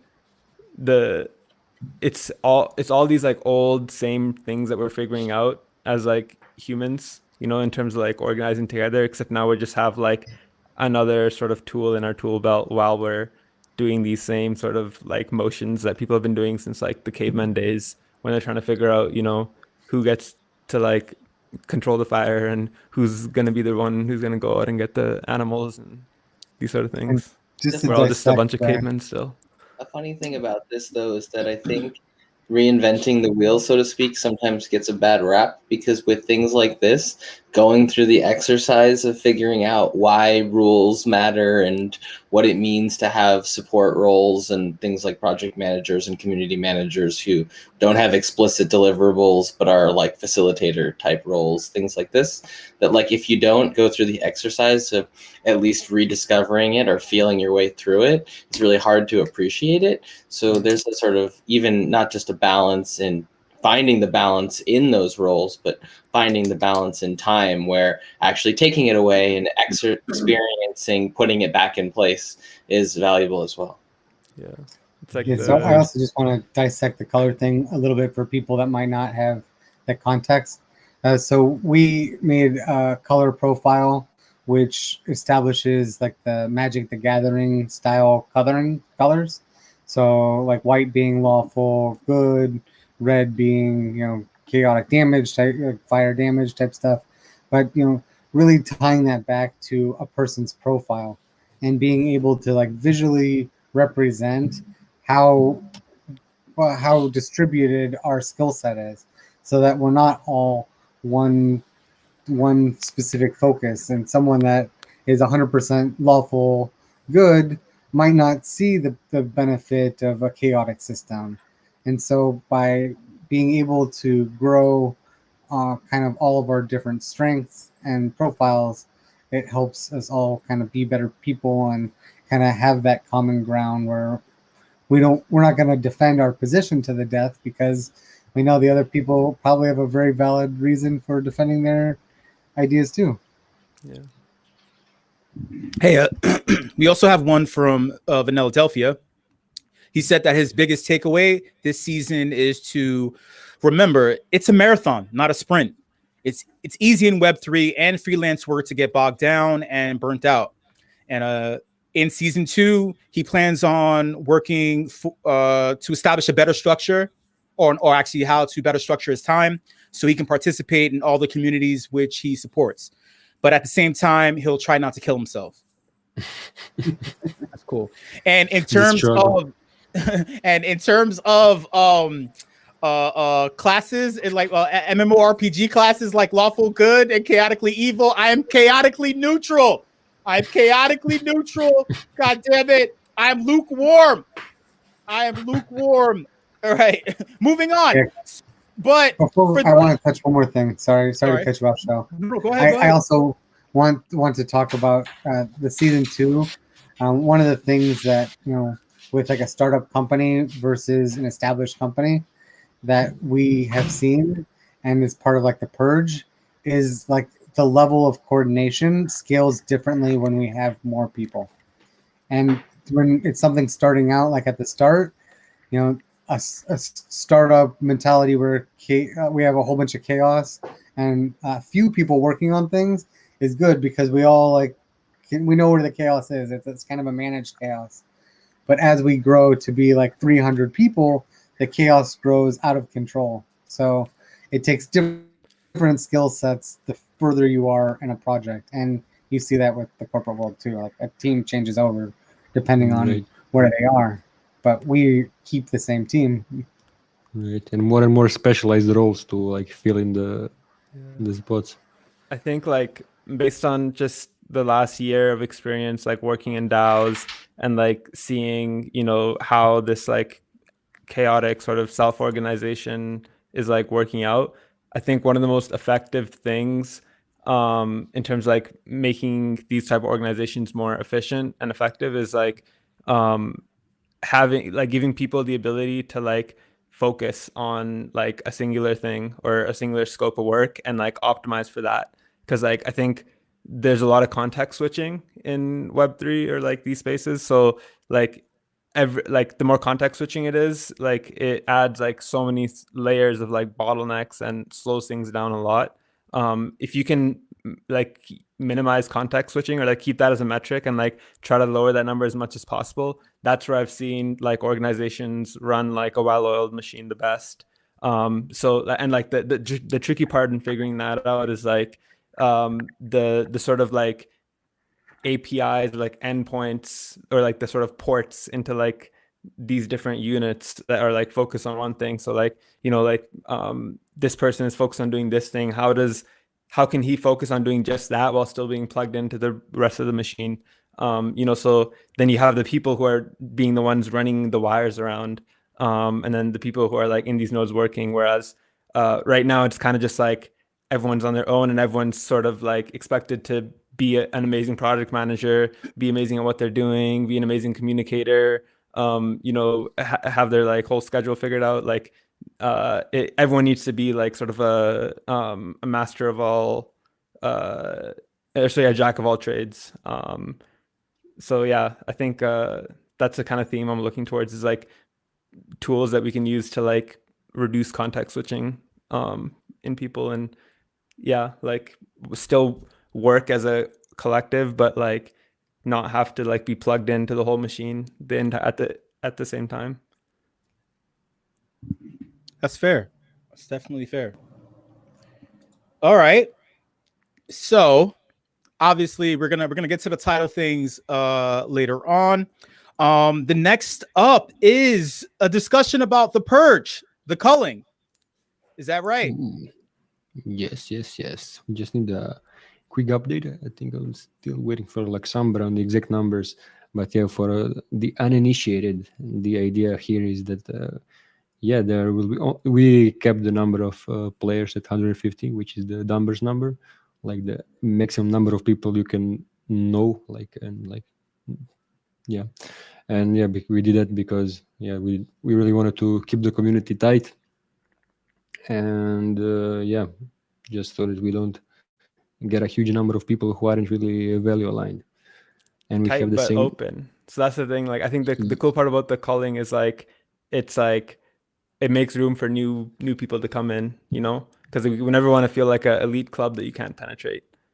Right. And also like nobody just falls through the cracks. Like people, we have people who are reaching out to these people who aren't contributing and trying to help them find their way. And then so only the ones who really don't actually want to be a part of it get dropped. And so right now, so there is a total of 150 players and 150 patrons. And we are currently 50 players above the 150 limit. So we are at almost 200. And we need to drop around 50 people who are the inactive ones. Do we have 50 inactives? I was going to ask you a question about that. Right. Yeah, go on. Make a suggestion. I think you might need a category, like an emeritus category, for people who have meaningfully contributed in the past, but who want to be like not giving up a slot. I think that's a really valuable way to keep them engaged in the community, but not demanding quite as much from them. That will definitely be a thing. So right now, all of those people who are like that we get them to plant some of their seeds so they can transfer over to the patron side of things. But in the case that they don't have like enough seeds or enough ether, like the sold seeds or something, then they can't plant them, then we will probably like come up with an additional role. Right now, all the people who lose their player role get a role called the Fallen Ones. But yeah, I was also thinking about adding one that's like a Valhalla. So for the people who have contributed greatly in the past, but that's just can't continue being a player and can't become a patron. But yeah, so far we didn't come up to anyone who's like that. I would recommend, if there's anyone that really wants to still be a part of MetaGame that is not able to afford that, you know, there are people that can stake you for seeds as well. And I think, you know, people will be willing to help other creators find their space in MetaGame. So, you know, if you are going to be active and participate, you know, reach out to me. You can borrow some seeds, and I'm sure you will make them back. And I'm not that worried about it. From like it comes up to me for me a little bit strangely, because I personally occupy a weird space where I'm like really research heavy, which means most projects I work on, the footprint of what I do is small, and it gets captured early when things are chaotic. And so I don't really care that much where I fall, but I imagine that there are people who similarly do a lot and that would feel maybe disappointed being fallen, in the sense that fallen makes sense for people who are active and then they sort of churn, but that there'll always be people who maybe get a new job and want to be fans, as opposed to and honestly, from a patron's perspective, that's an easy path to your point for people if they have capital or someone wants to back them, but it does have a slightly different like meaning. So like I'm thinking about this more culturally, like what are those buckets? So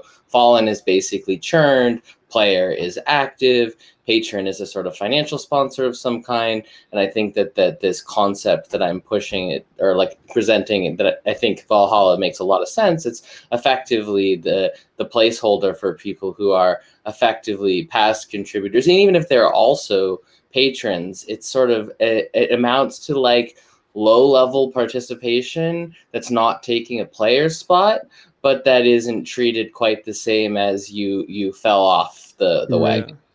Like someone like Vinay, for example, Peace. Yeah, exactly. I think we also like one thing I want to note is like people don't really need capital to become a patron because they only need seeds. You can like plant them like single collateral. But other point was that we will probably also have a guilders role. So it's likely that there will also be like 150 guilders, which are like bridge builders between projects. So for example, you are working on skill trees that you will obviously stay like a member without doing anything. No man's land, though, right? Like, okay, but yeah, you're working on in block science, and block science will join as a guild. And yeah, Vinay is working on Ethereum, and Ethereum is one of the guilds, or will be. Yeah, that makes sense and so too. there will be like guilders. Yeah, discussion is mostly around getting the feel and the culture right. So like it's not an argument for or against anything in particular, but people like to identify with the roles that they have. And it had occurred to me that like Fallen, although it's technically a correct attribute for someone who was active who became less active, in the case of like guilders, for example, it just might be that people's primary commitment is to one hive or token engineering or Materium or block science or source cred or like any number of other things. And you'd want those people to still feel like, anyway, I think the guilder role makes a lot of sense. So I'll kind of concede it there, but I definitely wanted to participate in the discussion of the Purge because I think the interconnectivity of the organizations also provides a lot of the cultural value. For sure. I will also kind of let us know we've got about 7 minutes before we turn over shows time. So I also want to show the rank rewards that we're going to give. We might not be able to give them out right now, but I want to showcase the amazing art that we have for them. So Pete, is there anything from the agenda that you want to hit in the next 5 minutes? I don't have the agenda on me anymore because I handed over to show. I think there's Do you want me things? Yeah. Do you want me to read it out for you? Let's give Penguin space to do what he wants, and then we can continue with the agenda. I only need 2 minutes, 1 minute. So yeah, let's figure out what the important other topics to hit are, and let's hit those. And then sorry, just a second to close the purge. Yeah, I also just wanted to give one final comment in that like most of the people who got the fallen role are just the people who like never responded to the message from the executioner. All the other ones were either moved or became something else. But yeah, the point is that 50 of these inactive people will lose their player role, and then we'll be like through the rest of MetaFest we will be onboarding many new players. And so this is a great opportunity to get involved because the purge means that we can let more people in. All right. So on the agenda, we have 4 more bullet points. Welcome to season 2, y'all. Penguin. You forgot Penguin. Wait, what? Wait, I'm sorry. Go ahead.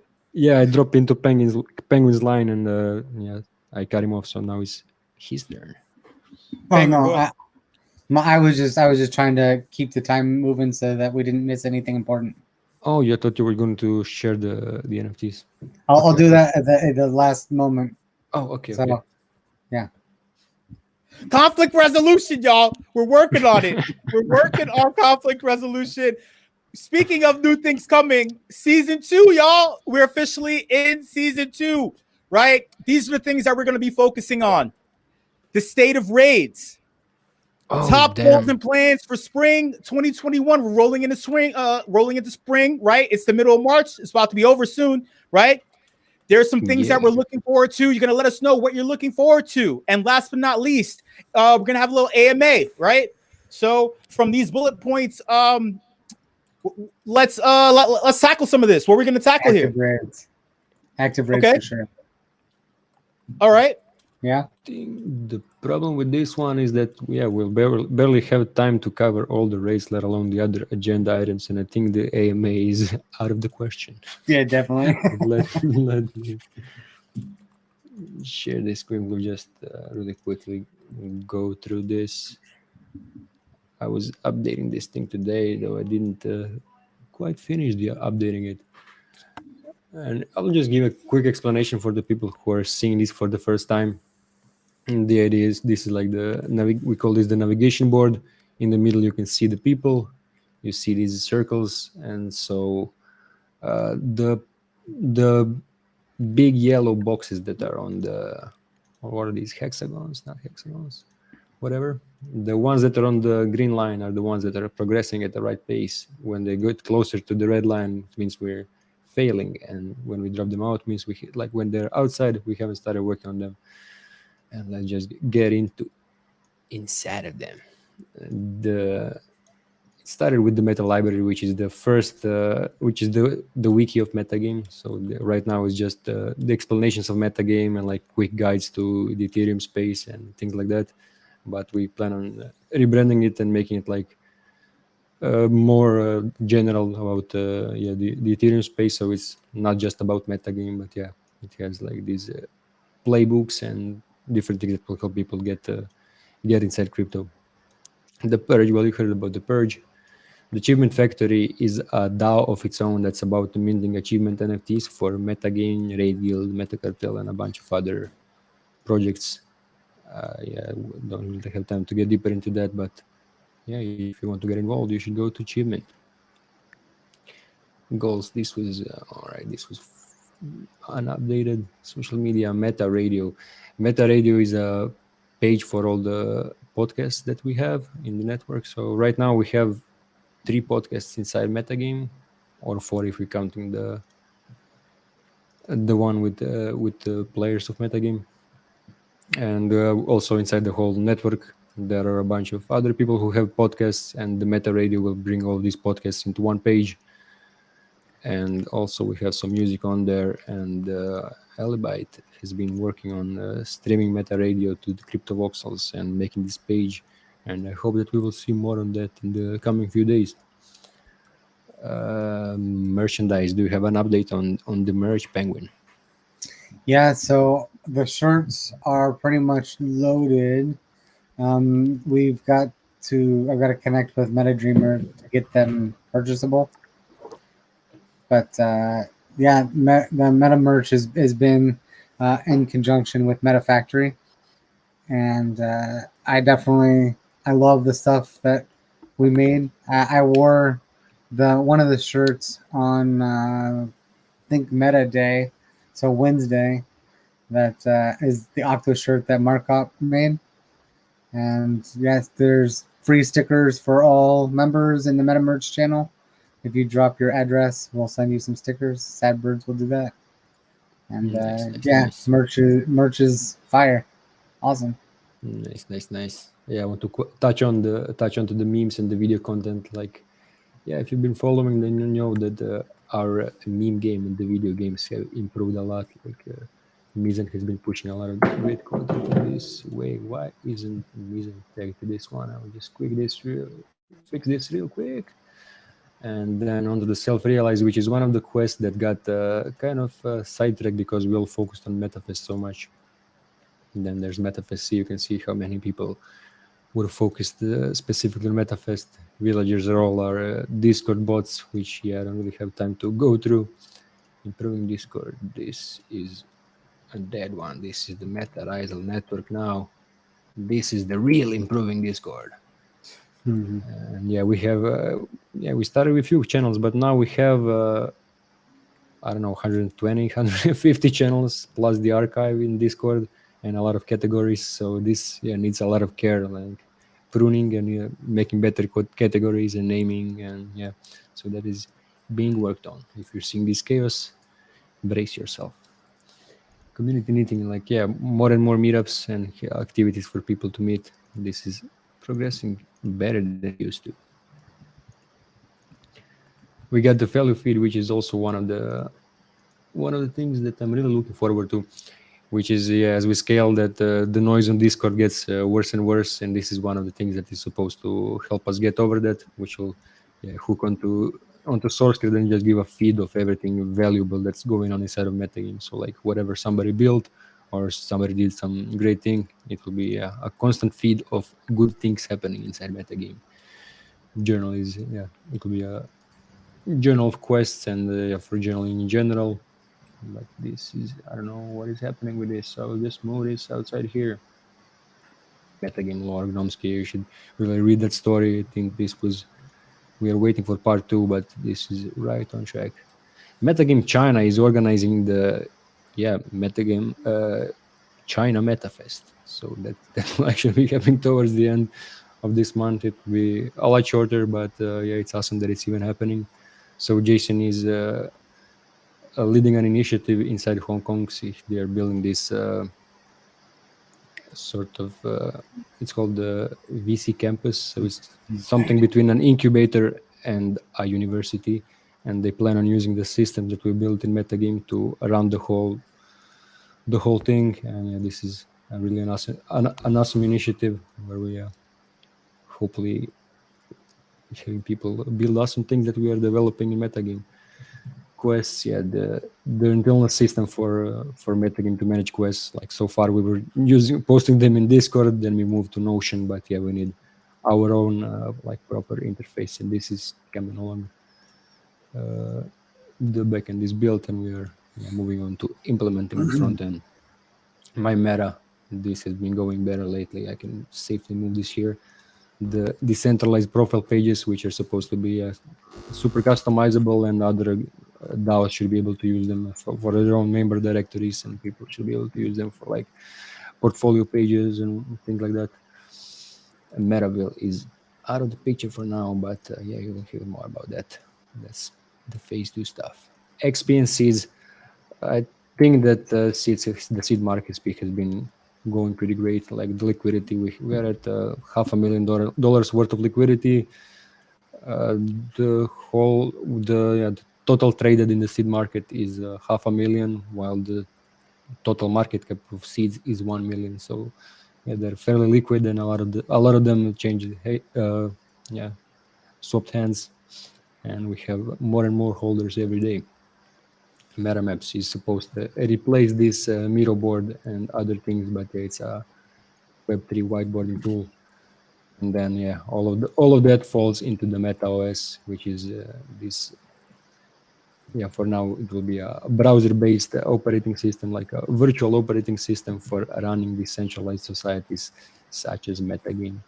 And so most of the things that we are building fall under this, and you see a lot of ideas in here and a lot of these ideas all around that I don't have time to get into, but most of these will be written as the hackathon bounties or quests. So whoever wants to get onto working on any of this will be we'll be announcing more on those this week.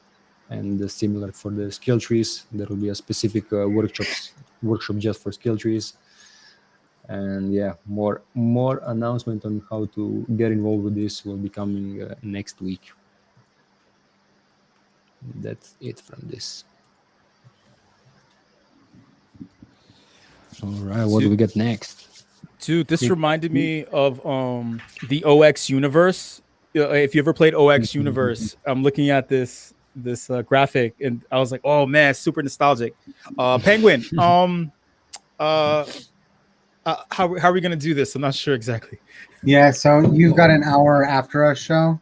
Okay. So and we are eating into it. We're eating into the show's time. So let me just kind of quickly show the rank rewards and what people can expect from that. If I could take back the screen, Pete. Yeah, sounds good. Oh, I need to stop sharing? Yes. So if you click the share screen button again, it should take it away. There we go. So the work from these rank rewards are a team effort from Defiant Pixel Society, specifically Manu. We're the person that really upgraded them from the flat 2D ideas that we had to make the 3D awesome final product. So it was a group effort for the entire time to kind of come up with the design, but we really leaned heavily on Manu, and that was one of the reasons that I brought him in here, so we could recognize the amazing value that he created. So thank you so much, Manu. Manu's here with us on the call as well. Thank you, guys. It's been a pleasure. The pleasure, it's been absolutely mine. Like meeting all of you and getting involved with this, it's amazing. doesn't seem to like. Yeah, it amazes me a lot. This is golden chili Manu, right? Yeah, Yeah, where I don't know if you know, but like we're working with Materium to like figure out if you can like make gold chili NFTs that are backed by real gold, like physical gold on Materium. So like that's the plan with or we might actually make gold chili chains with them too. So yeah, I just wanted to like say it's still happening. Damn. Man, yeah. I can't explain how this amazes me. Like, it started with a Zoom in the Meta Factory Discord and just scale. And it's been amazing being an artist, like surrounded by such amazing people and such amazing projects. God damn. So can everyone see my screen? All right. Yeah. So this is the bronze award. So all players that reach the bronze level will get one of these NFTs. And so one of the key design elements that you'll see carried throughout are the star element as well as the decoration around the award. So there's the bronze, then we'll go to the silver. We can see the silver's got an extra point, and then it has an extra also pendant below that moves.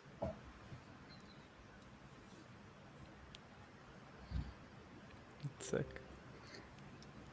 Yeah, so as far as awards, like these are just top notch, and I haven't seen any other awards that come close. Even the ones that we have for achievement, Manu was the person that did those. So all the work that's kind of being done in the award space is led by someone that wasn't part of any DAOs, wasn't part of any communities, and you know, I had to make sure that he got pulled into some of these discussions. Thank you, Penguin. You've been teaching me a lot about DAOs. I've been learning a lot. More artists should onboard these kind of projects, and yeah, like to make everything grow. Some more artists are gonna be great, and like what I've done can be done by many other people, and I'm sure like they're gonna be amazed about what's going on over here. Okay. And so this is the diamond one. So I've gone through all of them. Yeah, the diamond one is it's simply amazing. Each one of them isn't just like a token. They are works of art. I hope you all enjoy them. It's beautiful. I love it. They remind me of League of Legends stuff, like the leagues in League of Legends, right? I must say the concepts were very, very good. Like I got to work of something very structured, so it made my design process a lot easier. Yeah, I definitely crack a whip when with the design work. I say, no, I want it like this, do that. So thank you for helping see my vision and the group's decisions and vision through. So thank you so much. You know what my only problem with this is that like these are the season 1 rewards, and the leagues will be finalized only at the phase 1 ending. So like that's in a year from now, and these are just the season 1 rewards, and they look so awesome that I feel bad for like giving them away for season 1 rewards. Then we'll have to come up with even better ones for the actual like final leaderboard. In the future, we can do AR ones that you can see in real life. Yeah, absolutely. Like we could scale this a lot. Like we could make this even bigger. People are making amazing things on the blockchain, so I think like we're on the brink of getting to see some amazing things done with NFTs. This is just the beginning. Nice. That's great to hear. So thank you everyone from MetaGame, and I don't want to step too much on show's time, so I want us to all kind of say final wrap-ups and give a big thank you to everyone on this call, on MetaGame servers, players, patrons, past, present, and future, and everyone in the Web3 space for helping create all the amazing stuff. So thank you to all of you for helping make this, a place that we all want to be in. So thank you. Shout out Show for Shout out to Show for the addictive energy. Yeah. No, all good, man. Dude, season 1 was so awesome. Season 2 is gonna be so much better. Shout out to everybody here. Much love. I just hopped into the MetaFEST voice channel because I want to screen share in there too while I'm talking and stuff like that. Is that cool if I do that? I kind of just already did that. Yeah, of course. Yeah, that's the power of decentralization, right? Do it as long as you don't have crazy feedback. You know. No, I don't think so. No. Yeah, man. All right. So, oh shit, man. Yeah. This is birthing the next session. Stand up. Change your Nice. sweatpants. Get some coffee. Get some tea. Let's do this shit, man. Oh yeah. If you have no idea who I am, hi. Hello, how are you? My name is Sho. I am one of the self-proclaimed biggest personalities in the crypto space. I don't care. And I am the founder of an awesome project, an amazing idea, an awesome community. Shout out to the community members that are here that came through. Shout out to everybody who will become community members in the future. There are many metagame players who are members of the community. Shout out to all of them. Much love. Thank you to Penguin, by the way, for also making this happen. This project I'm talking about is the Initial project, right? One of our main goals is to solve onboarding into the crypto space. That this is actually a collective goal, right? All of us who are crypto savvy, right? It's kind of like our responsibility of trying to figure out the meaning of life.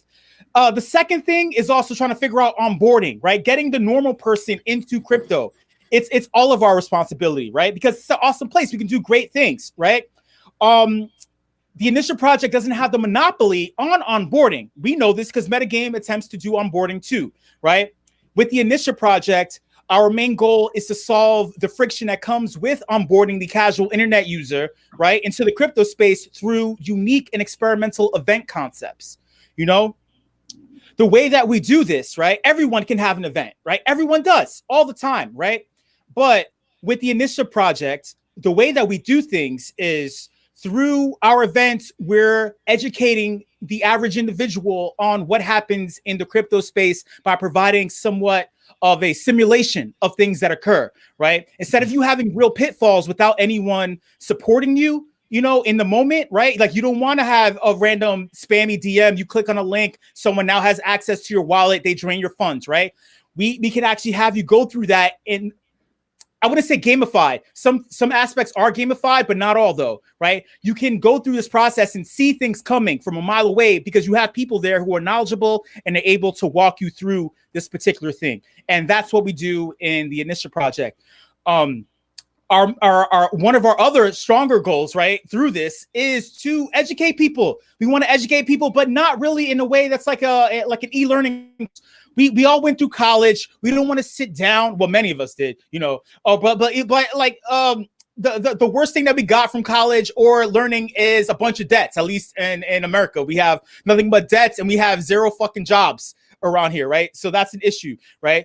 We don't want to deal with that trauma anymore. We don't want to relive that trauma by sitting in a class for 3 hours, 4 hours straight, learning absolutely nothing, right?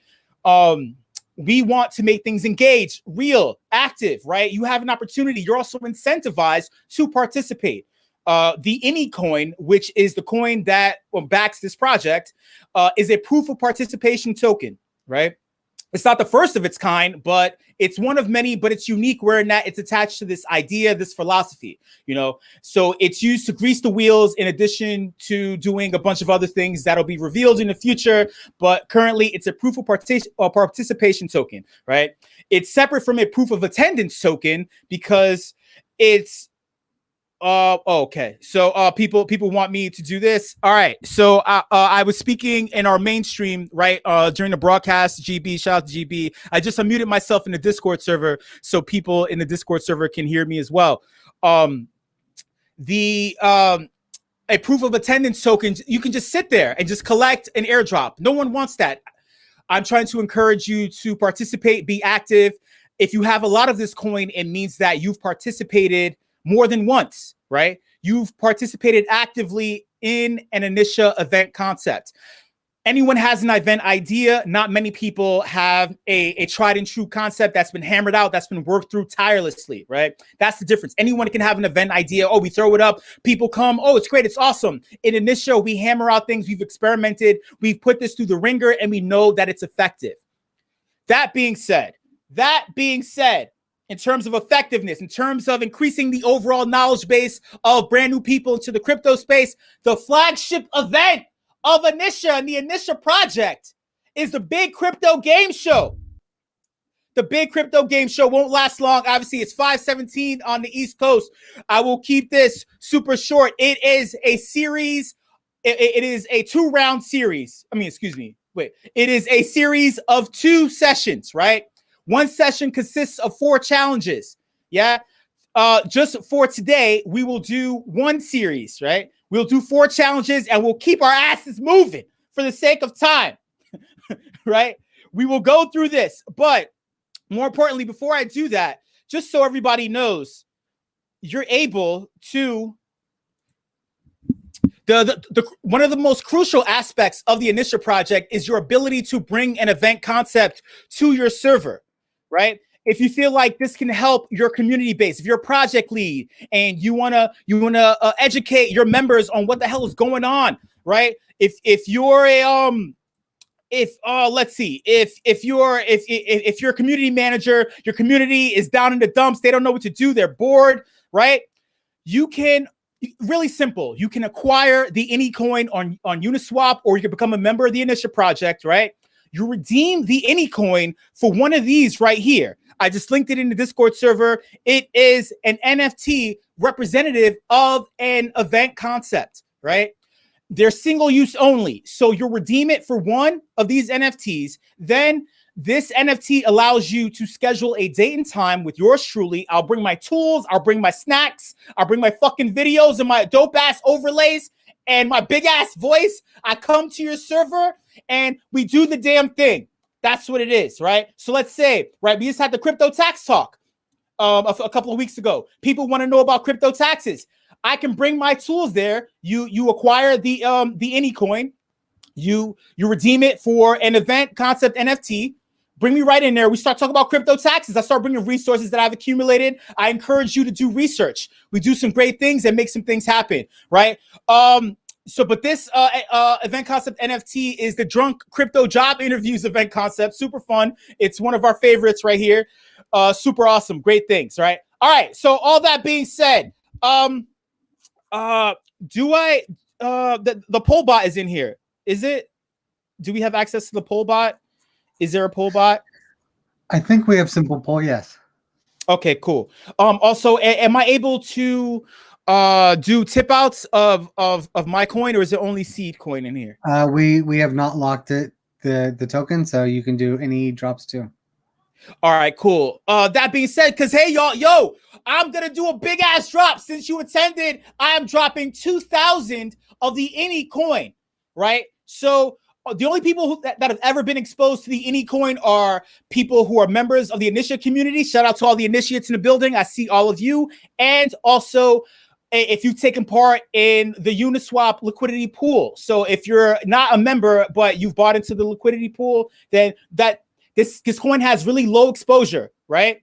Super awesome low exposure. And oh, fucking yeah. So I'm doing a big drop soon, right? In the meantime, if you participate in the Big Crypto Game Show, right? If you win, you get 150 big bag of as a grand prize. And also you will receive an exclusive NFT from yours truly, right? From one of my personal crypto art collections that I have created. One of my series that I've created, right? All right, I've spoken too much. Let's just get into the shits. Let's get into the fucking shits.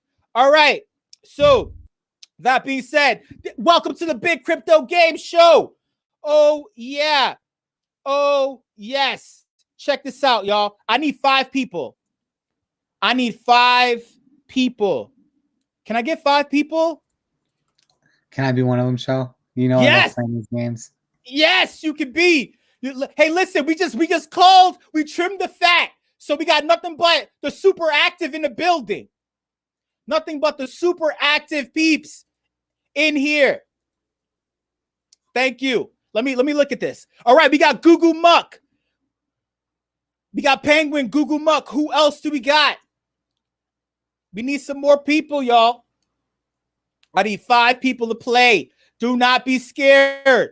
I don't bite unless you pay me an innie. I do not bite unless you pay me an innie. Okay. I will say that if you were wondering what this is and you're unsure, this is a lot of fun. This is literally a game show, so step into the game. Come on, man. Come on. Come on. Pablo looks like he wants to step into the game. All right. So that's 3 people so far. I'm going to need, oh yeah, by the way, if you're participating, we will need your microphone. And remember, we're kind of short on time too. I'm highly aware. So I will be like speeding through. Yeah. I gave you an hour show, so most of our talks were 30 minutes, but I figured that our previous one might run a little long. So you've got a little bit of extra time to do what you need to do. So that'll be like what, like 6:10 or something like that, or? So right now we have got 37 minutes. Okay, cool. All right. Let me just look at this real quick. Yeah. It's a Big Crypto Game Show. Nikki's in. All right. So I gotta let me triple check. We got Penguin, Gugu, Pablo, Nikki D. Did I miss anyone? Let's get someone directly from Metagame who's never played, who's never seen my face before, who's never at all, who's never done anything. That would be me, I think. Wait, who? I couldn't see. Who is it? That's me and Pablo. Okay, wait, Pablo, wait, we got you. I need one more. I need one last one.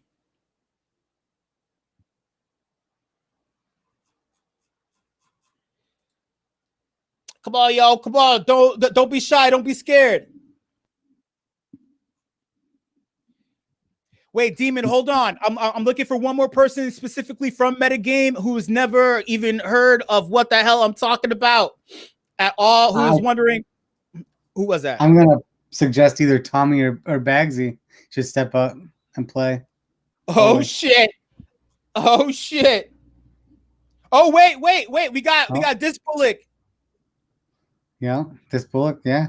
All right, just so you know, y'all. So all 5 of you who said yes, you need to be able to unmute your microphone. So I need a confirmation if you are willing to speak on mic.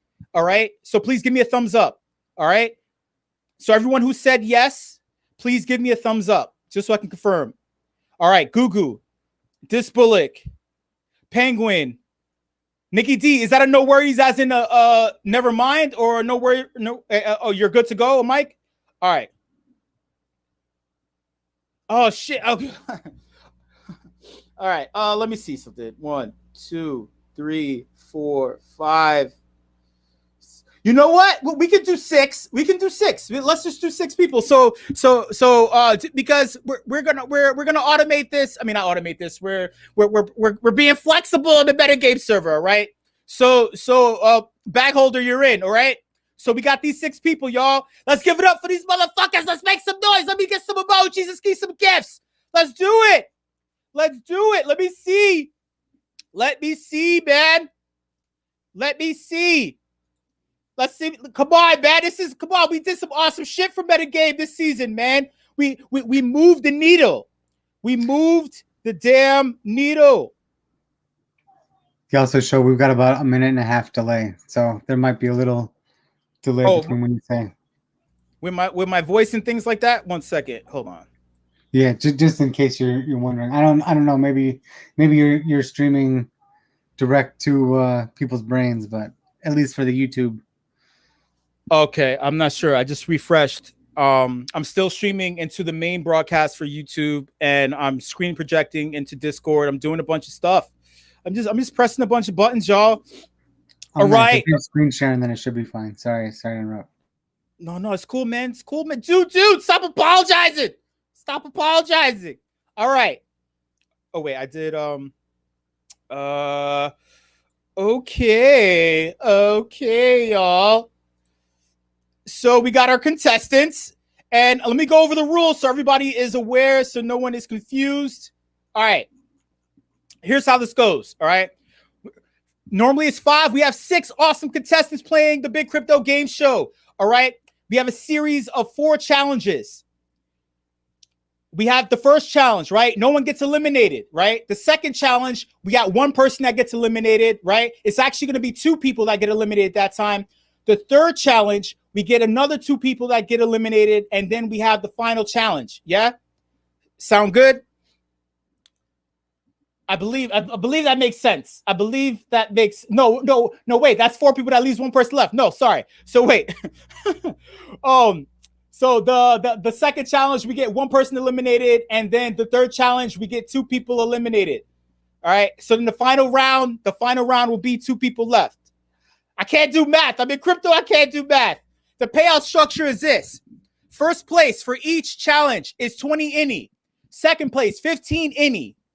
INI as the initial coin, right? Third place, 10 INI. Fourth place, 5 INI. Fifth place, 3 INI. How's that sound? Demon Tiger, I'm not drunk yet. But I'm getting there. I'm working on it. I'm working on it right now. Wait, we're gonna figure out that elimination as we get to it. I believe I was saying the right thing, but I'm looking at a bunch of spreadsheets and pie charts, motherfuckers. All right, speaking of spreadsheets and pie charts, hey y'all. So this is what we're gonna do. The first challenge is called CryptoMatch.com. In the crypto space, it's hard to find someone that you fall in love with, right? So now you're going to be putting it out there. You're going to be letting it all hang out and swing. You're looking to connect, but not to another person in the crypto space. You're looking to fall in love with a coin. You're looking to fall in love with a coin. So this is what you're going to do. All right. You're looking to date my crypto coin. I will read 5 descriptions of a project or crypto coin, either from an article or their white paper. And you have to guess what coin I'm talking about. So it's any kind of shit coin, stable coin, security coin, utility coin. Think of it like Love Connection or like my OkCupid profile. Yeah. So you're on Coffee Meets Bagel. You're on Raya. You're on all these dating sites. You're looking for the perfect coin, y'all. Let me get a thumbs up if you understand what I'm talking about. Let me get a thumbs up. Gugu, you better hope I make a mistake and give you any so you win. Don't be dissing the host. Don't be dissing the host. All right. No. So what happens is I'm gonna read out. You're gonna thank you, Bagholder. Great question. So you'll be typing the answer for this portion. You don't need to hop on a microphone just yet. You will soon. All right. But for this portion, you will type. You will type the answer, right? And I will go through it. All right, so I believe we got a thumbs up from everybody. Backholder was the father and grandfather. All right, okay, so that being said, we got the thumbs up. Let's do it. This is CryptoMatch.com. Here is the first dating profile you come across. And this is on Christian Mingle in the crypto space. No, I'm kidding. All right, so this is who I am. I am a highly functional open source project that banks on blockchain technology's permissionless nature to provide decentralized finance solutions. I'm a protocol that's designed to facilitate decentralized app creation. I aim to improve scalability by introducing a proof of history consensus combined with the underlying proof of stake consensus of the blockchain. Who am I? We got 2 in. I mean, I said 5 before 6, right? 6. So I need 4 more people.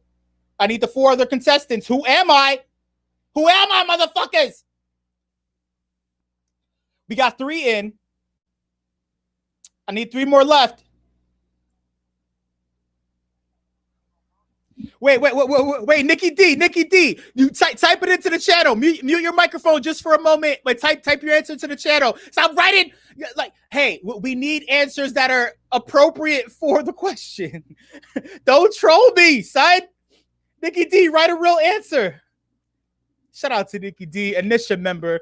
Nikki, we need to talk. All right, Google's in. I need, wait, so one more. Nikki D, write a real answer so you're in. There we go. All right, so we got it. All right, that's it. So, I'll tell you what it's not. It is not XRP. It is not Terra. It is not Doge. It is Solana. I am Solana. All right. So that being said, for this right here,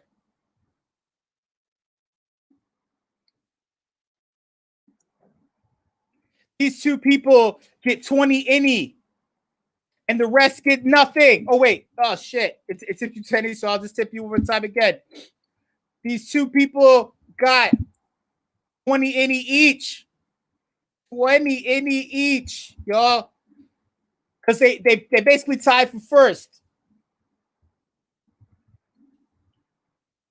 And obviously, I don't know how to type. I just got a computer yesterday. Bag holder, don't judge me. All right, boom. All right, so next up, we're going to go through 3 more of these, and then we're going to keep it pushing. Yeah? Okay. This is interesting. This is interesting. This is salacious. This is sexy. This is an Instagram bio. You're hopping into my DMs on Instagram. All right. Who am I? I am claiming to be one of the first platforms to build a bridge between blockchain technology and the sports world. By issuing blockchain-based tokens, I'm ensuring that fans will have their investment secure and protected while participating from anywhere in the world. I will allow sports fans to participate in the management of their favorite teams. By buying fan tokens, the people who are in love with me will secure voting rights and participate in votes announced by the teams on a random site. I'm not gonna even say. All right. Who am I? Who am I? Yeah, Pablo, you're still in. No, you're not eliminated yet, Pablo. All right. Yeah. All right. So we got 1 in. We got 2 in. We got 3 in. We got 4 in. With this bullet, give it a shot. Just type a token. Wait, Nikki D, what coin is that?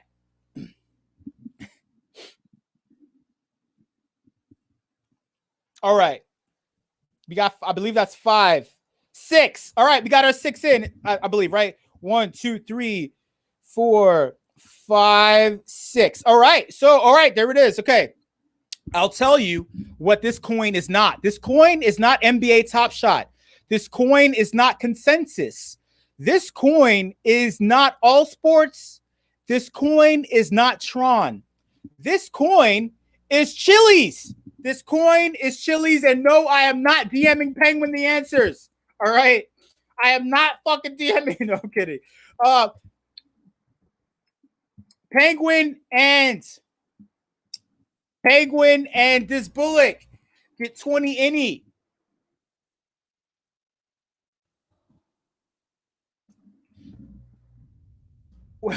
Okay, so obviously the tip bot hates my guts.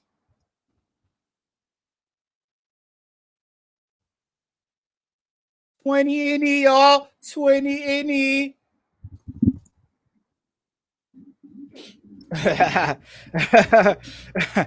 Okay, next up, we got 2 more left. 2 more left. 2 more left. Oh yeah. All right, this is I'll throw you a bone. I'll throw you a bone.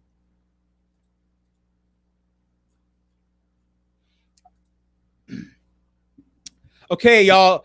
You guys ready to go? Give me a thumbs up. Give me a thumbs up. Perfect. Miss Santh, no, I'm not. No, I'm not. All right, let's do it. Thanks, y'all. Boom. There it is. Those are the thumbs. Okay. So this is a snapshot DM, right? They expire the moment you view it.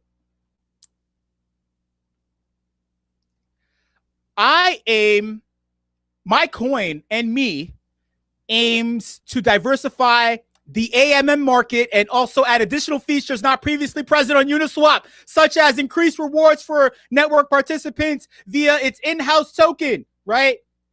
The person who created me is a chef. Who am I? All right, we got 1 and 2. No, Penguin, you already gave an answer. You already gave it. You can't change your answer halfway.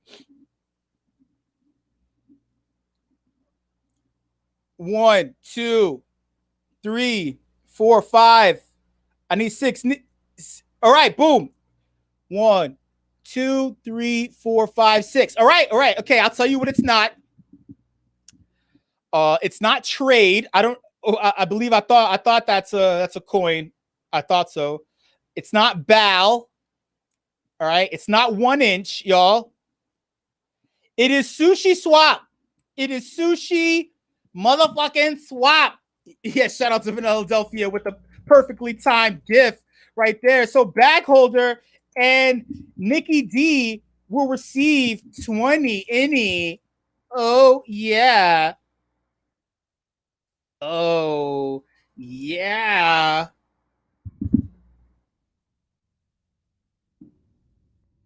Boom. All right. I can't count, so I'm just going to make this the last one and we move on. All right. Here's the final one.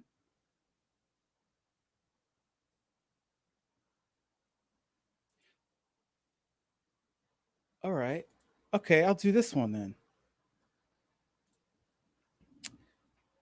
This coin. Oh, okay. This right here is my OnlyFans. It's my OnlyFans bio. We keeping it sexy in the MetaFEST. We're keeping it sexy in NSFW, motherfuckers. All right. This coin is one of 2 native tokens on the Blank blockchain. Right?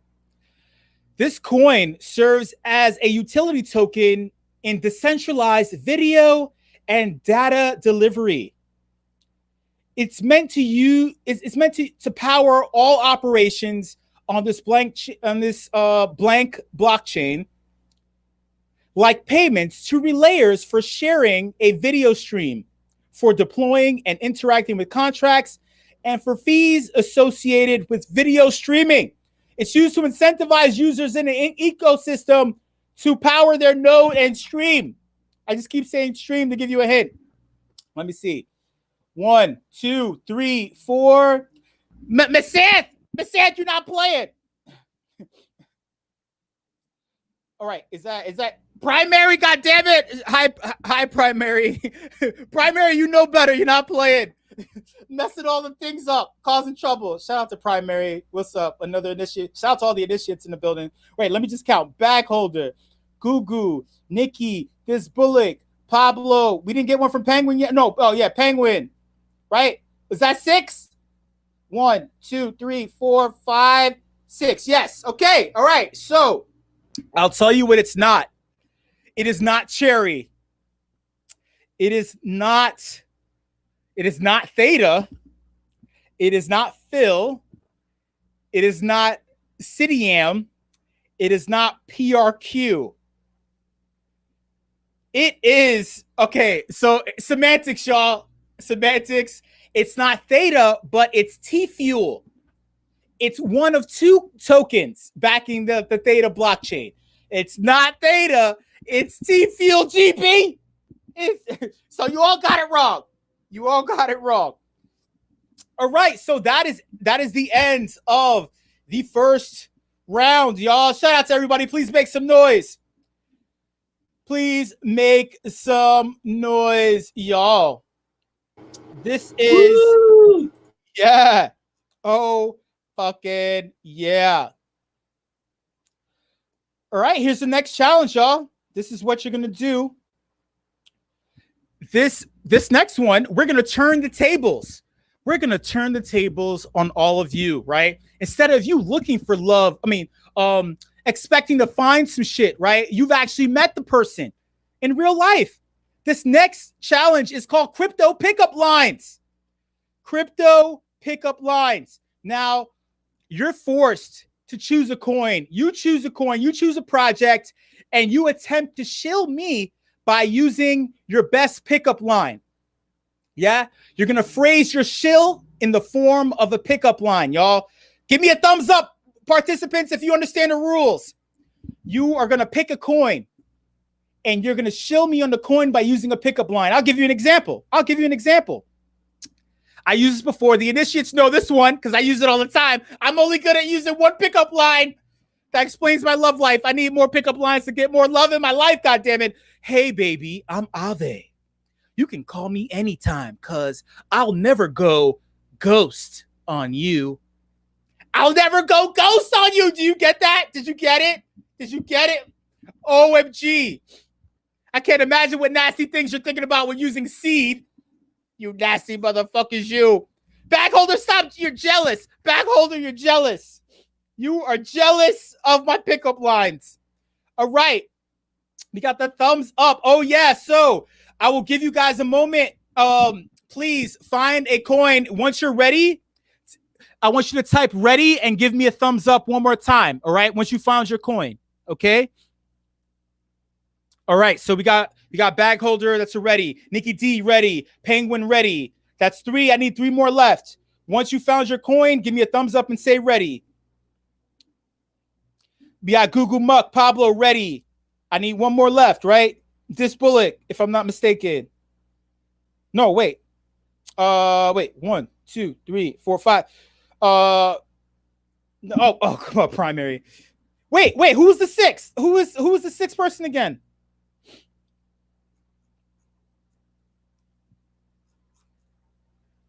Who was number 6? I forgot. Dude, am I tripping?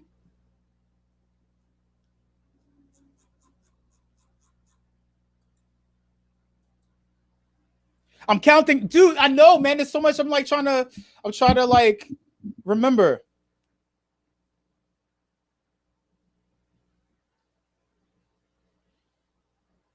Oh yeah, back holder. Right. Okay, sorry. It's the 6 is in.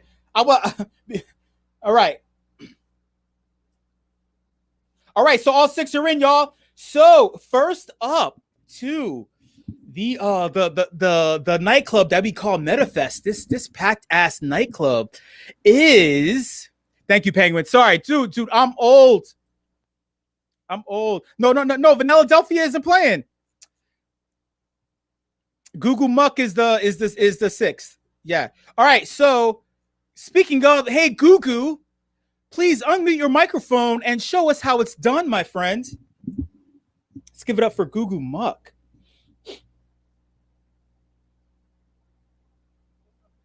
Hey. Oh, yeah. Please hit us with it, man.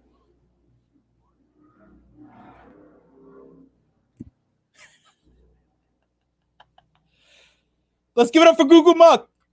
Yeah, we hear you. Yes, we hear you. Please hit us with the pickup line.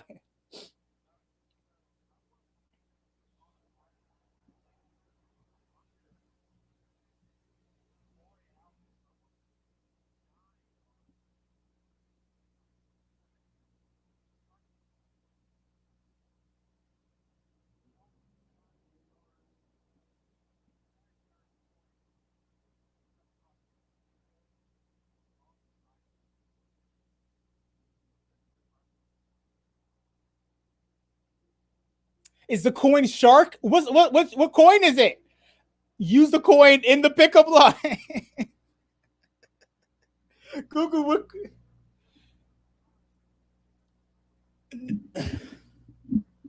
You're gonna put it in, right? We'll know what it is, right? You're shilling us on the coin by using it in the form of a pickup line. So your shill is the pick. So you already did it. All you have to do is just throw the coin in there, right? So wait, so do it again and throw Aurora coin in there. We can watch the stars in the Aurora. I'm not gonna give it to you. I'm not gonna give you my pickup line of Aurora coin.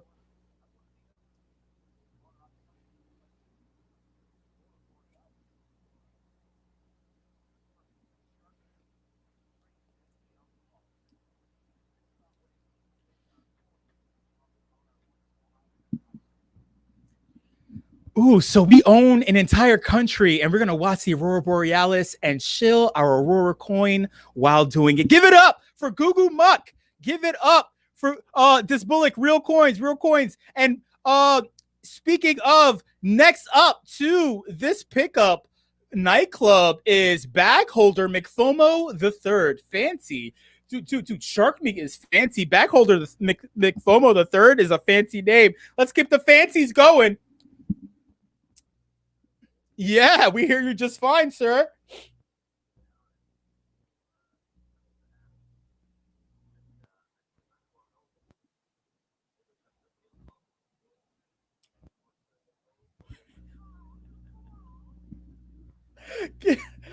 Oh man, oh my god, like, dude, I love animals, right? If you love animals and you love the adder coin, and if you love bird sounds, if that's the type of thing you want to hear in the nightclub, give it up for Bagholder McFomo the Third. Holy shit. We got some really aggressive, like, fucking people in this shit. Next up, take your pick. We got this Bullock or Nikki D. Who wants to go out of you two?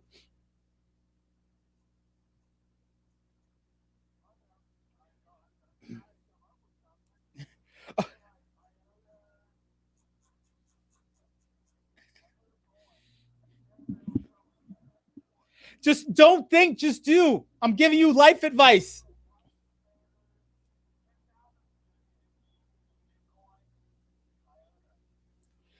Ooh, just like, it's like laying it all on the line. It's like, hey baby, you just unzip your pants, you just lay it out on the fucking nightclub bar top and shit. Give it up for this Bullock, just laying it all on the fucking line right there. Next up, we have Nikki D. Nikki D, hit us with your shill us with your pickup line and your coin, sir. I just found something out. Greetings, everyone from Australia. Here's my pickup line. As lame as with me to eat a cherry sandwich.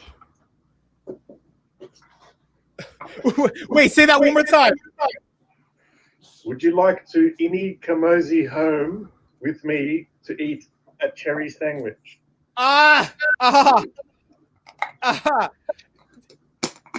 So let people know which coin you use so they know that it's not cherry, but it's what coin? Ini. Boom! There you have it. Thank you, Nikki D, for shilling obviously, you know, I didn't nudge, wink, Nikki D in the DM and tell him to shill the indie coin, but shout out to Nikki D for shilling the coin that I hold the most closest in my heart, aside from the seed coin. Hey, Penguin, you have something to say real quick? I did. It turns out that because we're recording from the stage, they don't actually hear anyone speaking from Discord. So it's just you show repeating us. Oh, I tried to turn my speakers up louder and turn the microphone back on the stage, but it's been one-sided. Wait, I have it. It's cool. I have. Can you hear us now? I have an idea. All right. So I just switched out my audio that's pumping from what I'm.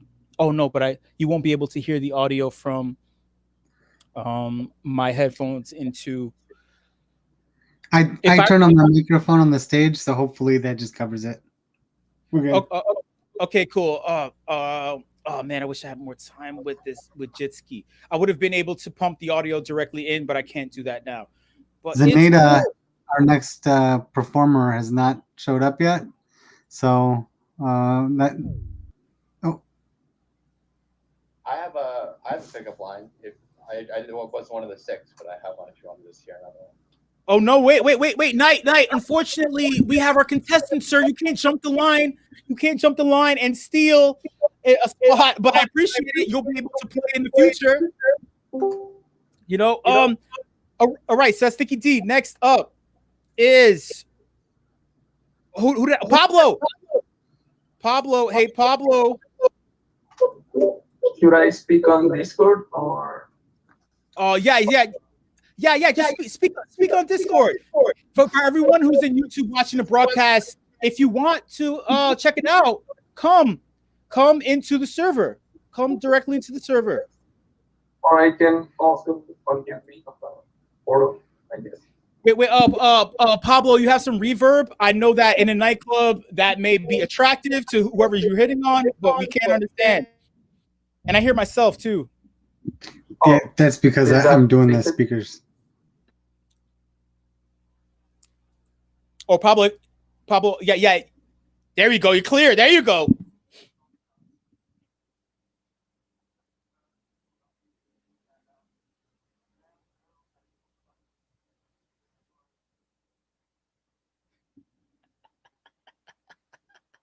What coin is it? Is it the thick coin? Is it the sweet coin? What coin are you shilling? The honey coin? Oh shit, Pablo! Oh shit, Pablo! Give it up for Pablo. Oh yeah, he made us wait. He hit us with that banger. Last but not least is Penguin. Penguin, are you good to go, my friend? Oh yeah, I'm good to go, and I have pretty much the ultimate shitcoin that I'm going to shill with my pickup line. And baby, you're just like Bitcoin because you're the best there is, the best there was, and the best there ever will be. Oh shit! Oh, the excellence of execution from Penguin. Give it up for Penguin. Super awesome. All right, so now that you heard all those pickup lines, y'all, I'm not going to leave it up to me. I'm going to leave it up to you. Let's vote. Let's put it to a vote, shall we? All right. Wait, let me just type in all the names.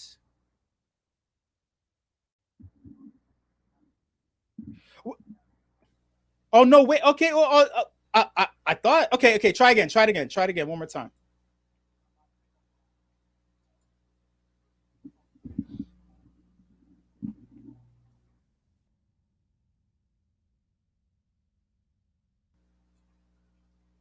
Boom! Boom! Did you get it? Did you all hear it? Sorry, we haven't. Obviously, Discord doesn't know how to multi-stream. It's not our fault. It's Discord's fucking fault. Shout out to Penguin for kicking ass. And all right, so we're putting it to a vote, y'all.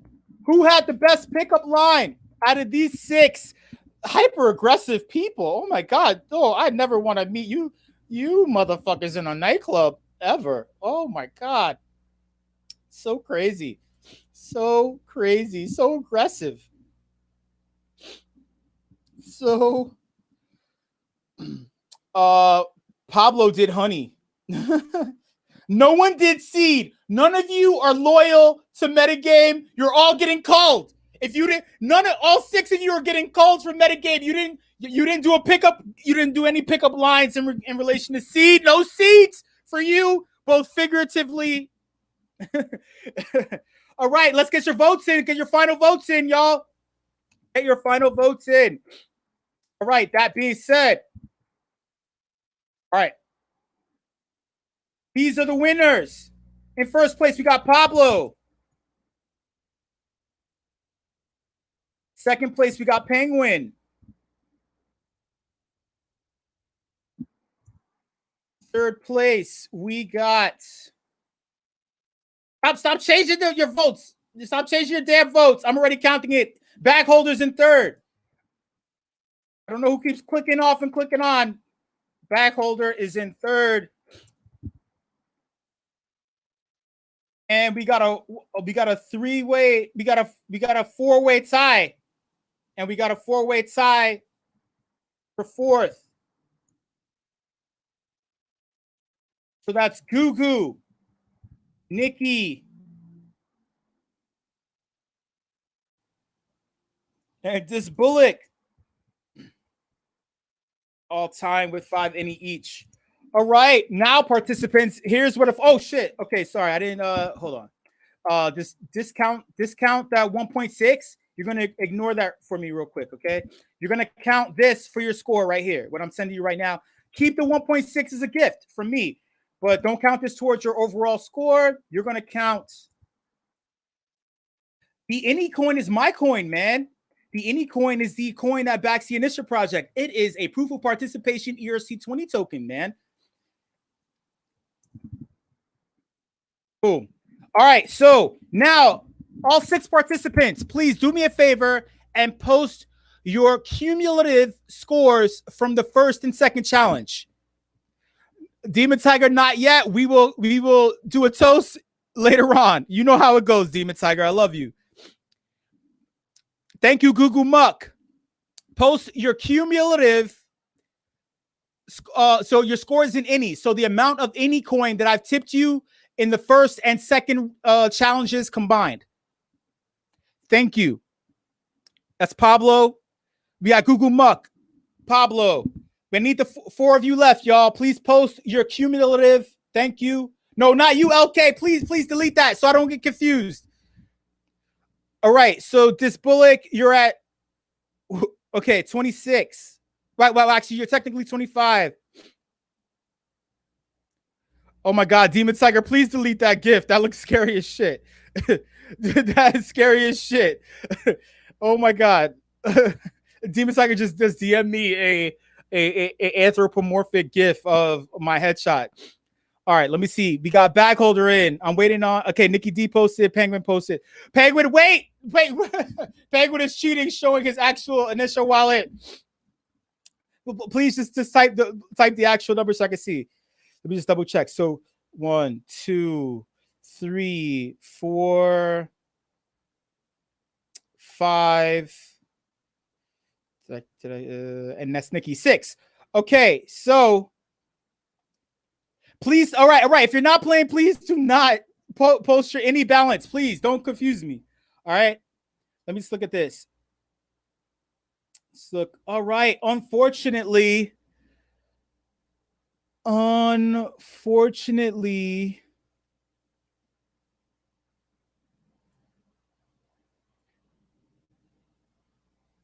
right. So unfortunately, Gugu Muck, you're eliminated, sir. That's so unfortunate. Gugu, please give it up for Gugu Muck. Please give it up for Gugu Muck for participating. That was sad. That was really, really sad.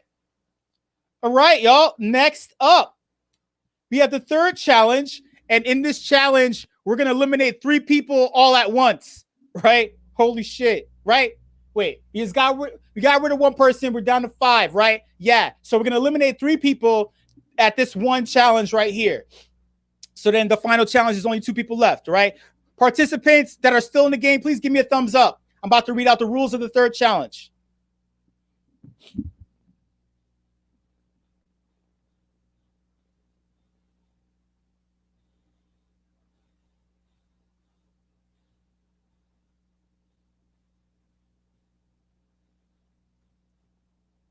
Oh, no, wait, that's true. Nikki D, you don't have 25 any. You have 5 any, correct?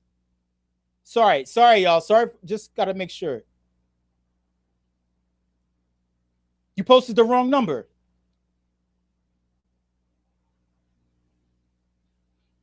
Right. So actually, 2 people are eliminated. Gugu and Nikki D are eliminated. Thank you so much.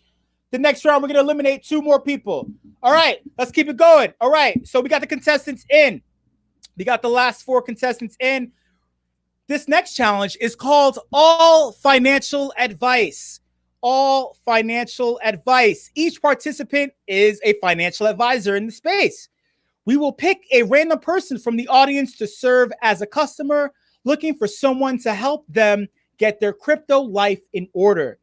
Each participant will use all their crypto knowledge to convince the person to hire them to handle all of their financial shit. How's that sound, y'all? How's that sound? Make some fucking noise. How's that sound? Everyone in the audience, if you are interested in being a customer looking for financial advice, please say hey and ping me. Say hey. If you would like, you have to be able to speak on the microphone, okay? So you need that capability. Who would like to be our contestant? Boom. So Knight. Oh, Manu, god damn it. So we got Knight. Oh, damn it. Oh, damn it. Oh, shit. Knight was the fastest. So Knight will be our wayward customer who doesn't know a damn thing about crypto, but is in the dopest community metagame doing all the things. I'm looking at our time. Oh, shit. We don't have enough time left. Penguin, I know. I got my eye on this. I got my eye on the time. All right, let's do it really fast. Okay, so let's do it. First up, we have This Bullock. This Bullock will unmute his microphone and speak to Knight. Knight has just come into your office looking for financial advice. So actually, Knight, you're going to unmute your microphone and you're going to talk to This Bullock. You're going to say, hey, man, I need some help, and explain. Give a little story, a little background. What's wrong, okay? Can you do that? Your levels are awesome. They're not as terrible as mine. Keep going. Stop at $300. I lost it all.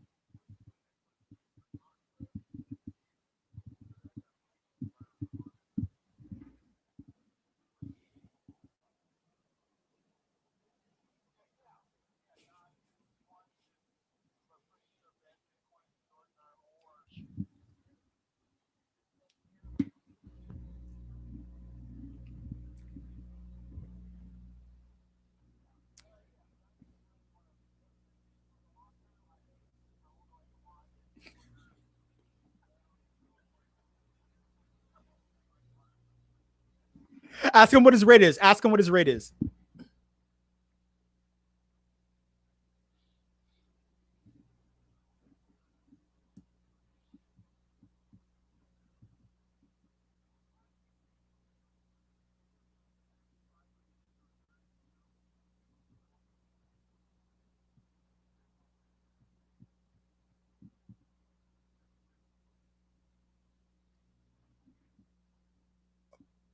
Oh, shit. Oh, shit. Another financial.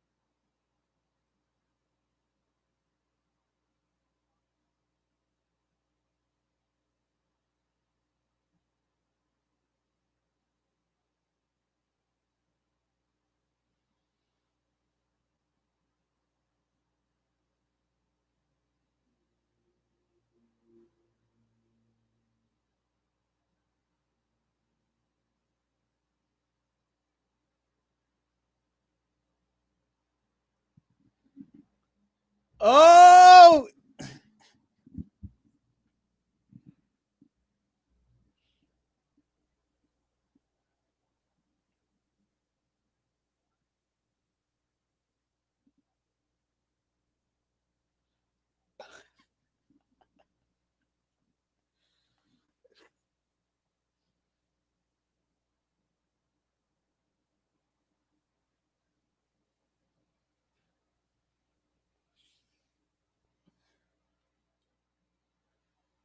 wait. Ask him what his rate is, and also ask Penguin his rate.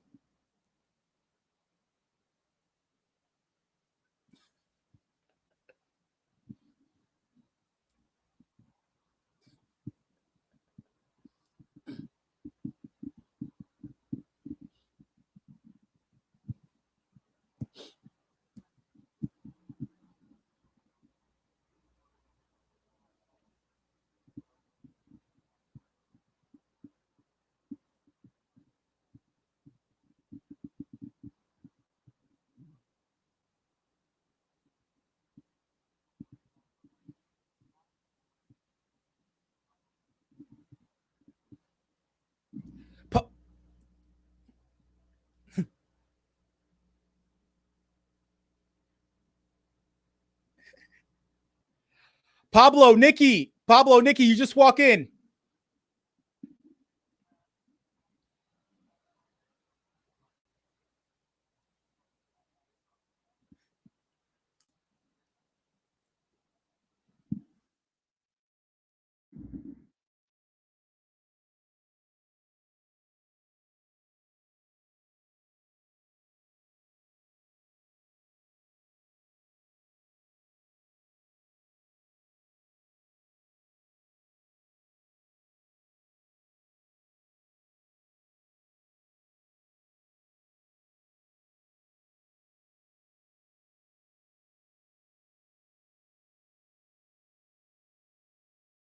Nikki D, you just walk in. See if Nikki can hear me. No, wait. Nikki is eliminated. Sorry about that. Wait. Who was the fifth? Yeah, we eliminated 2. So that's everyone. Y'all. All right. So who had the best financial advice, y'all? This Bullock, Penguin, Bag, Holder, or Pop?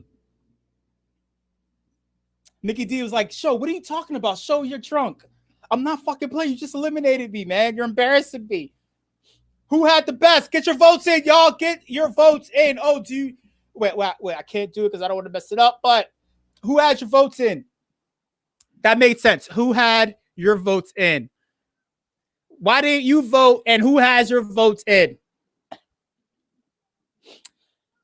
Yeah, Nikki, click on A. Click on B. Click on C. Click on D. Obviously, people are cheating. Backholder had my votes in. Thank you, Backholder. Oh, yeah, we got some good numbers. We got some healthy numbers here. I'm about to close it in 3, 2, 1. All right, so in first place, the best financial advice shiller is Backholder McFomo. Backholder McFomo gets 20 innie. In second place, we have a tie for second place. We have Penguin and Dis Bullock. Penguin and Dis Bullock tied for second place. They're second place in this challenge and first place in our hearts. Shout out to these two gentlemen. And last but not least, we have Pablo in third. Pablo in third place. All right, y'all. Okay, so this is the big deal. This is the big deal. Check this out. Oh, wait. And hey, Knight, for your trouble, thank you for participating, Knight. You get this. Thank you. Thank you, sir. Boom. 30 innie for your trouble. Thank you so much for being game and being awesome and becoming a participant in the Big Crypto Game Show. All right. Now, participants, you 4 participants, please do me a favor. Show me your cumulative scores from the first, second, and third challenge overall in innie. Please show me your all the innie that you've been tipped so far. Pablo has 30. This Bullock has 40. Penguin has 70. Bagholder has 70. So, unfortunately, Pablo and this Bullock are eliminated. Thank you so much, y'all. But the good news is that you can keep the innie that you've won. Congratulations, you two. You can keep the innie that you've won. Super awesome. Thank you. Please give it up for Diz Bullock and Pablo for participating, and Knight. Now, the final two contestants, we have Penguin and Bagholder McFomo. They're going neck to neck, mano y mano. Please let me get some fire emojis. Give me some fire emojis, y'all. Give me some fucking fire emojis. Holy shit. Holy shit. This is nuts. This is crazy.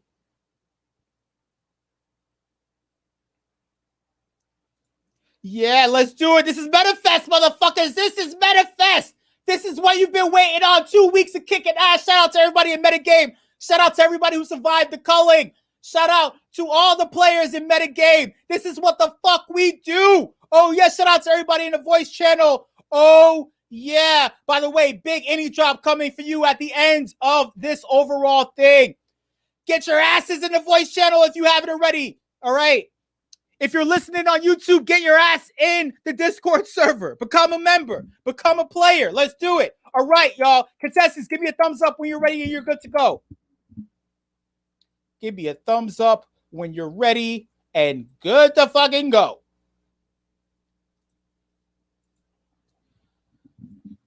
There it is. Bagholder McFomo keeping it super serious with a thumbs up. Penguin keeping it not so serious. He is delusional from hosting 8 hours consecutively in the Discord server today, not including all the hours he spent so far hosting. Shout out to Penguin for hosting MetaFEST and doing all the dope, awesome things, my friend. All right, so this next game is called Crypto Arbitrage Unhinged. Crypto Arbitrage Unhinged. That's a lot of words, right? Here are the rules of the game.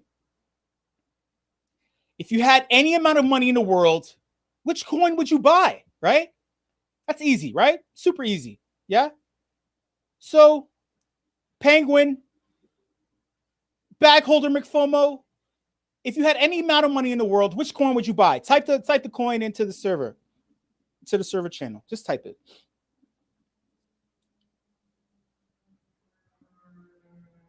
Any money, any amount of money in the world. Elon Musk money. All right. BTC.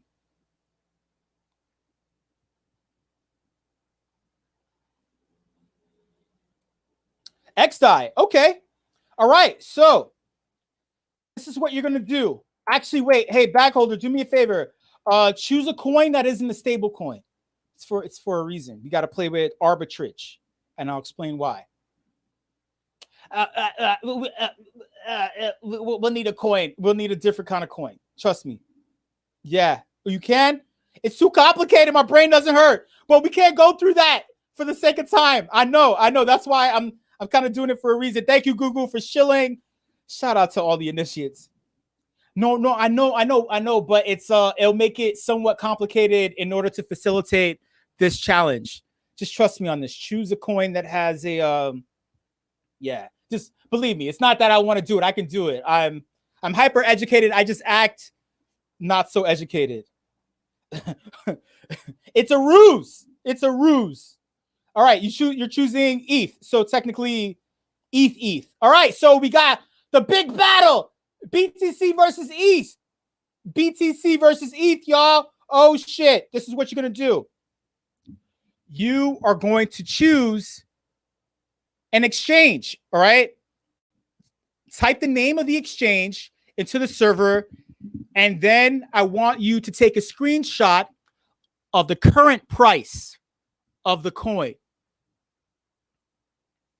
Coinbase. Thank you, Penguin. Now take a screenshot of the current price of the coin. You see how I'm leaning, y'all, and looking to the camera? I'm up to something. I'm up to fucking something right now. Bitmax.io, perfect, bag holder. Do me a favor. Take a screenshot of the current price as it stands right now.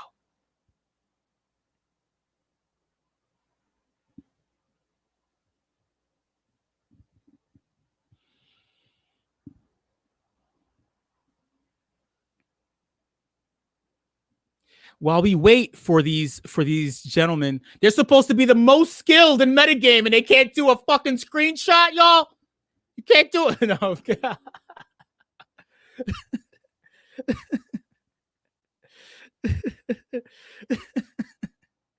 All right, we got the first screenshot in.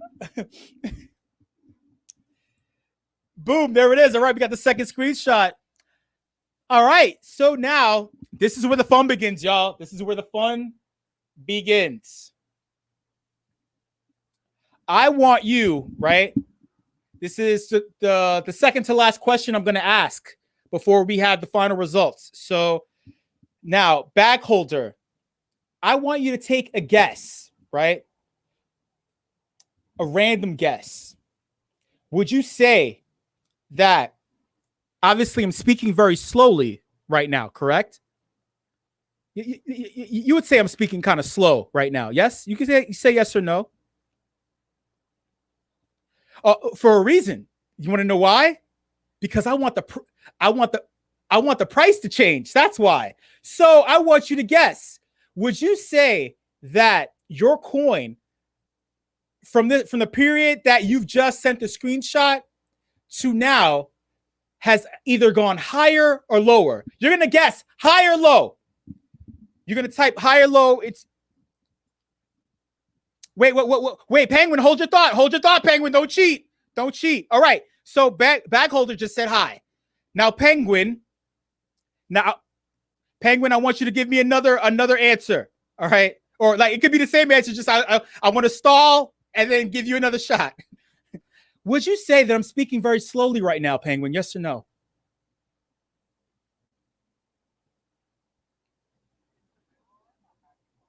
No. I mean, me, not you, me.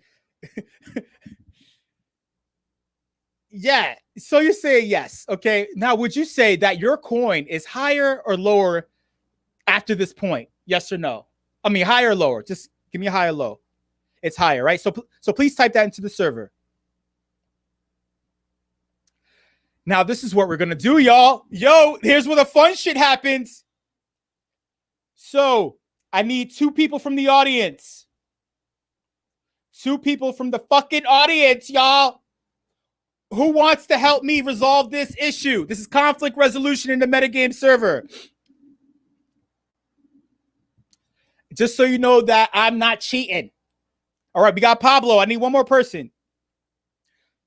Okay, we got Aum. All right, so we got Pablo and Aum.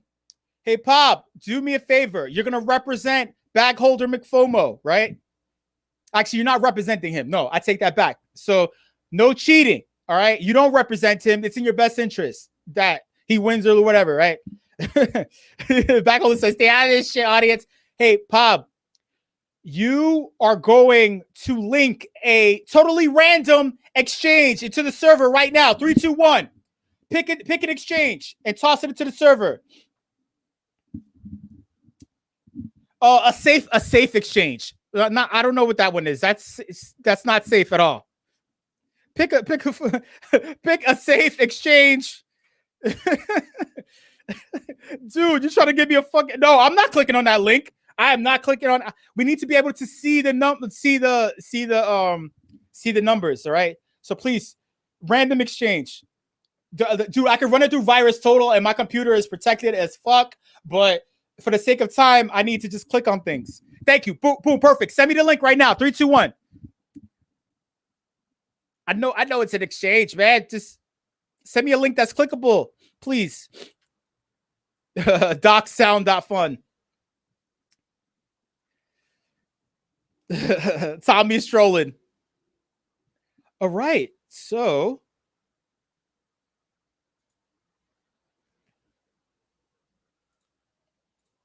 Let me do something here.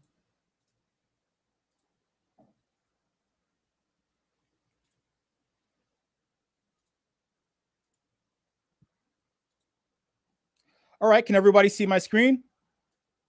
Everybody see my screen? Oh, wait. I believe everyone can. All right. Yeah, there's your coin. So now let's take a look real quick. So in Binance, right? Penguin decided to liquidate his funds, right? So he's looking to cash out, right? Or whatever, right? The price of Bitcoin on Binance is 58,000. It just switched. So we're going to use this one. 58,000. No, it's going back and forth. Stay in one place. It's 58559. 58559. Now let's look at Penguin's screenshot. His screenshot was 58655. 58655. Now he guessed that on a totally different exchange, it would be higher, right? On the exchange that he guessed that the price would be higher than the screenshot that he took. All right. Let's remember that. That means that technically he lost unless bag holder Big Fobo is wrong too. Then we'll see how that shakes out. All right. So do me a favor, post and exchange into the server, please. So I can take a look real quick.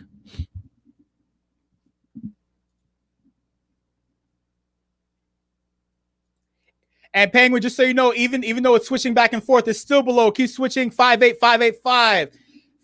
It's not going above. Okay, it just went to 605, but it's still not hitting the 55. 606. It's still below. It's still below your high. All right, so Bittrex. Oh, no, not Bittrex. Who just linked Bittrex? I'm going to beat you up. Goo, God damn it. I'm going to beat you up, Goo. All right, so. All right. Let's look at these prices. God damn it. Let's look at these damn prices. Come on. Oh, see, my computer's protected at all times. All right, all times. Let's see. So Ethereum on Kraken. It was Kraken? That was the link? Yeah, he did. He did. He did. Kraken is 1834. 1834. Let's look at what backholder screenshotted for ETH. Oh shit, it's 1834, but he guessed higher, right? So let's look at the cents, because all the cents matters, man. The Gwei and Satoshis matter. So he said it'll be higher. His screenshot is 1834.85. On Kraken, it's 1834.40. Hey y'all, so take a wild guess.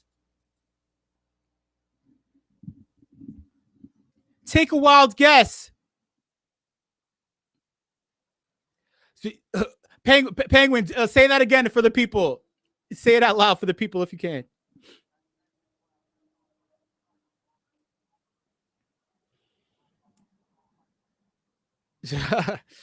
So, my friends, I'm going to put a poll. So you know I'm not scheming, right? We got all the results. And I'm going to explain the reason why this is important, right?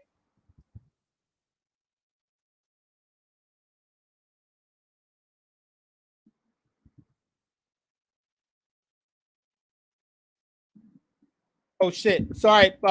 So this update is brought to you by Simple Poll, the poll bot that supplies all the good, wholesome, good fuckingness. Who is the winner, y'all? Who is the winner?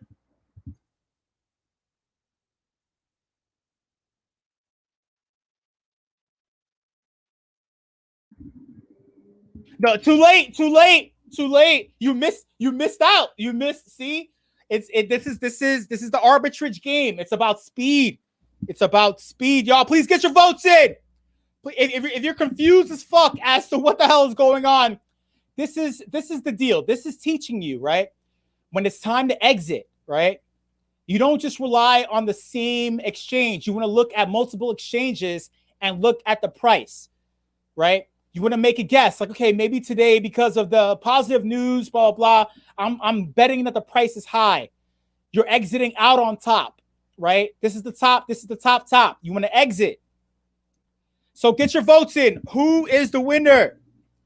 We got more people in voice. Come on, voice channel. Wake your asses up. I'm trying to teach you how to exit. I'm teaching you how to exit, man. Oh, fucking yeah. All right. So about to close the poll in 3, 2, 1. Let's give it up for bag holder McFOMO the third. Let's give it up for bag holder McFOMO the third. That was an awesome. He survived the gauntlet. He survived the gauntlet. Oh, yeah. Shout out to Penguin. Well, actually, wait. Penguin, for your trouble. Well, actually, hey, hold on.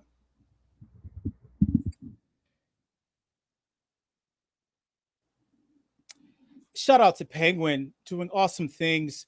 Don't feel too bad about Penguin. He's won this event, I believe, twice, if I'm not mistaken. So no sympathy there. Hey, Penguin, do me a favor. For coming up in second place, please read this awesome NFT that you'll receive maybe when gas prices are low.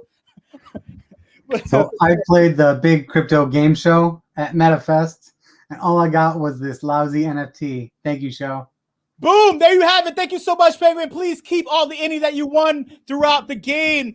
And also, hey, bag holder McFOMO, check this out. You will be receiving 150 in any as a prize. That's the reason why I didn't tip you for this final challenge. And also, I will give you a choice. I'll DM you. I'll give you a choice of an NFT for my previous crypto art series called Virtual Fucking Influencers, based on people in the crypto space 50 years from now, basically our grandkids and shit like that, right? And what they're doing, permanent voxel builders, people in the crypto space shilling and getting paid millions of dollars in the future.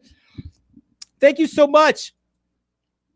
No problem. All right. So that being said, check this out, y'all. Two last things, and then I'll pass the mic off because I know we kind of ran a little bit over time. For everyone who participated, I kind of want to do this. How should I do this? Should I do Penguin? I want to do a big drop, but just people in voice or actives in the server. Do you think I'll miss people in voice if I do actives in server or vice versa? What are your thoughts on this?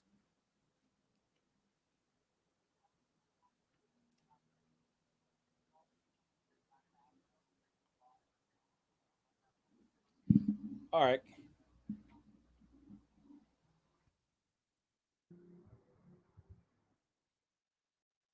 All right.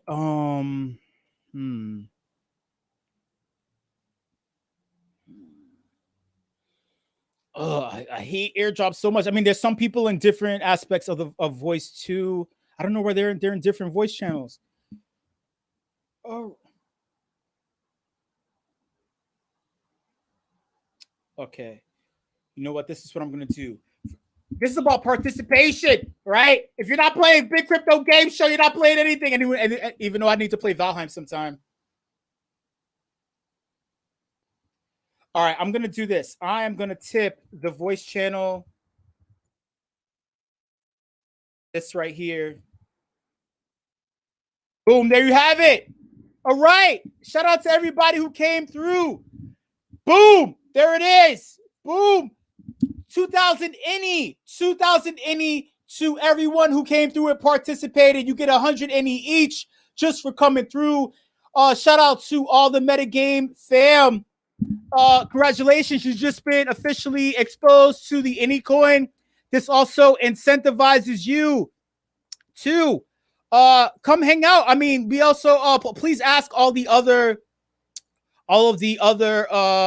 members, the players of MetaGame who are also members of the Initiative Project. If you like this, if you feel like another community may benefit, right? Not that I want you to go chilling. Well, actually, wait.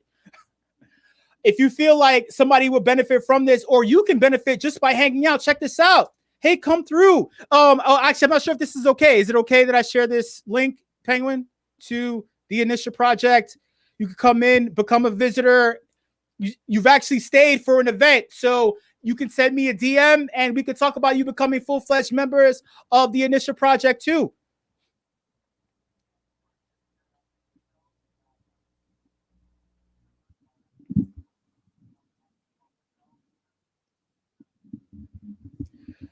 Boom, there you have it. Hey, y'all, thank you. Please click that link, hang out, and also remember, like Google just said, you've technically just been initiated. We have a rule for visitors, right? When they come into the server, right?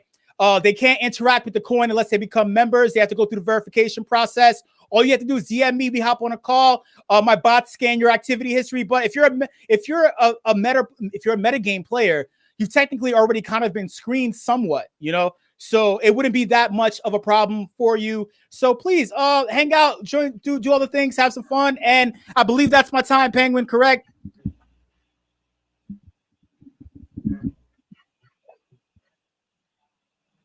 All right, cool. Thank you so much, everyone. Much love. Thank you all.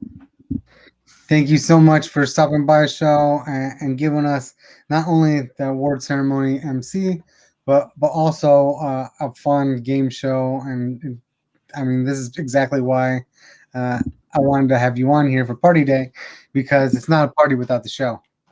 And some of the most fun that I've had in the crypto space, aside from, you know, in metagame. I think you cut out, Penguin. You started talking again. I switched to back to the stage. So, oh, sweet, 150, you were here. You were here. I was just about to start looking out for you. Can you hear me now? Yes, I can. Can you hear me?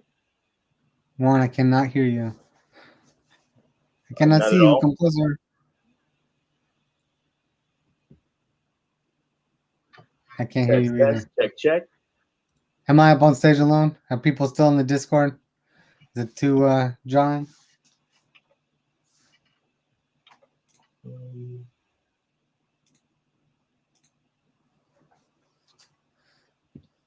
Do you hear me? 150? 150? Yep. Can you hear me now? Check. I can't hear you at all. I see you in the room. You're in the right spot.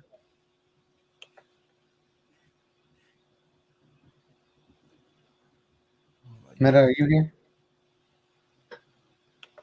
Am I all alone? How about now? Test. Check. Oh, wait, did I mute this? Test. Check. I think I had this muted. Were you talking, Warren?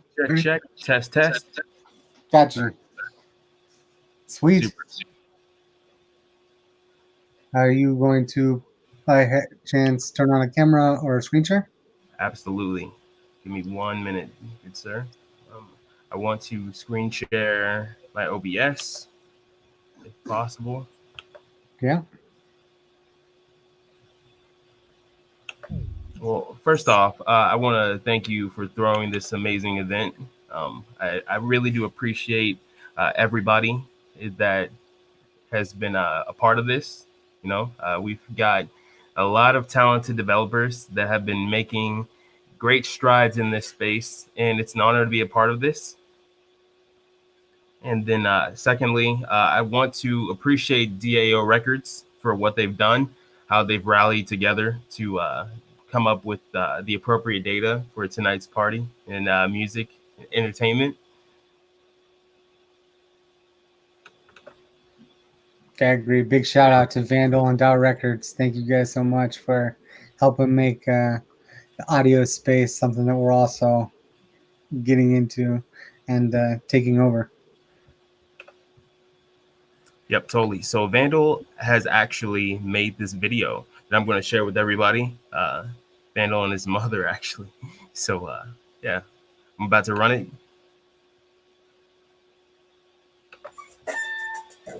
Can you hear the audio? Yes, we can. Solid.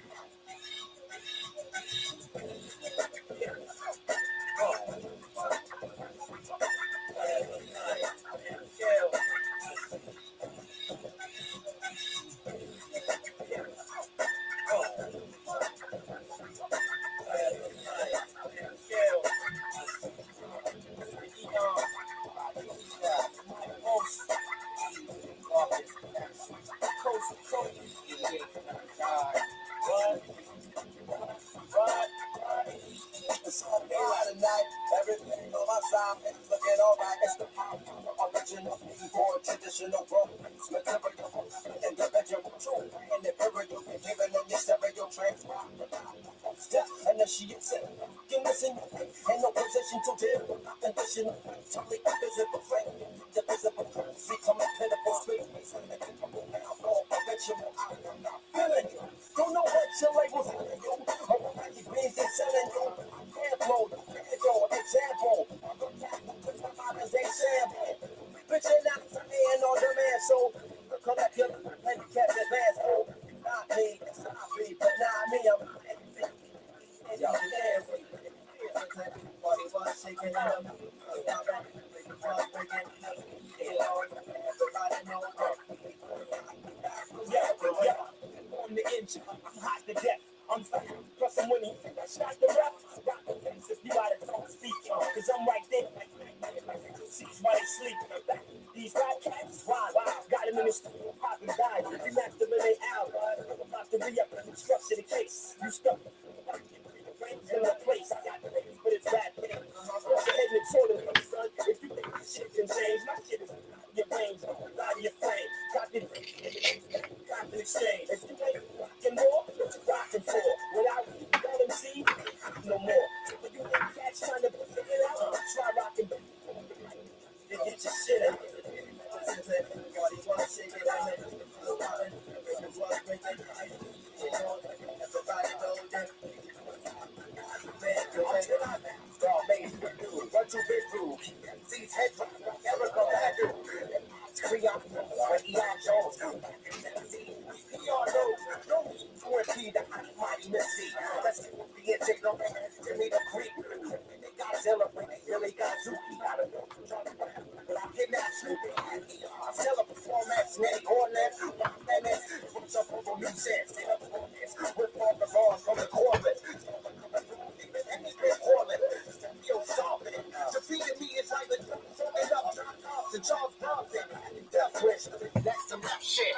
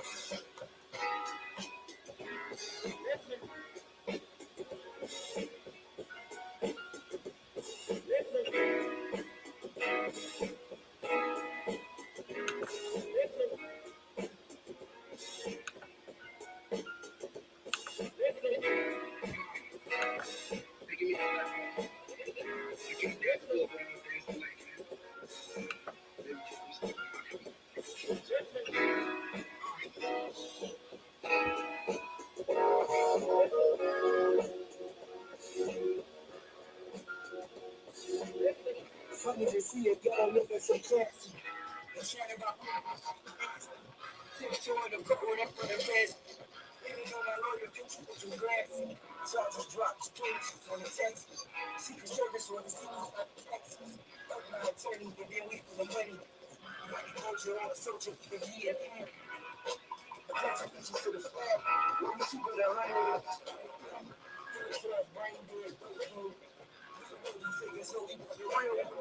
Repertoire, hustle, such a tenacity. High roller, better so. More rock killer, baby, next.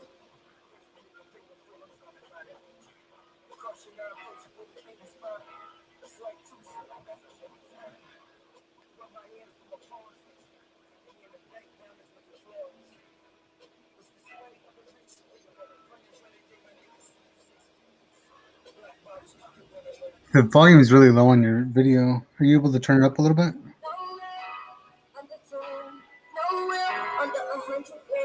That's better. Thank you.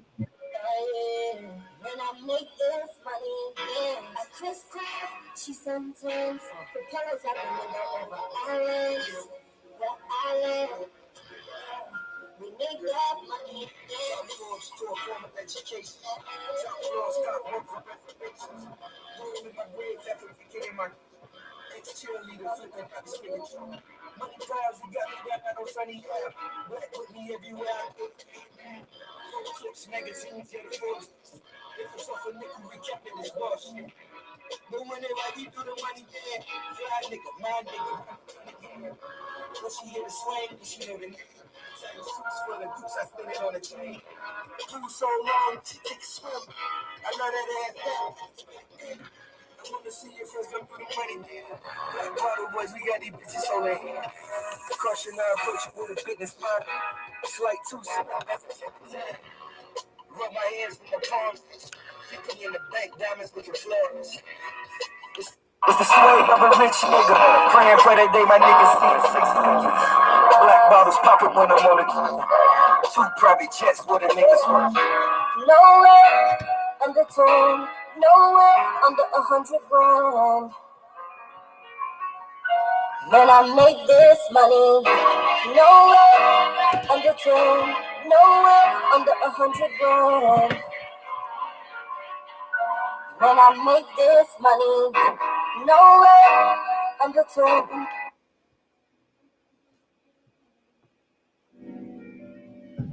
When I make this money, nowhere under 10, nowhere under 100 grand. When I make this money, nowhere under 10, nowhere under 100 grand. When I make this money,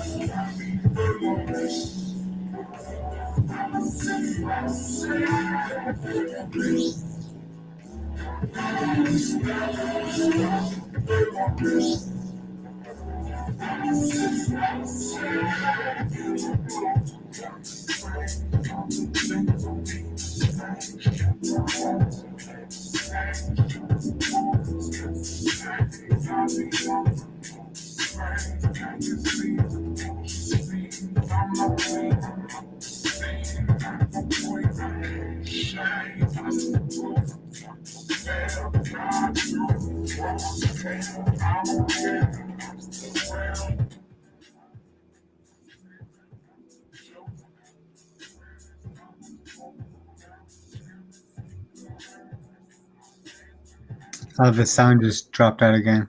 Did something change?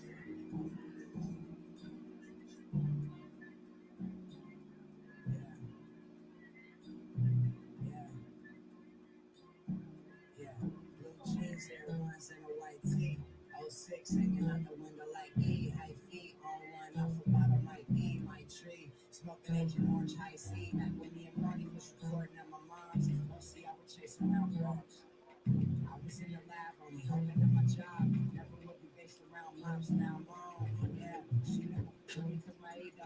Girls in the drug, all of us would be up. Hey, where the bay at? Shouts out to JN. For the party girls, let me know where they at. Too many rich girls, guys asking where they at. Throw a house party like, oh, where you stay at? Burn upside down, let her turn on the walls. Took her to the platform, we did work in the stall. Yeah, they used to tell me I couldn't go too far alone. Oh, they used to always say I couldn't go too far alone. But now I'm here, bitch. Now I'm here, bitch.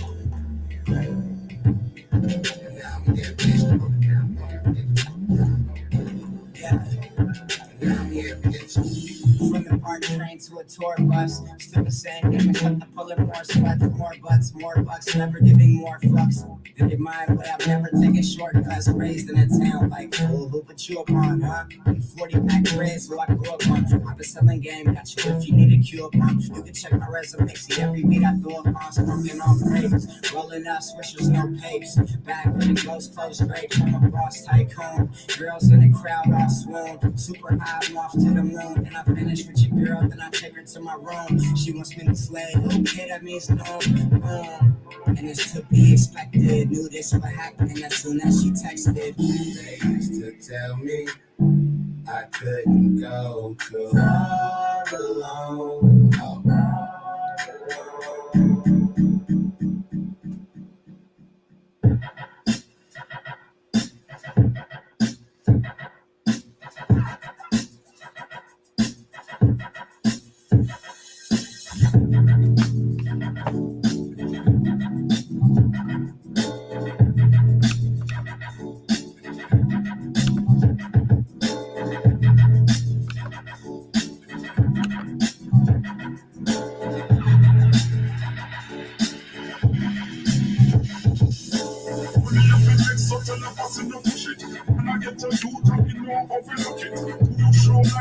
Manage a bucket, la pass pops like a bishop's me bucket.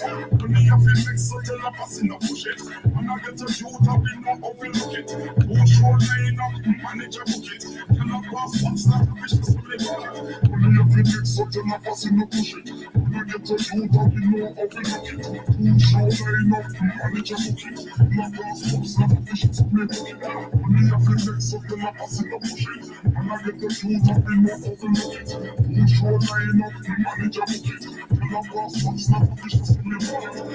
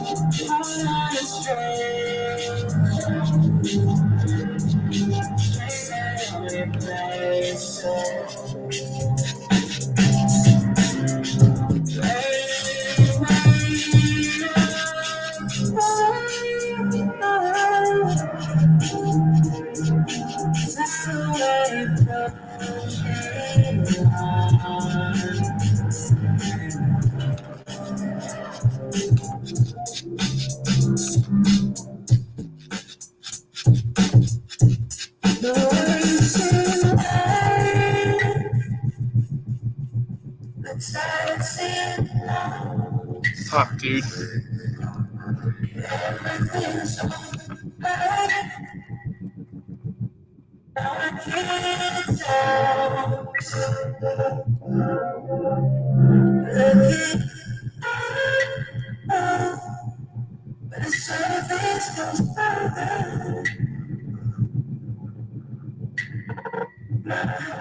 Where the fuck is this shit?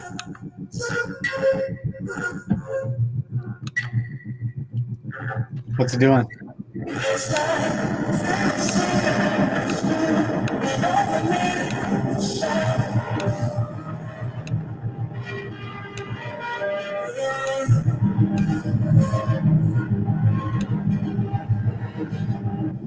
I'm gonna need VLC.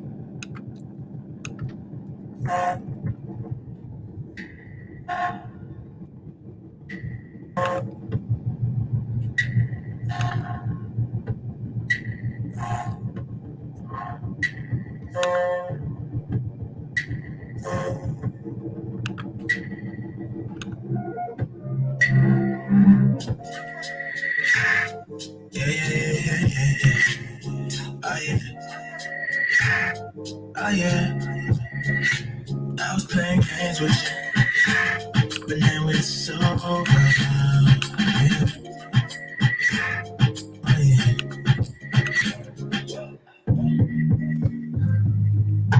Hello, motherfucker, what you know about me? Come on, faster, bitch.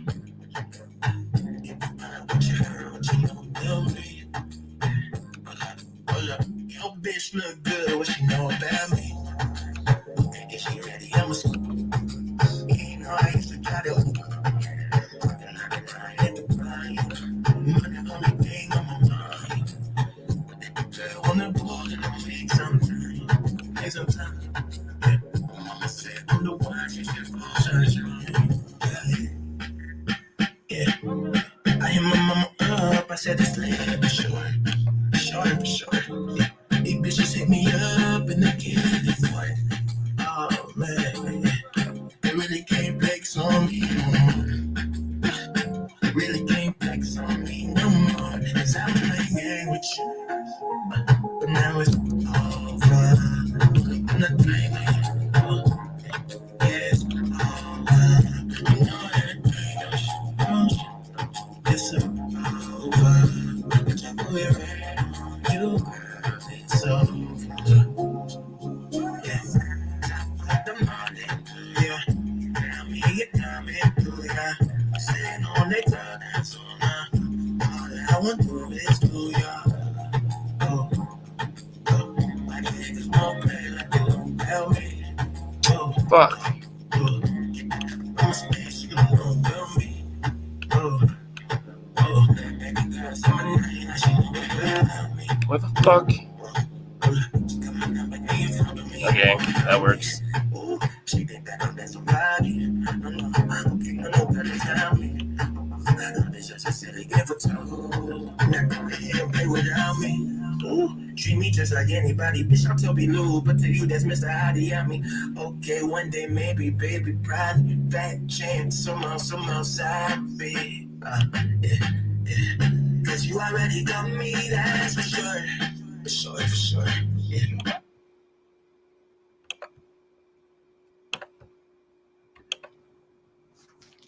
The video dropped.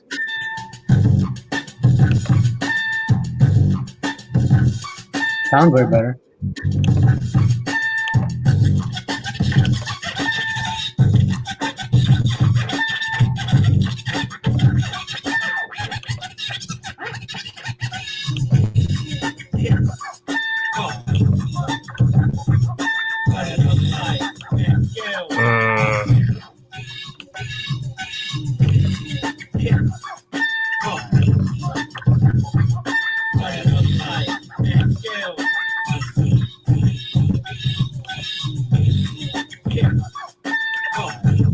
This audio is trash, man.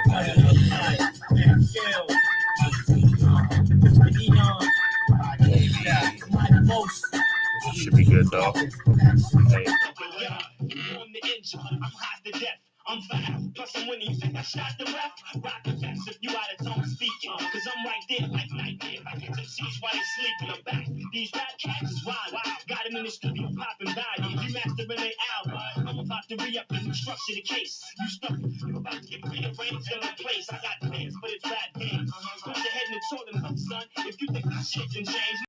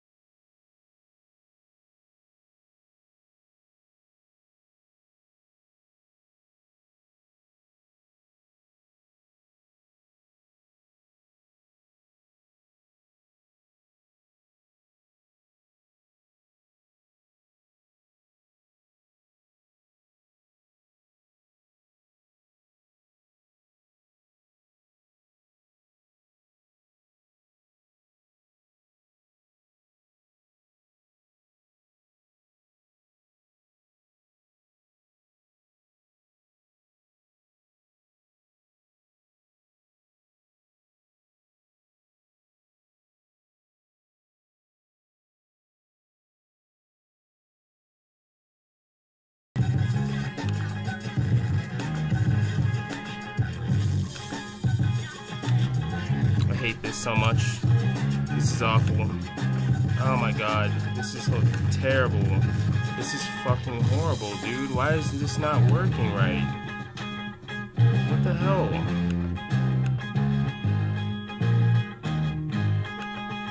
What the?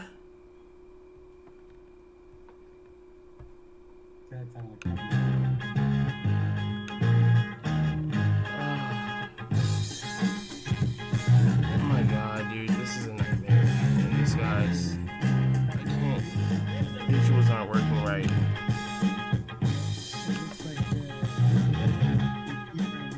Resource. None of this is working right at all. Like, why is this not working right? Oh, come on now. No, dude.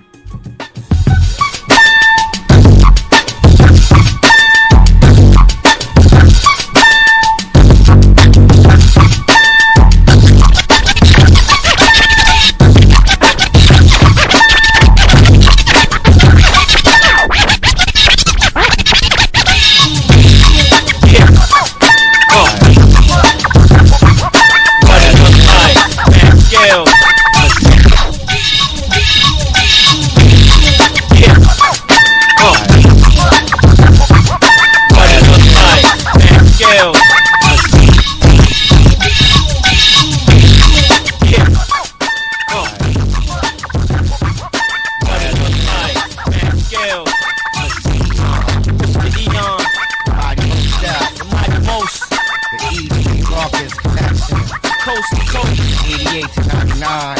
What?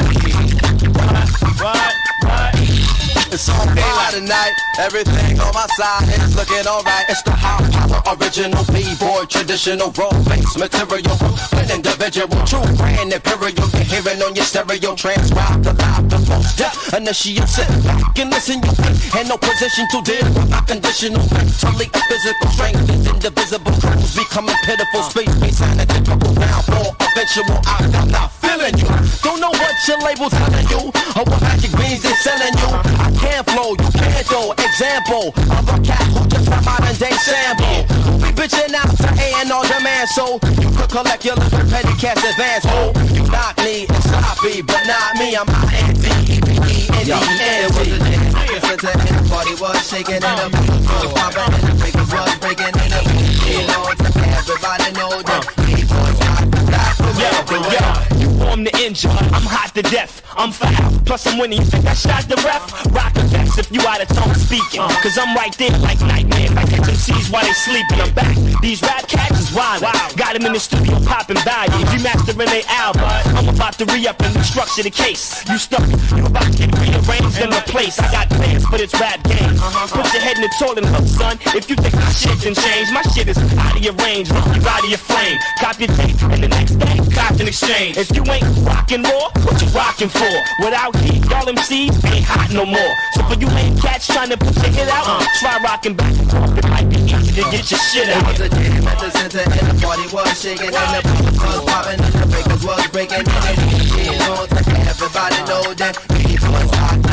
I'm Jedi Master, Mace Windu, what you been through? Keep MC's heads wrapped like Erica Badu. Hip-hop's Cleon Jones, when Eon Jones whackins MCs, we pee on those. No need to impede the high and mighty Mystique. That shit would be as ignorant as Jimmy the Greek, claiming they Godzilla when they really got Zuki. Got a bill from Charlie Brown when I kidnapped Snoopy. Eon, stellar performance in any ordinance. 5 minutes, push a verbal nuisance in accordance with all the laws from the cordless. Stars are coming through, leaving any pin poreless. Stereo stomping, defeated me is like the drum choking up John Thompson, Charles Bronson. Had a death wish with his next to left shit, leaving all these hot MCs breathless. It was a jam at the center and the party was shaking and the beat was popping and the breakers was breaking and the DJ knows that everybody know that the B-boys got the document. It said B-boys got the document.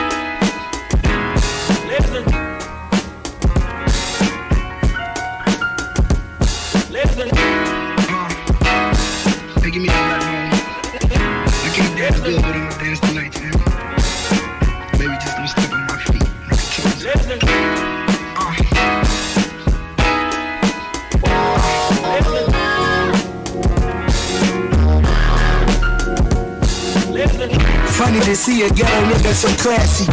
Enchanted by women who speak nasty. Tiptoe in the courtroom for the best. Leaning on my lawyer, pinky looking glassy. Charges dropped, these plaintiffs just wanna tax me. Secret Service wanna see me driving taxis. Up my attorney and then we do the money dance. Whitey Bulger or a soldier leaving Vietnam. Pledge allegiance to the flag. Where we keep it 100 and reach the money back. Pull a plug, brain dead, dope game. We the ones who faking, so we want the real ones. Repertoire, hustle such a tenacity. High roller, better send up the masterpiece. More rock, him the baby masterpiece. Thirsty nigga paid in full, I'm trying to buy the beach. Caution, I approach it with a business mind. Slight two-step, as I check the time. Rub my hands from my palms, 50 in the bank, diamonds looking flawless. It's the sway of a rich nigga. Praying for the day my niggas seeing 6 figures. Black bottles popping when I'm on the top. 2 private jets, what a nigga's worth. Nowhere under 10, nowhere under 100 grand. Oh yeah, oh yeah. Man, I make this money again. I crisscross, she suntans. Propellers out the window over islands. Where I land, we make that money again. Top Forbes, poor formal education. Top floors, comp rooms on reservations. Roll in my grave, half a ticket in my ex-cheerleader, flipping out this nigga trunk. Money piles, it got me down out on Sunny Ave. Black Whitney everywhere I go, to pay it now. Full clips, magazines, yeah, the Forbes list. If it's off a nickel, we counting this bullshit. But when it right, we do the money damn. Fly nigga, my nigga, Randy Cunningham. When she hear the slang, then she know the name. Italian suits for the goops, I spend it on the chain. Pool so long, she take a swim. I love that ass fat, I can spread it thin. I wanna see your friends come do the money damn. Black bottle boys, we got these bitches holding hands. Caution, I approach it with a business mind. Slight two-step as I check the time. Rub my hands from my palms, 50 in the bank, diamonds looking flawless. It's the sway of a rich nigga. Praying for the day my niggas seeing 6 figures. Black bottles popping when I'm on the top. 2 private jets, what a nigga's worth. Nowhere under 10, nowhere under 100 grand. Man, I make this money. Nowhere under 10, nowhere under 100 grand. Man, I make this money. Nowhere under 10, nowhere under 100 grand. Man, I make this money. Nowhere under 10, nowhere under 100 grand. Man, I make this money. Nowhere under 10, nowhere under 100 grand. Man, I make this money.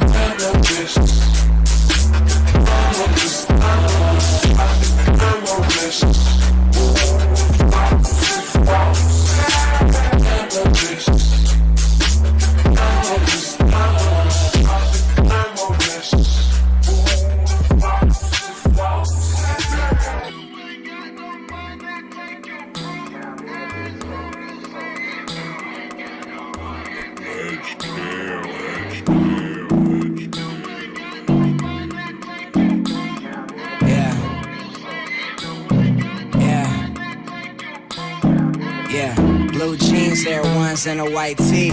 06 hanging out the window like E. High feet on one, off a bottle might be my tree. Smoking Agent Orange High C. Back when me and Marty was recording at my mom's. Most of y'all were chasing around barbs.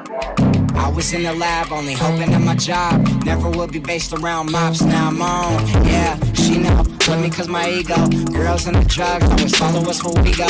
Hey, where the bay at? Shouts out to JN. Looking for the party girls, let me know where they at. Skinny rich girls always asking where they at. Throw a house party like cool, where you stay at? Turn upside down, let her twerk on the wall. Took her to the bathroom and did work in the stall. Yeah, they used to tell me I couldn't go too far alone. Hold on. They used to always say I couldn't go too far alone. But now I'm here, bitch. Now I'm here, bitch. Yeah. Now I'm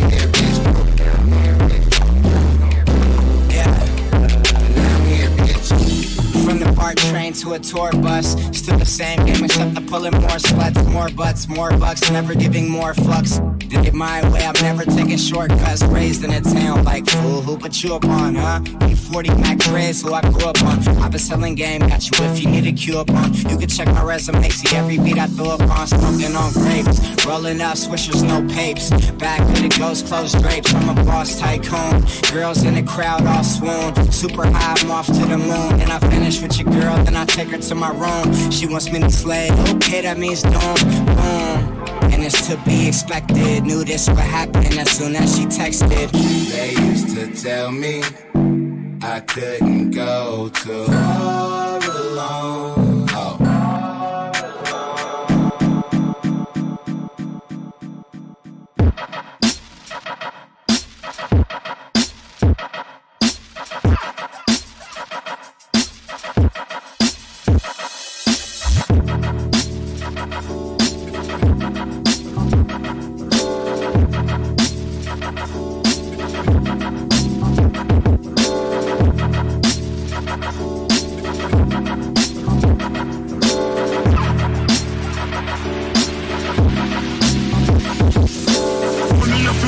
Tell a person no push it. When I get to youth, I be know how we look it. Two show line up, manage a bucket. La pass whoops, like a fish, so me hook it. When me have to mix, so tell a person no push it. When I get to youth, I be know how we look it. Two show line up, manage a bucket. Tell a pass whoops, like a fish, so me hook it. When me have to mix, so tell a person no push it. When I get to youth, I be know how we look it. Two show line up, manage a bucket. La pass whoops, like a fish, so me hook it. When me have to mix, so tell a person no push it. When I get to shoot up, they know how to look it. Who show line up, manage a bucket. Tell a boss, what's not a fish, so me hook it.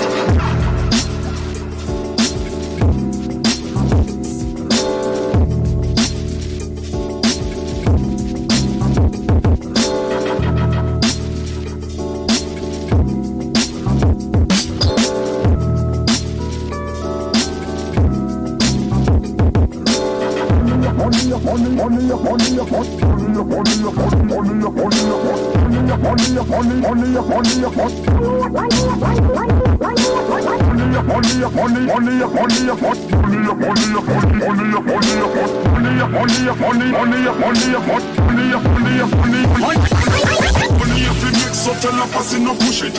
When I get to youth, I know how we look it. Two show line up, manage a bucket. La pass whoops, like a fish, so me hook it. When me have to mix, so tell a person no push it. When I get to youth, I know how we look it. Two show line up, manage a bucket. La pass whoops, like a fish, so me hook it. When me have to mix, so tell a person no push it. When I get to youth, I know how we look it. Two show line up, manage a bucket. La pass whoops, like a fish, so me hook it. When me have to mix, so tell a person no push it. When I get to shoot up, we know how we look it. Who show line up, manage a bucket. Tell a boss, what's not a fish, so me hook it.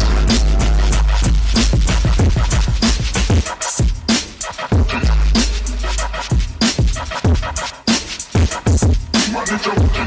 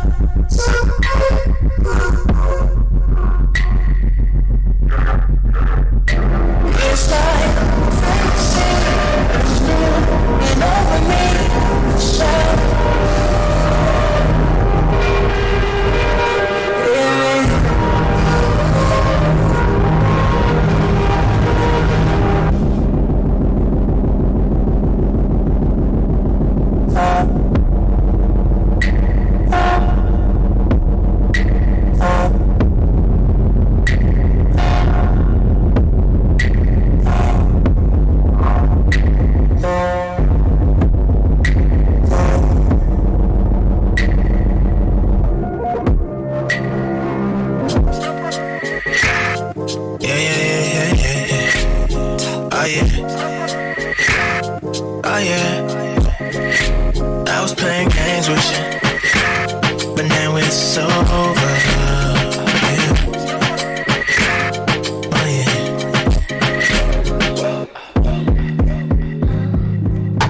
Hello, motherfucker, what you know about me? Yeah. How you do, nigga? Ooh, what you know about me?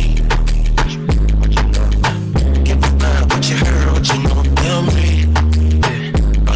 Hold up, yo bitch look good, what she know about me? Okay, is she ready? I'm a scoop. You know I used to try to Uber. Parking 99 at the grind. Money only thing on my mind. But if a girl wanna go, then I'll make some time. Make some time. Yeah. Mama said I'm the one, she just go sunshine. Yeah. I hit my mama up, I said it's lit for sure. For sure. Yeah. These bitches hit me up and they get ignored. Oh man, yeah. They really can't flex on me no more. They really can't flex on me no more. Cause I was playing games with you, but now it's over. I'm not playing. Yeah, it's over. You know that thing, don't you?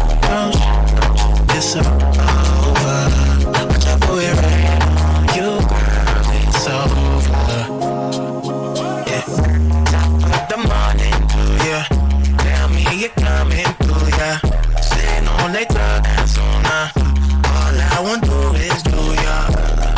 Oh, why these niggas won't play like they know about me? Oh, get up on my space, you know about me. Oh, baby girl, say my name like she know about me. She got my number and you found me, you know about me. Ooh, she think that I'm that somebody. No, okay, no, girl, that's not me. Love is just a silly game for two. Now go ahead and play without me. Ooh, treat me just like anybody, bitch, I'm Toby Lou, but to you that's Mr. Hottie, I mean. Okay, one day maybe, baby, probably. Fat chance, somehow, sabi. Yeah.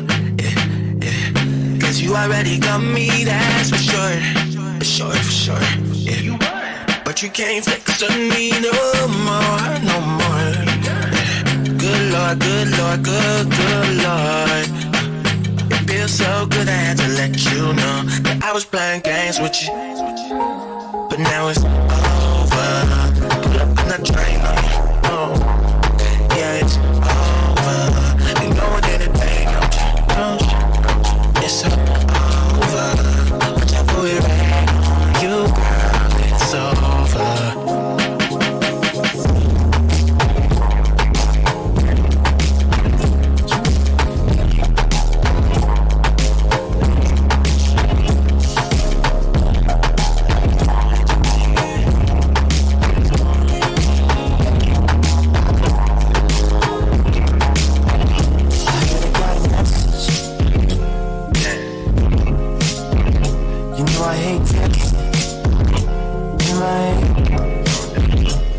You wanna meet me?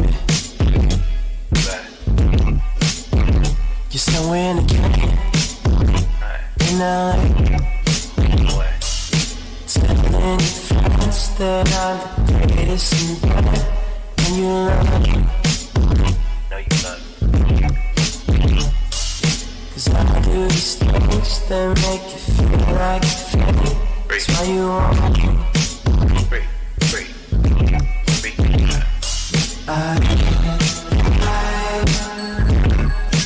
Way you talk about me.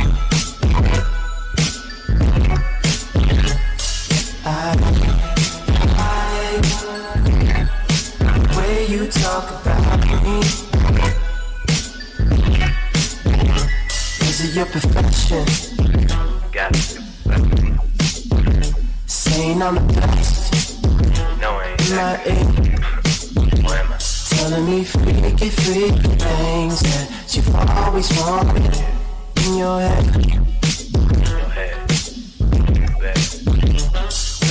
Telling your friends that I'm the greatest in bed, and you love me. Cause I do these things that make you feel like fame. That's why you want me.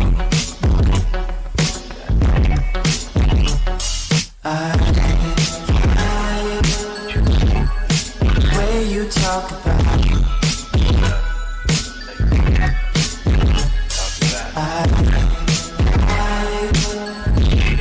The way you talk about me.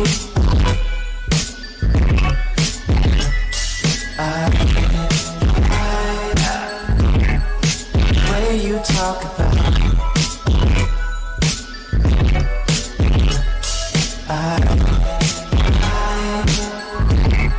The way you talk about me.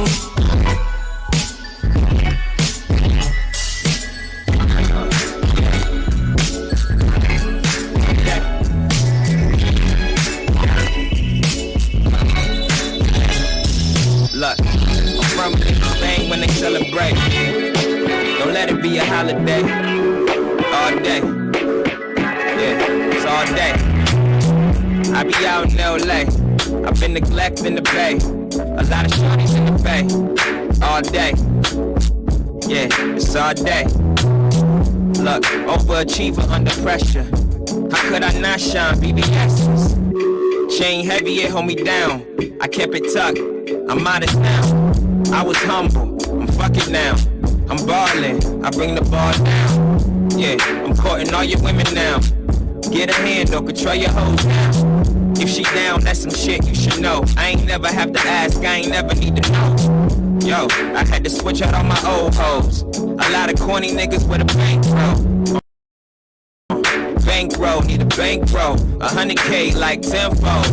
All your girls, no call, no show. I got all the work. If you knew me, you would know. I fell asleep working on my sound.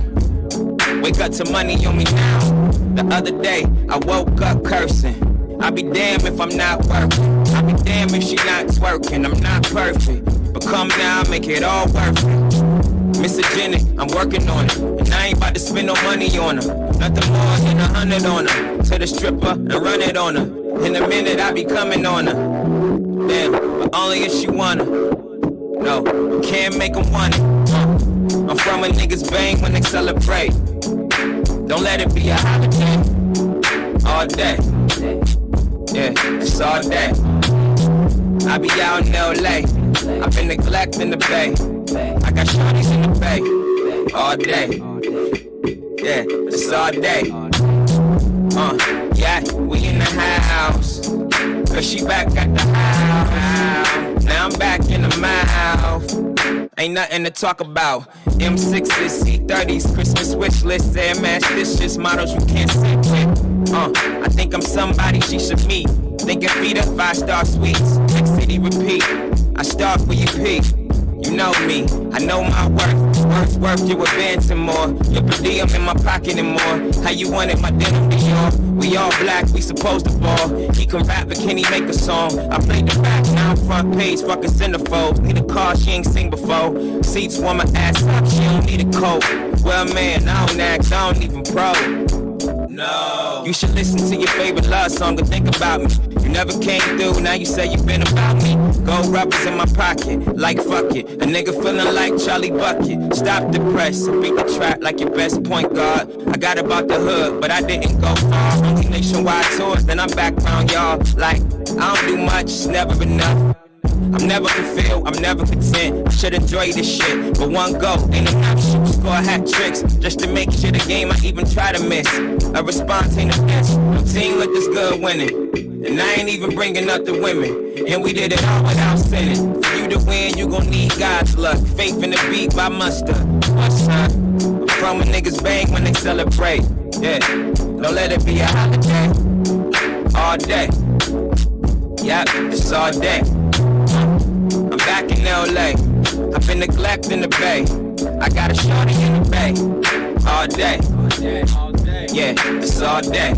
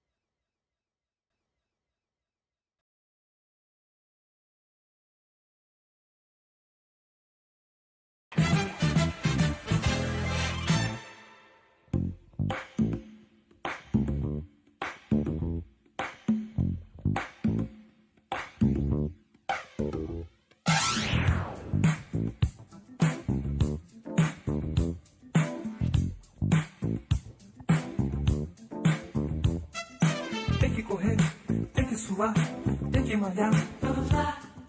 Musculação, respiração, ar no pulmão. Vamos lá. Tem que esticar, tem que dobrar, tem que encaixar. Vamos lá. 1, 2 e 3, é sem parar, mais uma vez.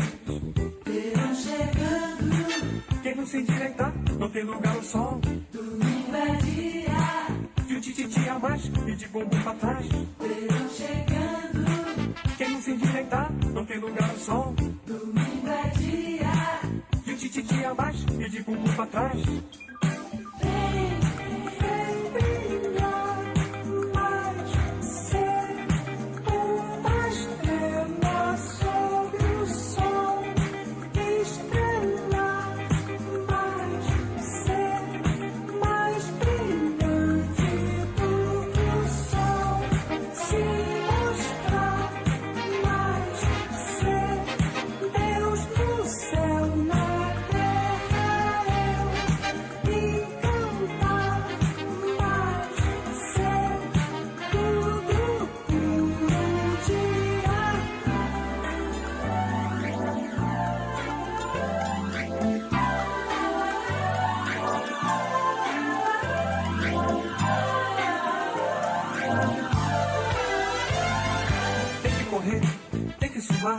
Tem que malhar, vamos lá.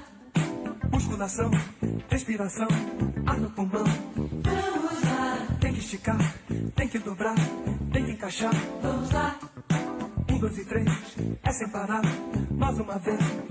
Verão chegando. Quem não se endireitar, não tem lugar ao sol. Domingo é dia. De um tititi a mais e de bumbum pra trás. Verão chegando. Quem não se endireitar, não tem lugar ao sol.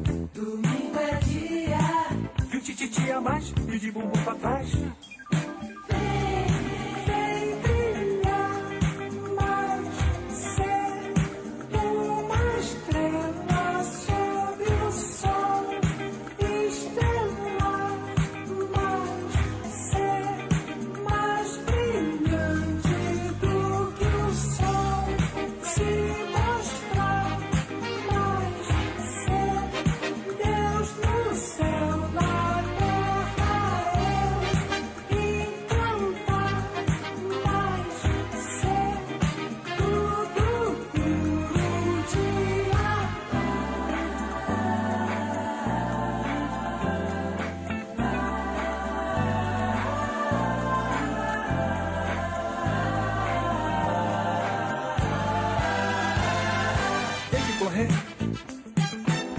Malhar, musculação, respiração. Tem que esticar, tem que encaixar. 1, 2 e 3, é sem parar. Tem que correr, tem que suar. Musculação, ar no pulmão. Tem que esticar, tem que dobrar. 1, 2 e 3, mais uma vez.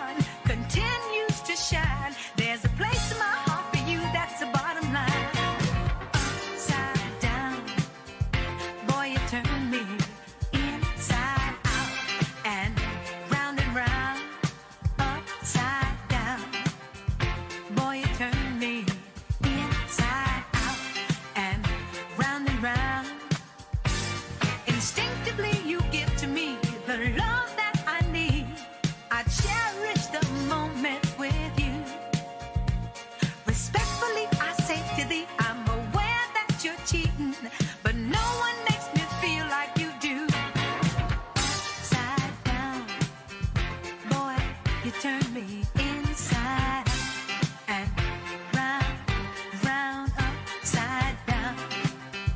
Boy, you turn me inside out and round, upside down. Boy, you turn me inside out and round, upside down. Boy, you turn me inside out and round, upside down. You turn me, you're giving love instinctively. Round and round, you turn me, I say to thee respectfully. Upside down, you turn me, you're giving love instinctively. Around and around, you turn me, I say to thee respectfully. I said upside down, you turn me, you're giving love instinctively. Around and around, you turn me, I say to thee respectfully. Upside down, you turn me, you're giving love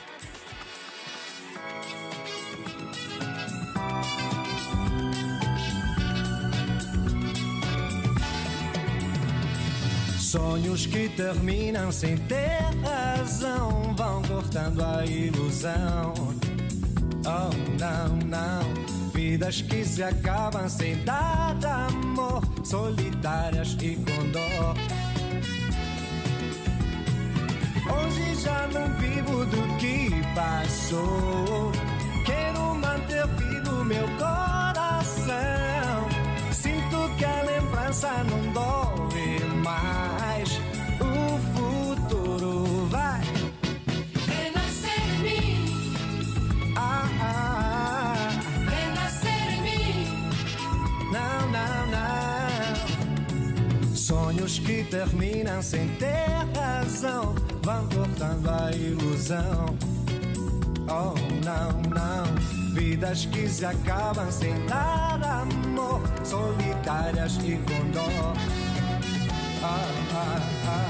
Hoje já não vivo do que passou.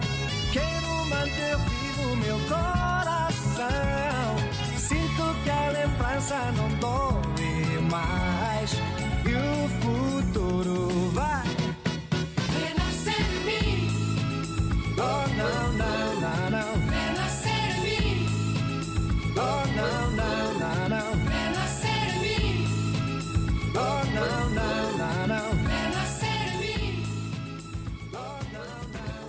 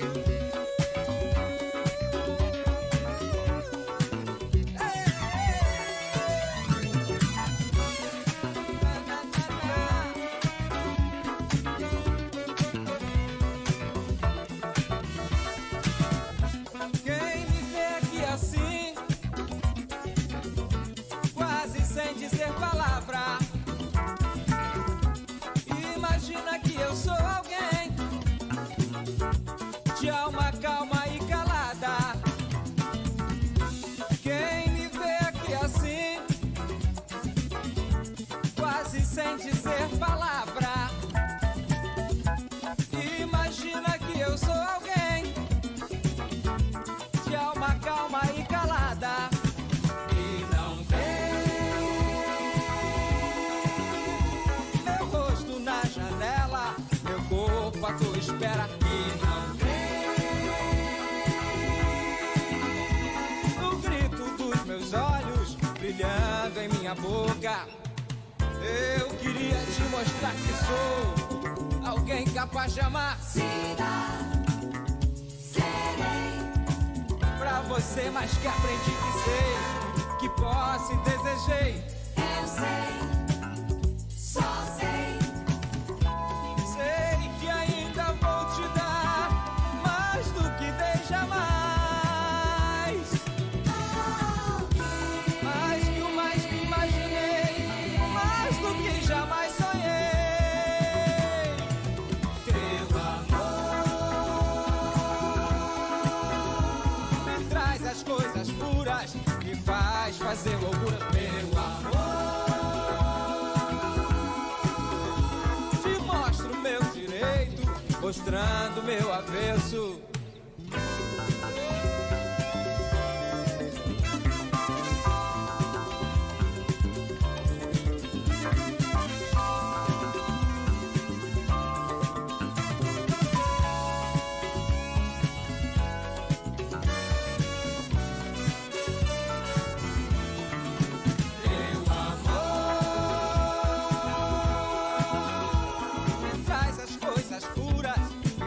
Fazer loucuras, meu amor.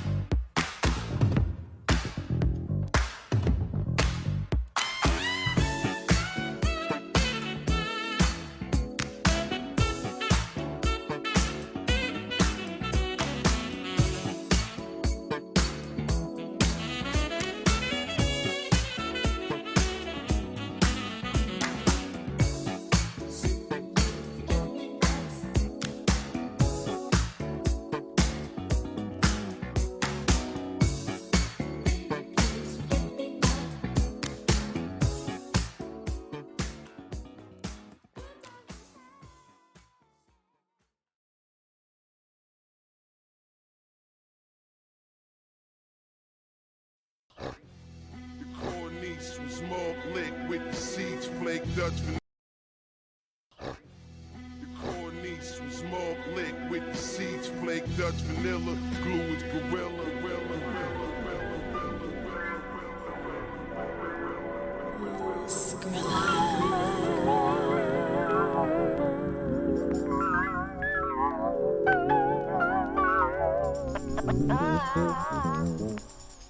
And the magnificent JJ Skrilla. I'm back, but the shaker was so close. Most tolerant, roaring,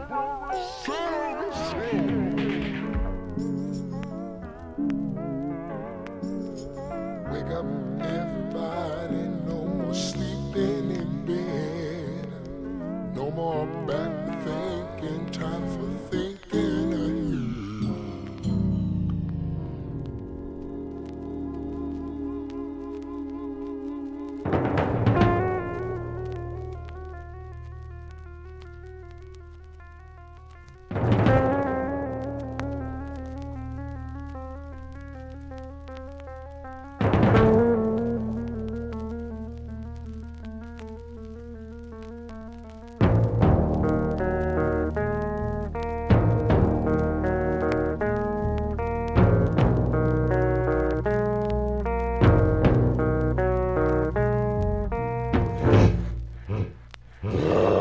Original Gorilla Glue.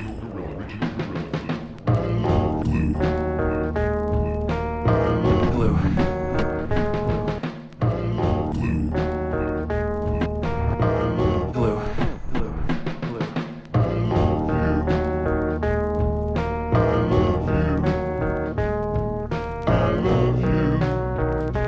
Yes, I do, but the words won't come.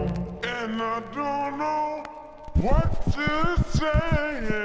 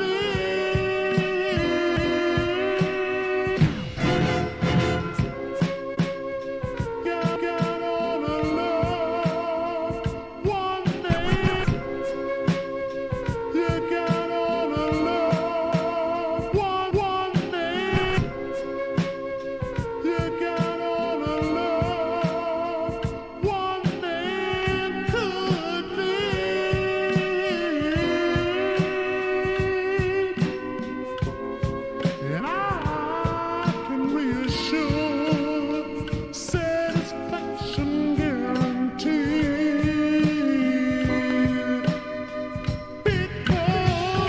Marijuana is a plant that grows best with plenty of water and sunlight.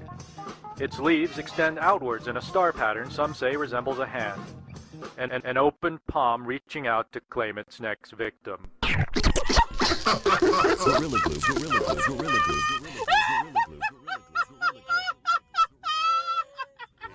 You there! Stop laughing. Laughing is a symptom caused by blowing hot. Take a good look at yourself. Are you addicted? Are your eyes half shut and Bloodshot? do you recognize that person in the mirror? Then blame it on Gorilla Glue. Of course. Gorilla Glue bonds virtually anything, including funk, soap, metal, hip, hop, and more. Nice. Nice.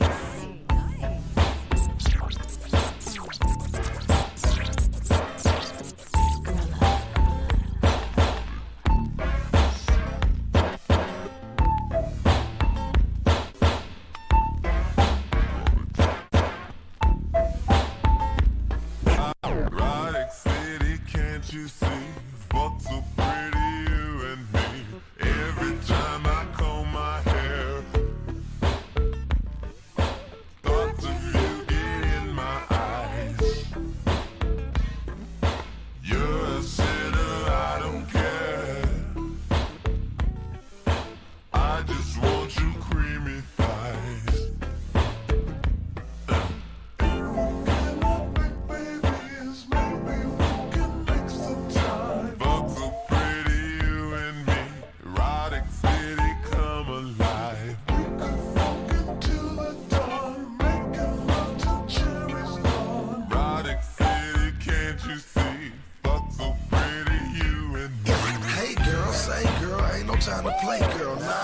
touch her and tell her I want that girl.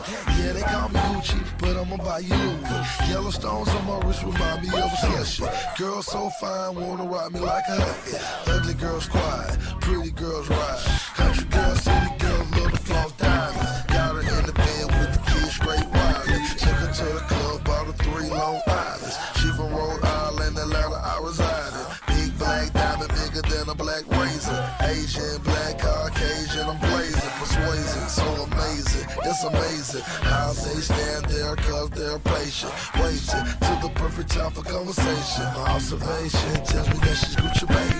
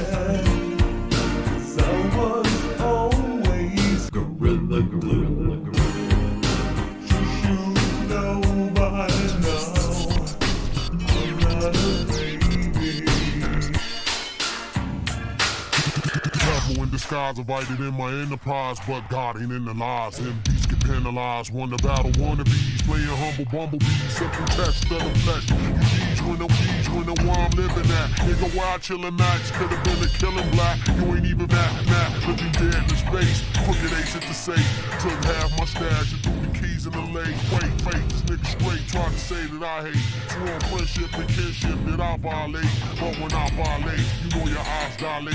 High stakes for my papes and commercial flyweight.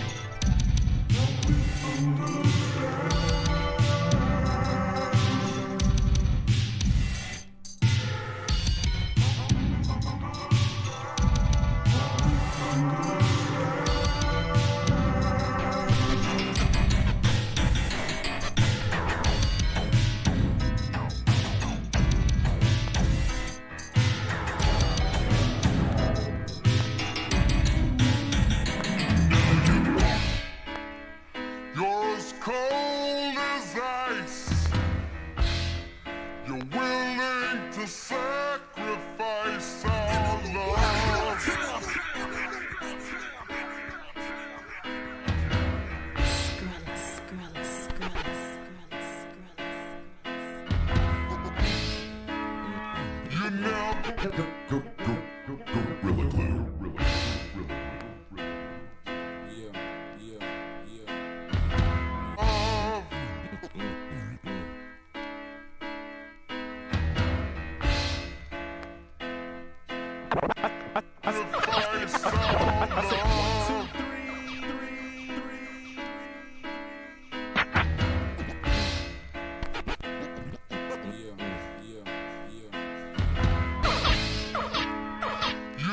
never take advice. Someday you'll pay the price. I know. I've seen it before. It happens all the time. Closing the door, you leave the world behind. Digging for gold. Gorilla Glue bonds virtually anything. Original Gorilla Glue. For the toughest jobs on planet Earth.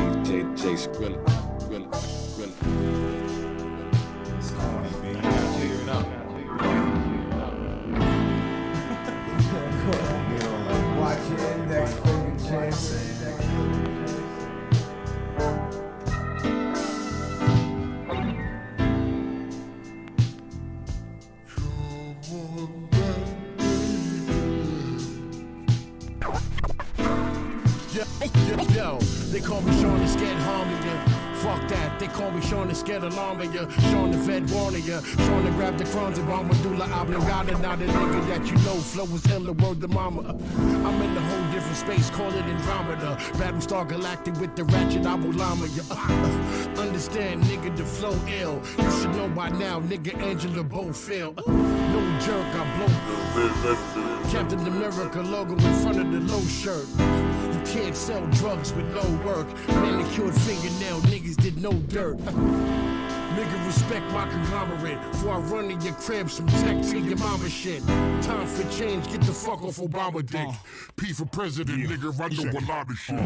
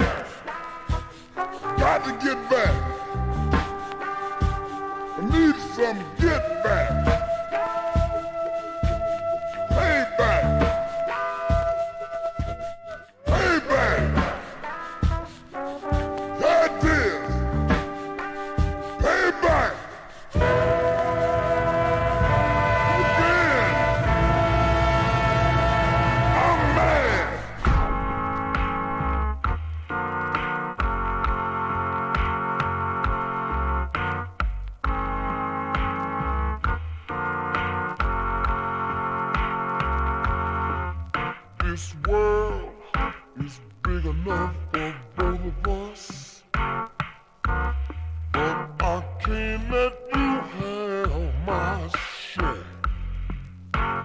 I've been deprived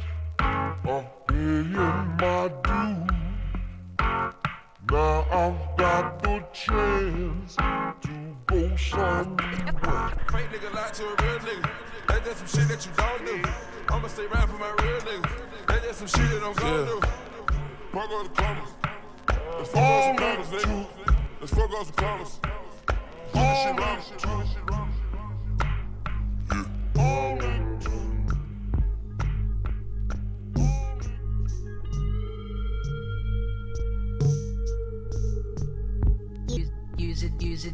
Use it, buy it, use it, break it, fix it, trash it, change it, melt, upgrade it, charge it, point it, zoom it, press it, snap it, work it, quick erase it, write it, cut it, paste it, save it, load it, check it, quick rewrite it, plug it, play it, burn it, rip it, drag it, drop it, zip, unzip it, lock it, fill it, call it, find it, view it, code it, jump, unlock it, surf it, scroll it, pose it, click it, cross it, crack it, switch, update it, name it, read it, tune it, print it, scan it, send it, fax, rename it, touch it, ring it, pay it, watch it, turn it, leave it, stop, format it. This is my canvas.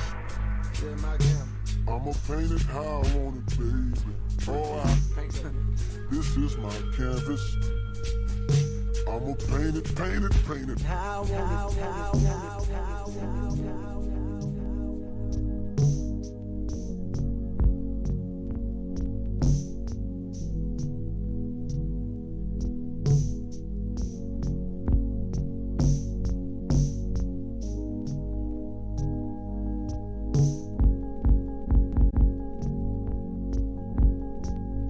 Original Gorilla Glue.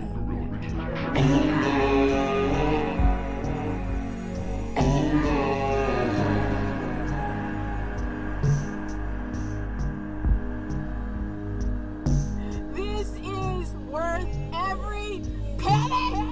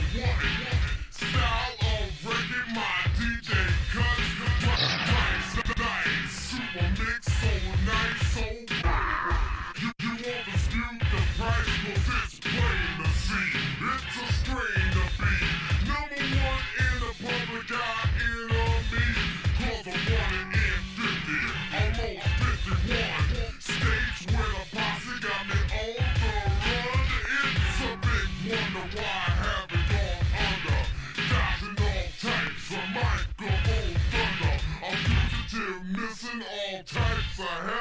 All this because I talk so well when I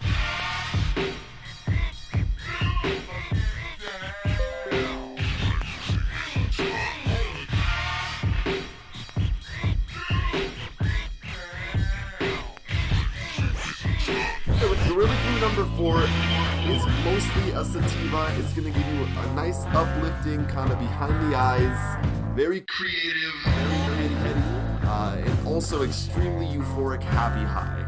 After about 30 minutes time though, the high is kind of slowly going to turn into like a very body heavy stone. So like the first 30 minutes are very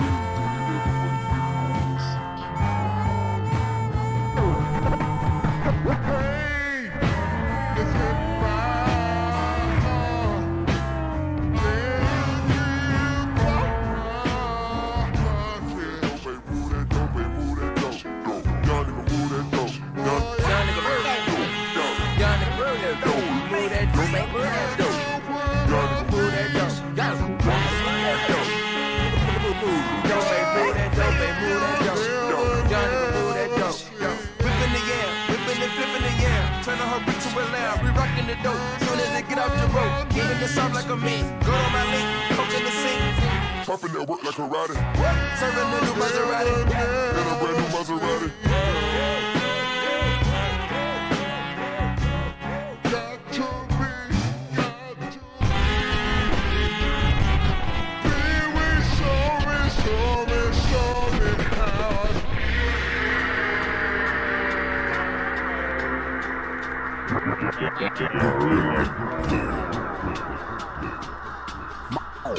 My style is like more, I got like more different kind of variety.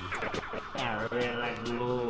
It was all 7-inch singles and it was like, you had to work, didn't you? I really like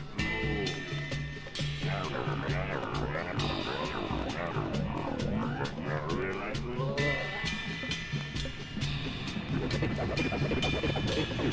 It's cool, it's groovy, it's number one.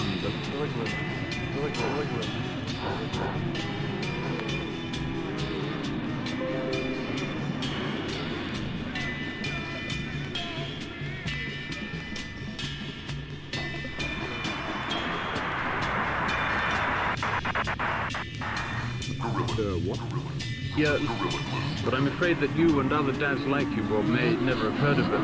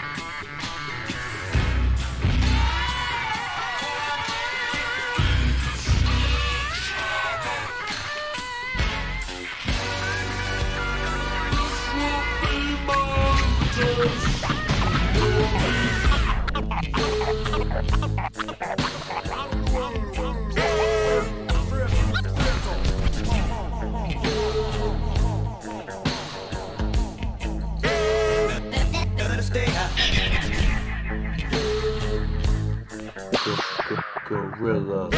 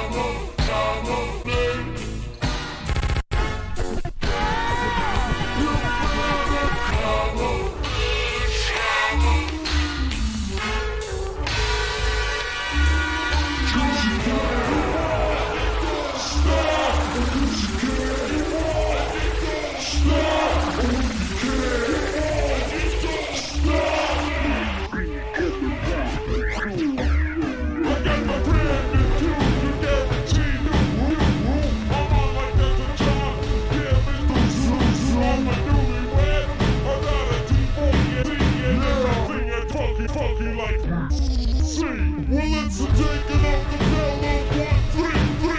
If you wanna do the rhyme, it comes me. I got the savoir-faire with the unique rhyming. I keep it on and on. It's never putting time in. Strictly handheld is the style that goes. Back to back with the holes and step on my ear goggles and I'm ready to go. 'Cause at the boards is the man that calls Skrilla. Oh, I'm like a function and you know I'm cold jack. To all the party people that are on my phone jack. I got more action than my man John Moe and I got man hits like I was Yeah, red like blue.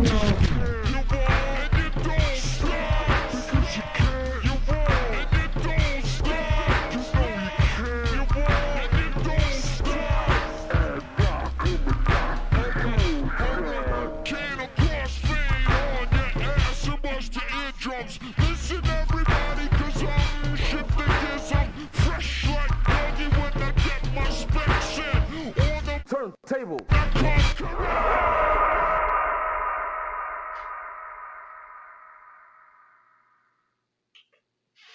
Yo, what's good, everybody?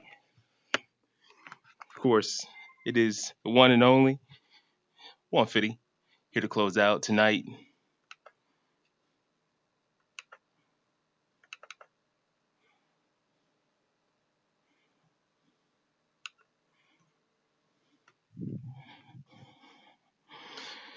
All right.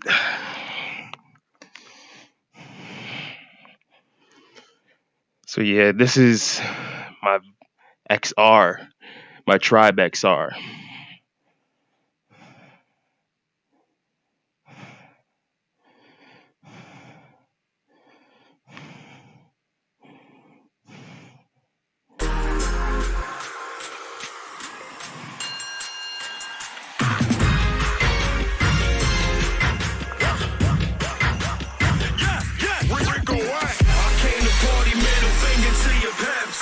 This ain't a crowd, motherfucker, we the death squad. Body slamming the fucking rail like heavyweights. RKO to your motherfucking head, dog. I came to party, middle finger to your pep talk. This ain't a crowd, motherfucker, we the death squad. Body slamming the fucking rail like heavyweights. RKO to your motherfucking head, dog.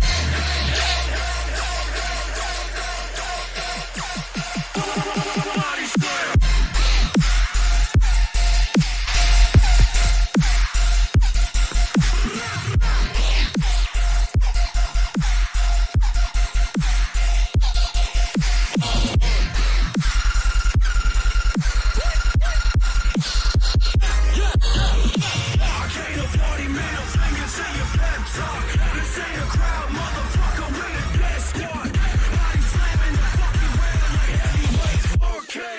To your motherfucking head, dog.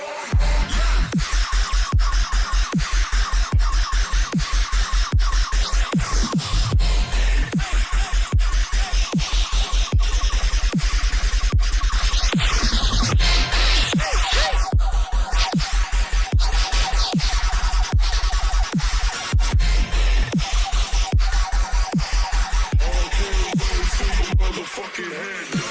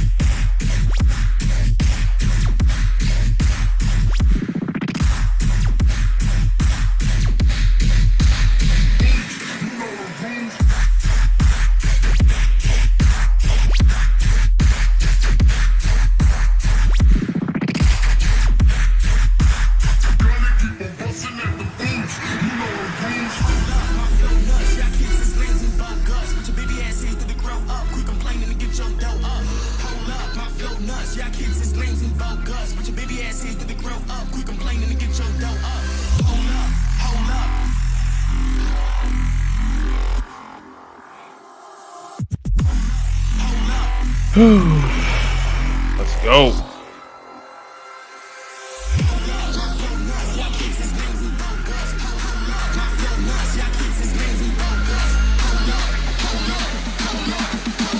Baby ass is to grow up, quit complaining and get your dough.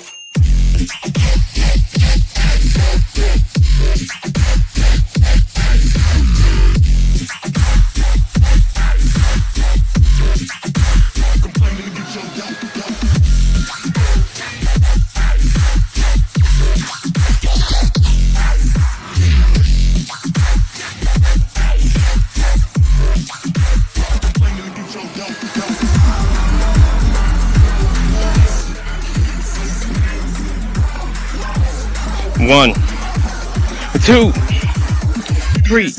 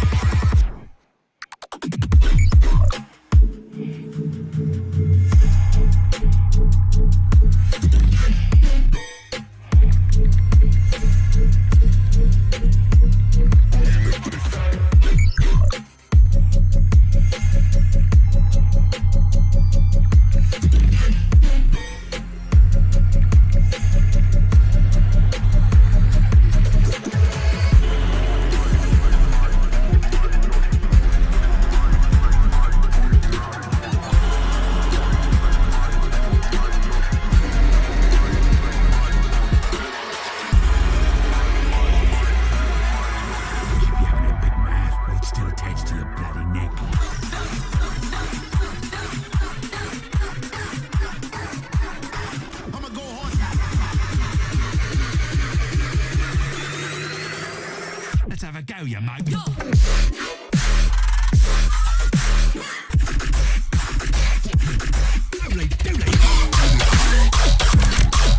Get it.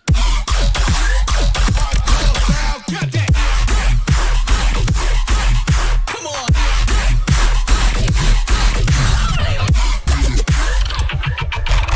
Get it. You better hold on to your head, mate. Keep giving that big mouth while it's still attached to your bloody neck. You bloody parkers. Let's do this again.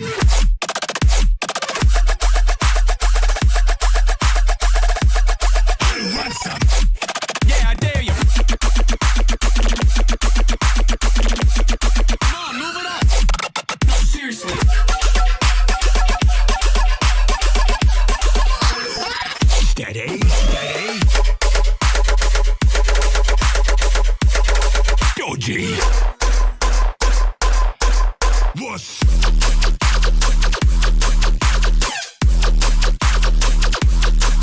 Push it.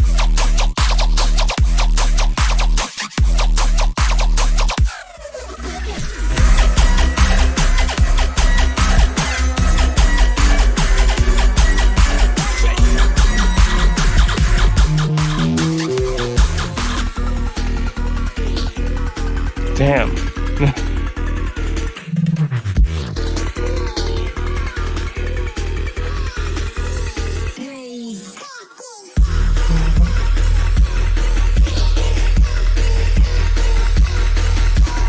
One, two, 1, 2. Open the closed casket. What?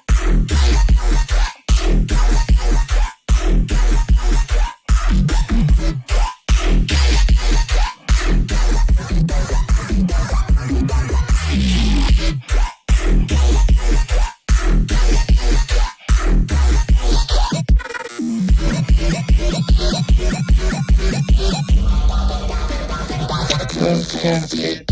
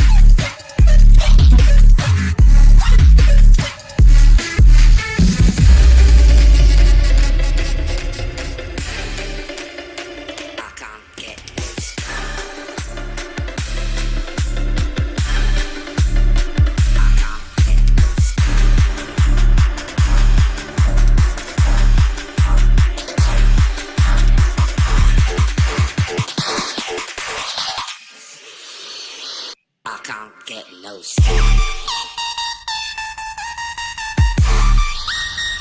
I can't get no sleep.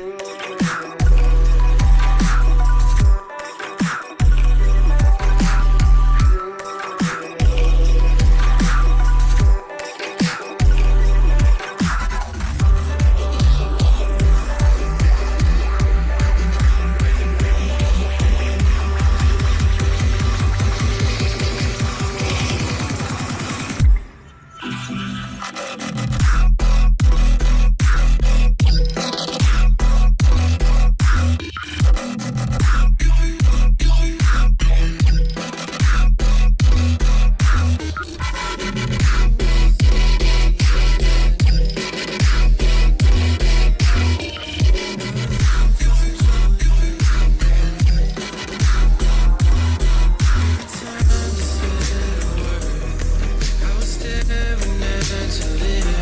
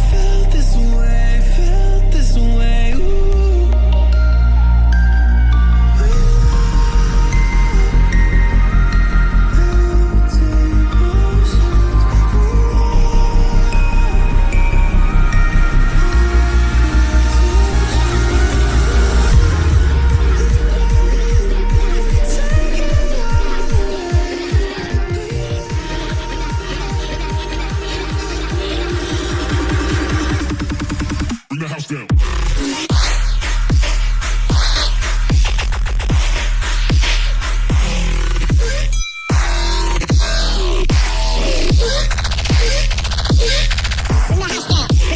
Bring the house down.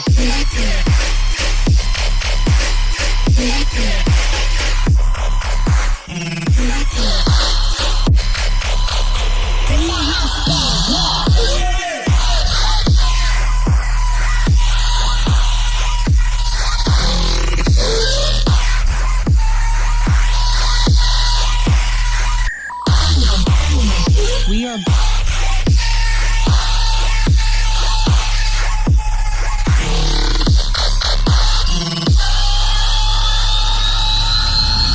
Bring the house down. Bring the house down. Yeah.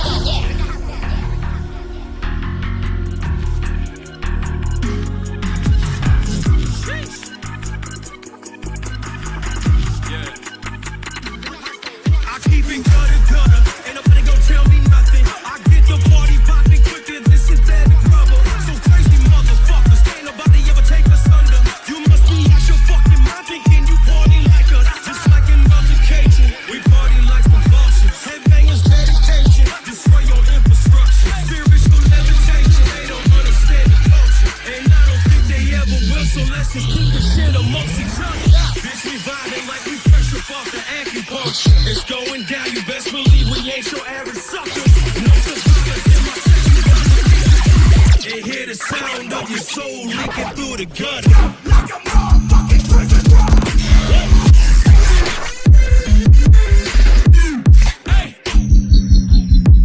Yeah. Leaking through the gutter.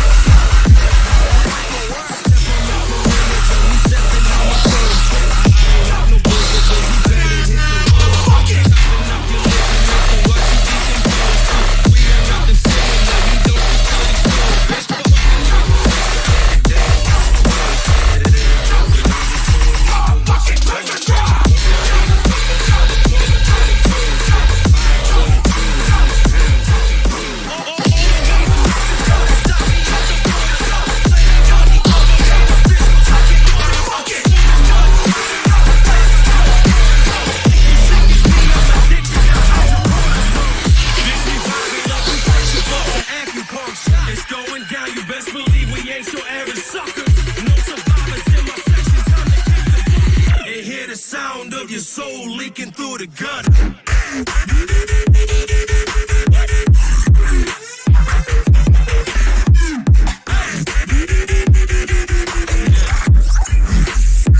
Leaking through the gutter.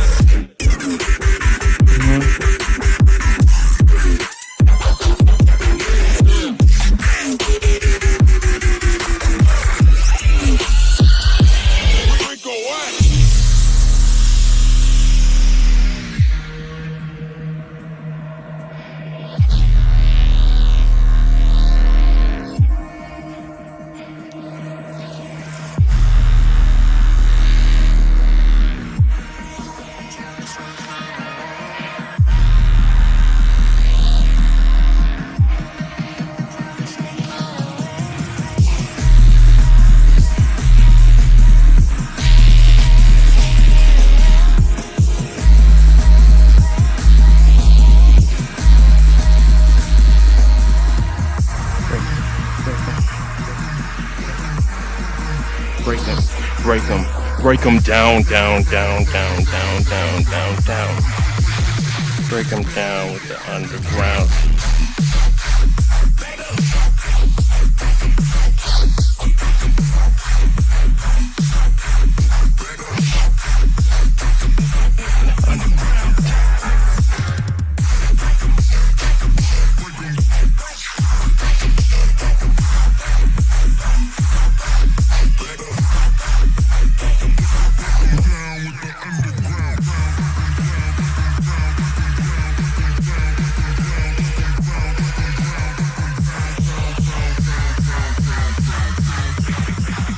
Break them down with the underground tactics.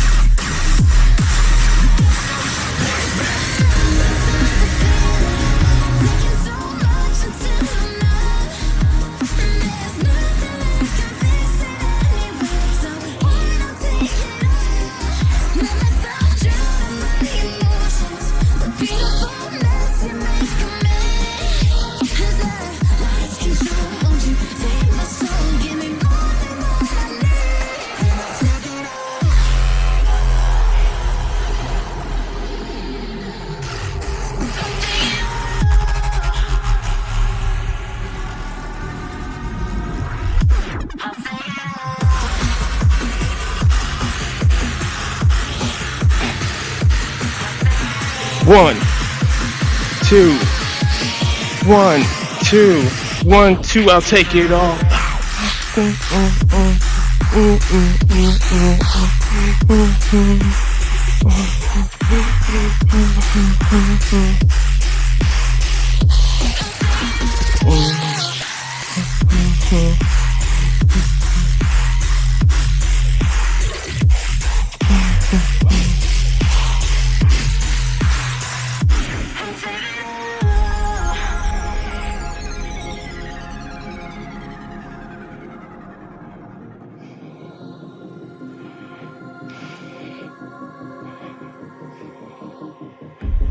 Everything is racing, fading into you like a star to a sunrise. Never erasing, under the climate cross. It's better just you and me. Oh no, I love the toxicity. Oh no, and baby, there's no way. I just get lost in sympathy, taking so much from me.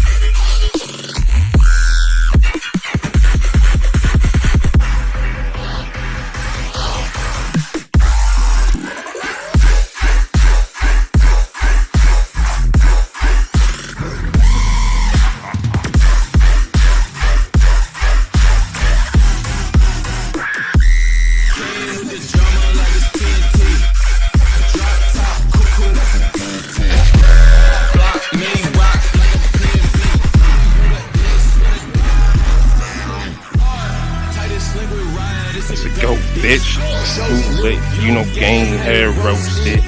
Aim at your head, chopper hit his throat. Shine, gotta shoot. I got rage in a closed fist. Locked in.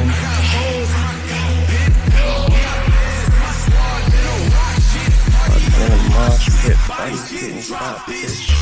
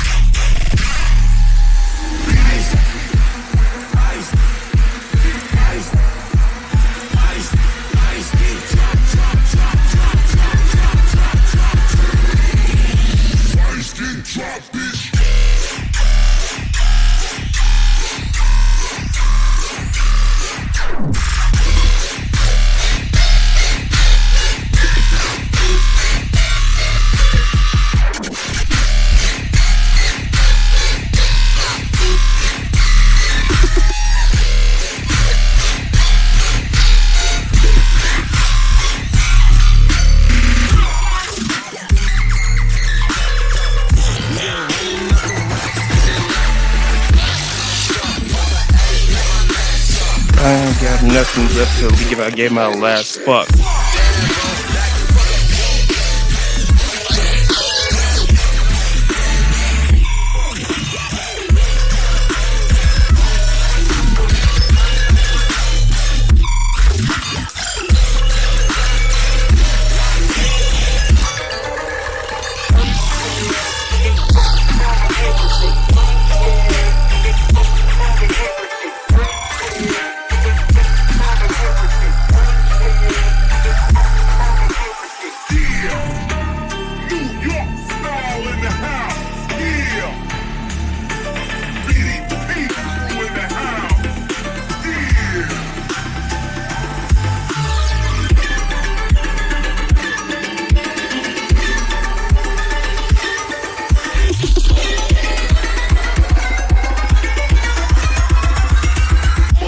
fucking snake like bow.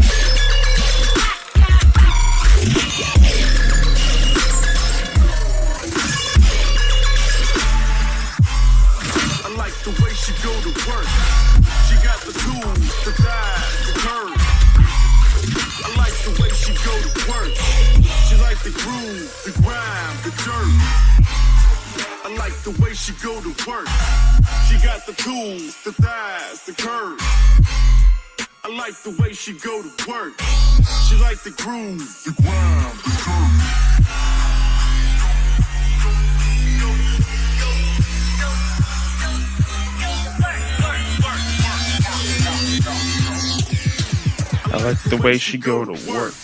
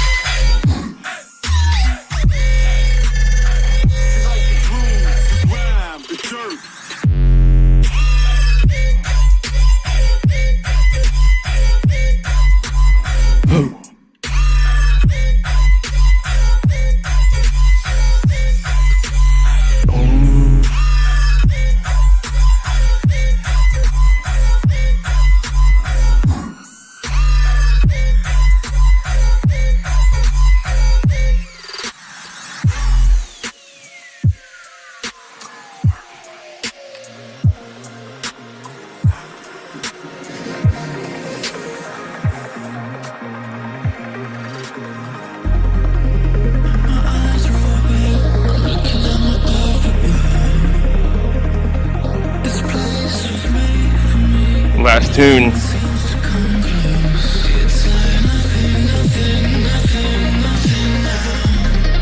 Yo, thanks again for listening and kicking it with us this week. It's the last song.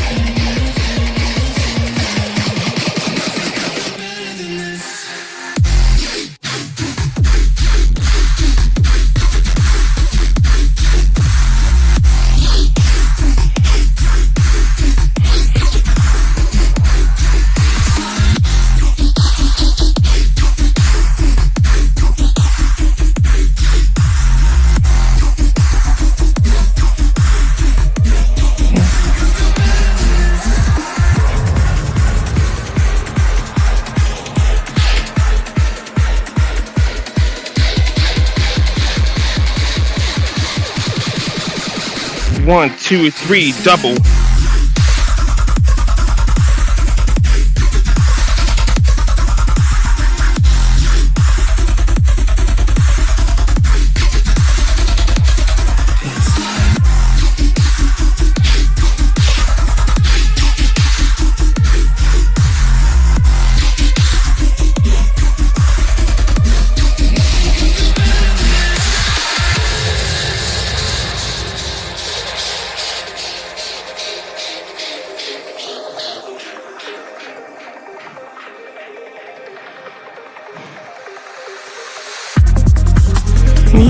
Roll back, looking in my perfect world. This place was made for me. Nothing seems to come close. It's like nothing now can take me away from this place. Nothing now. Nothing can feel better than this.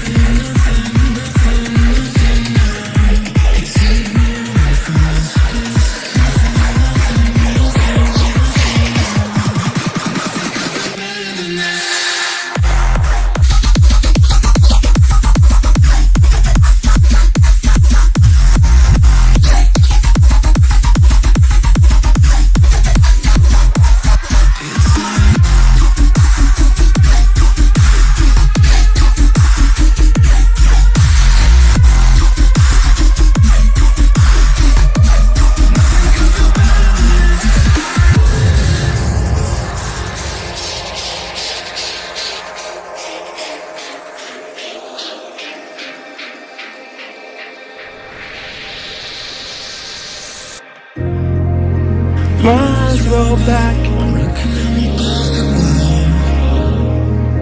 This place was made for me. Nothing seems to come close. It's nothing.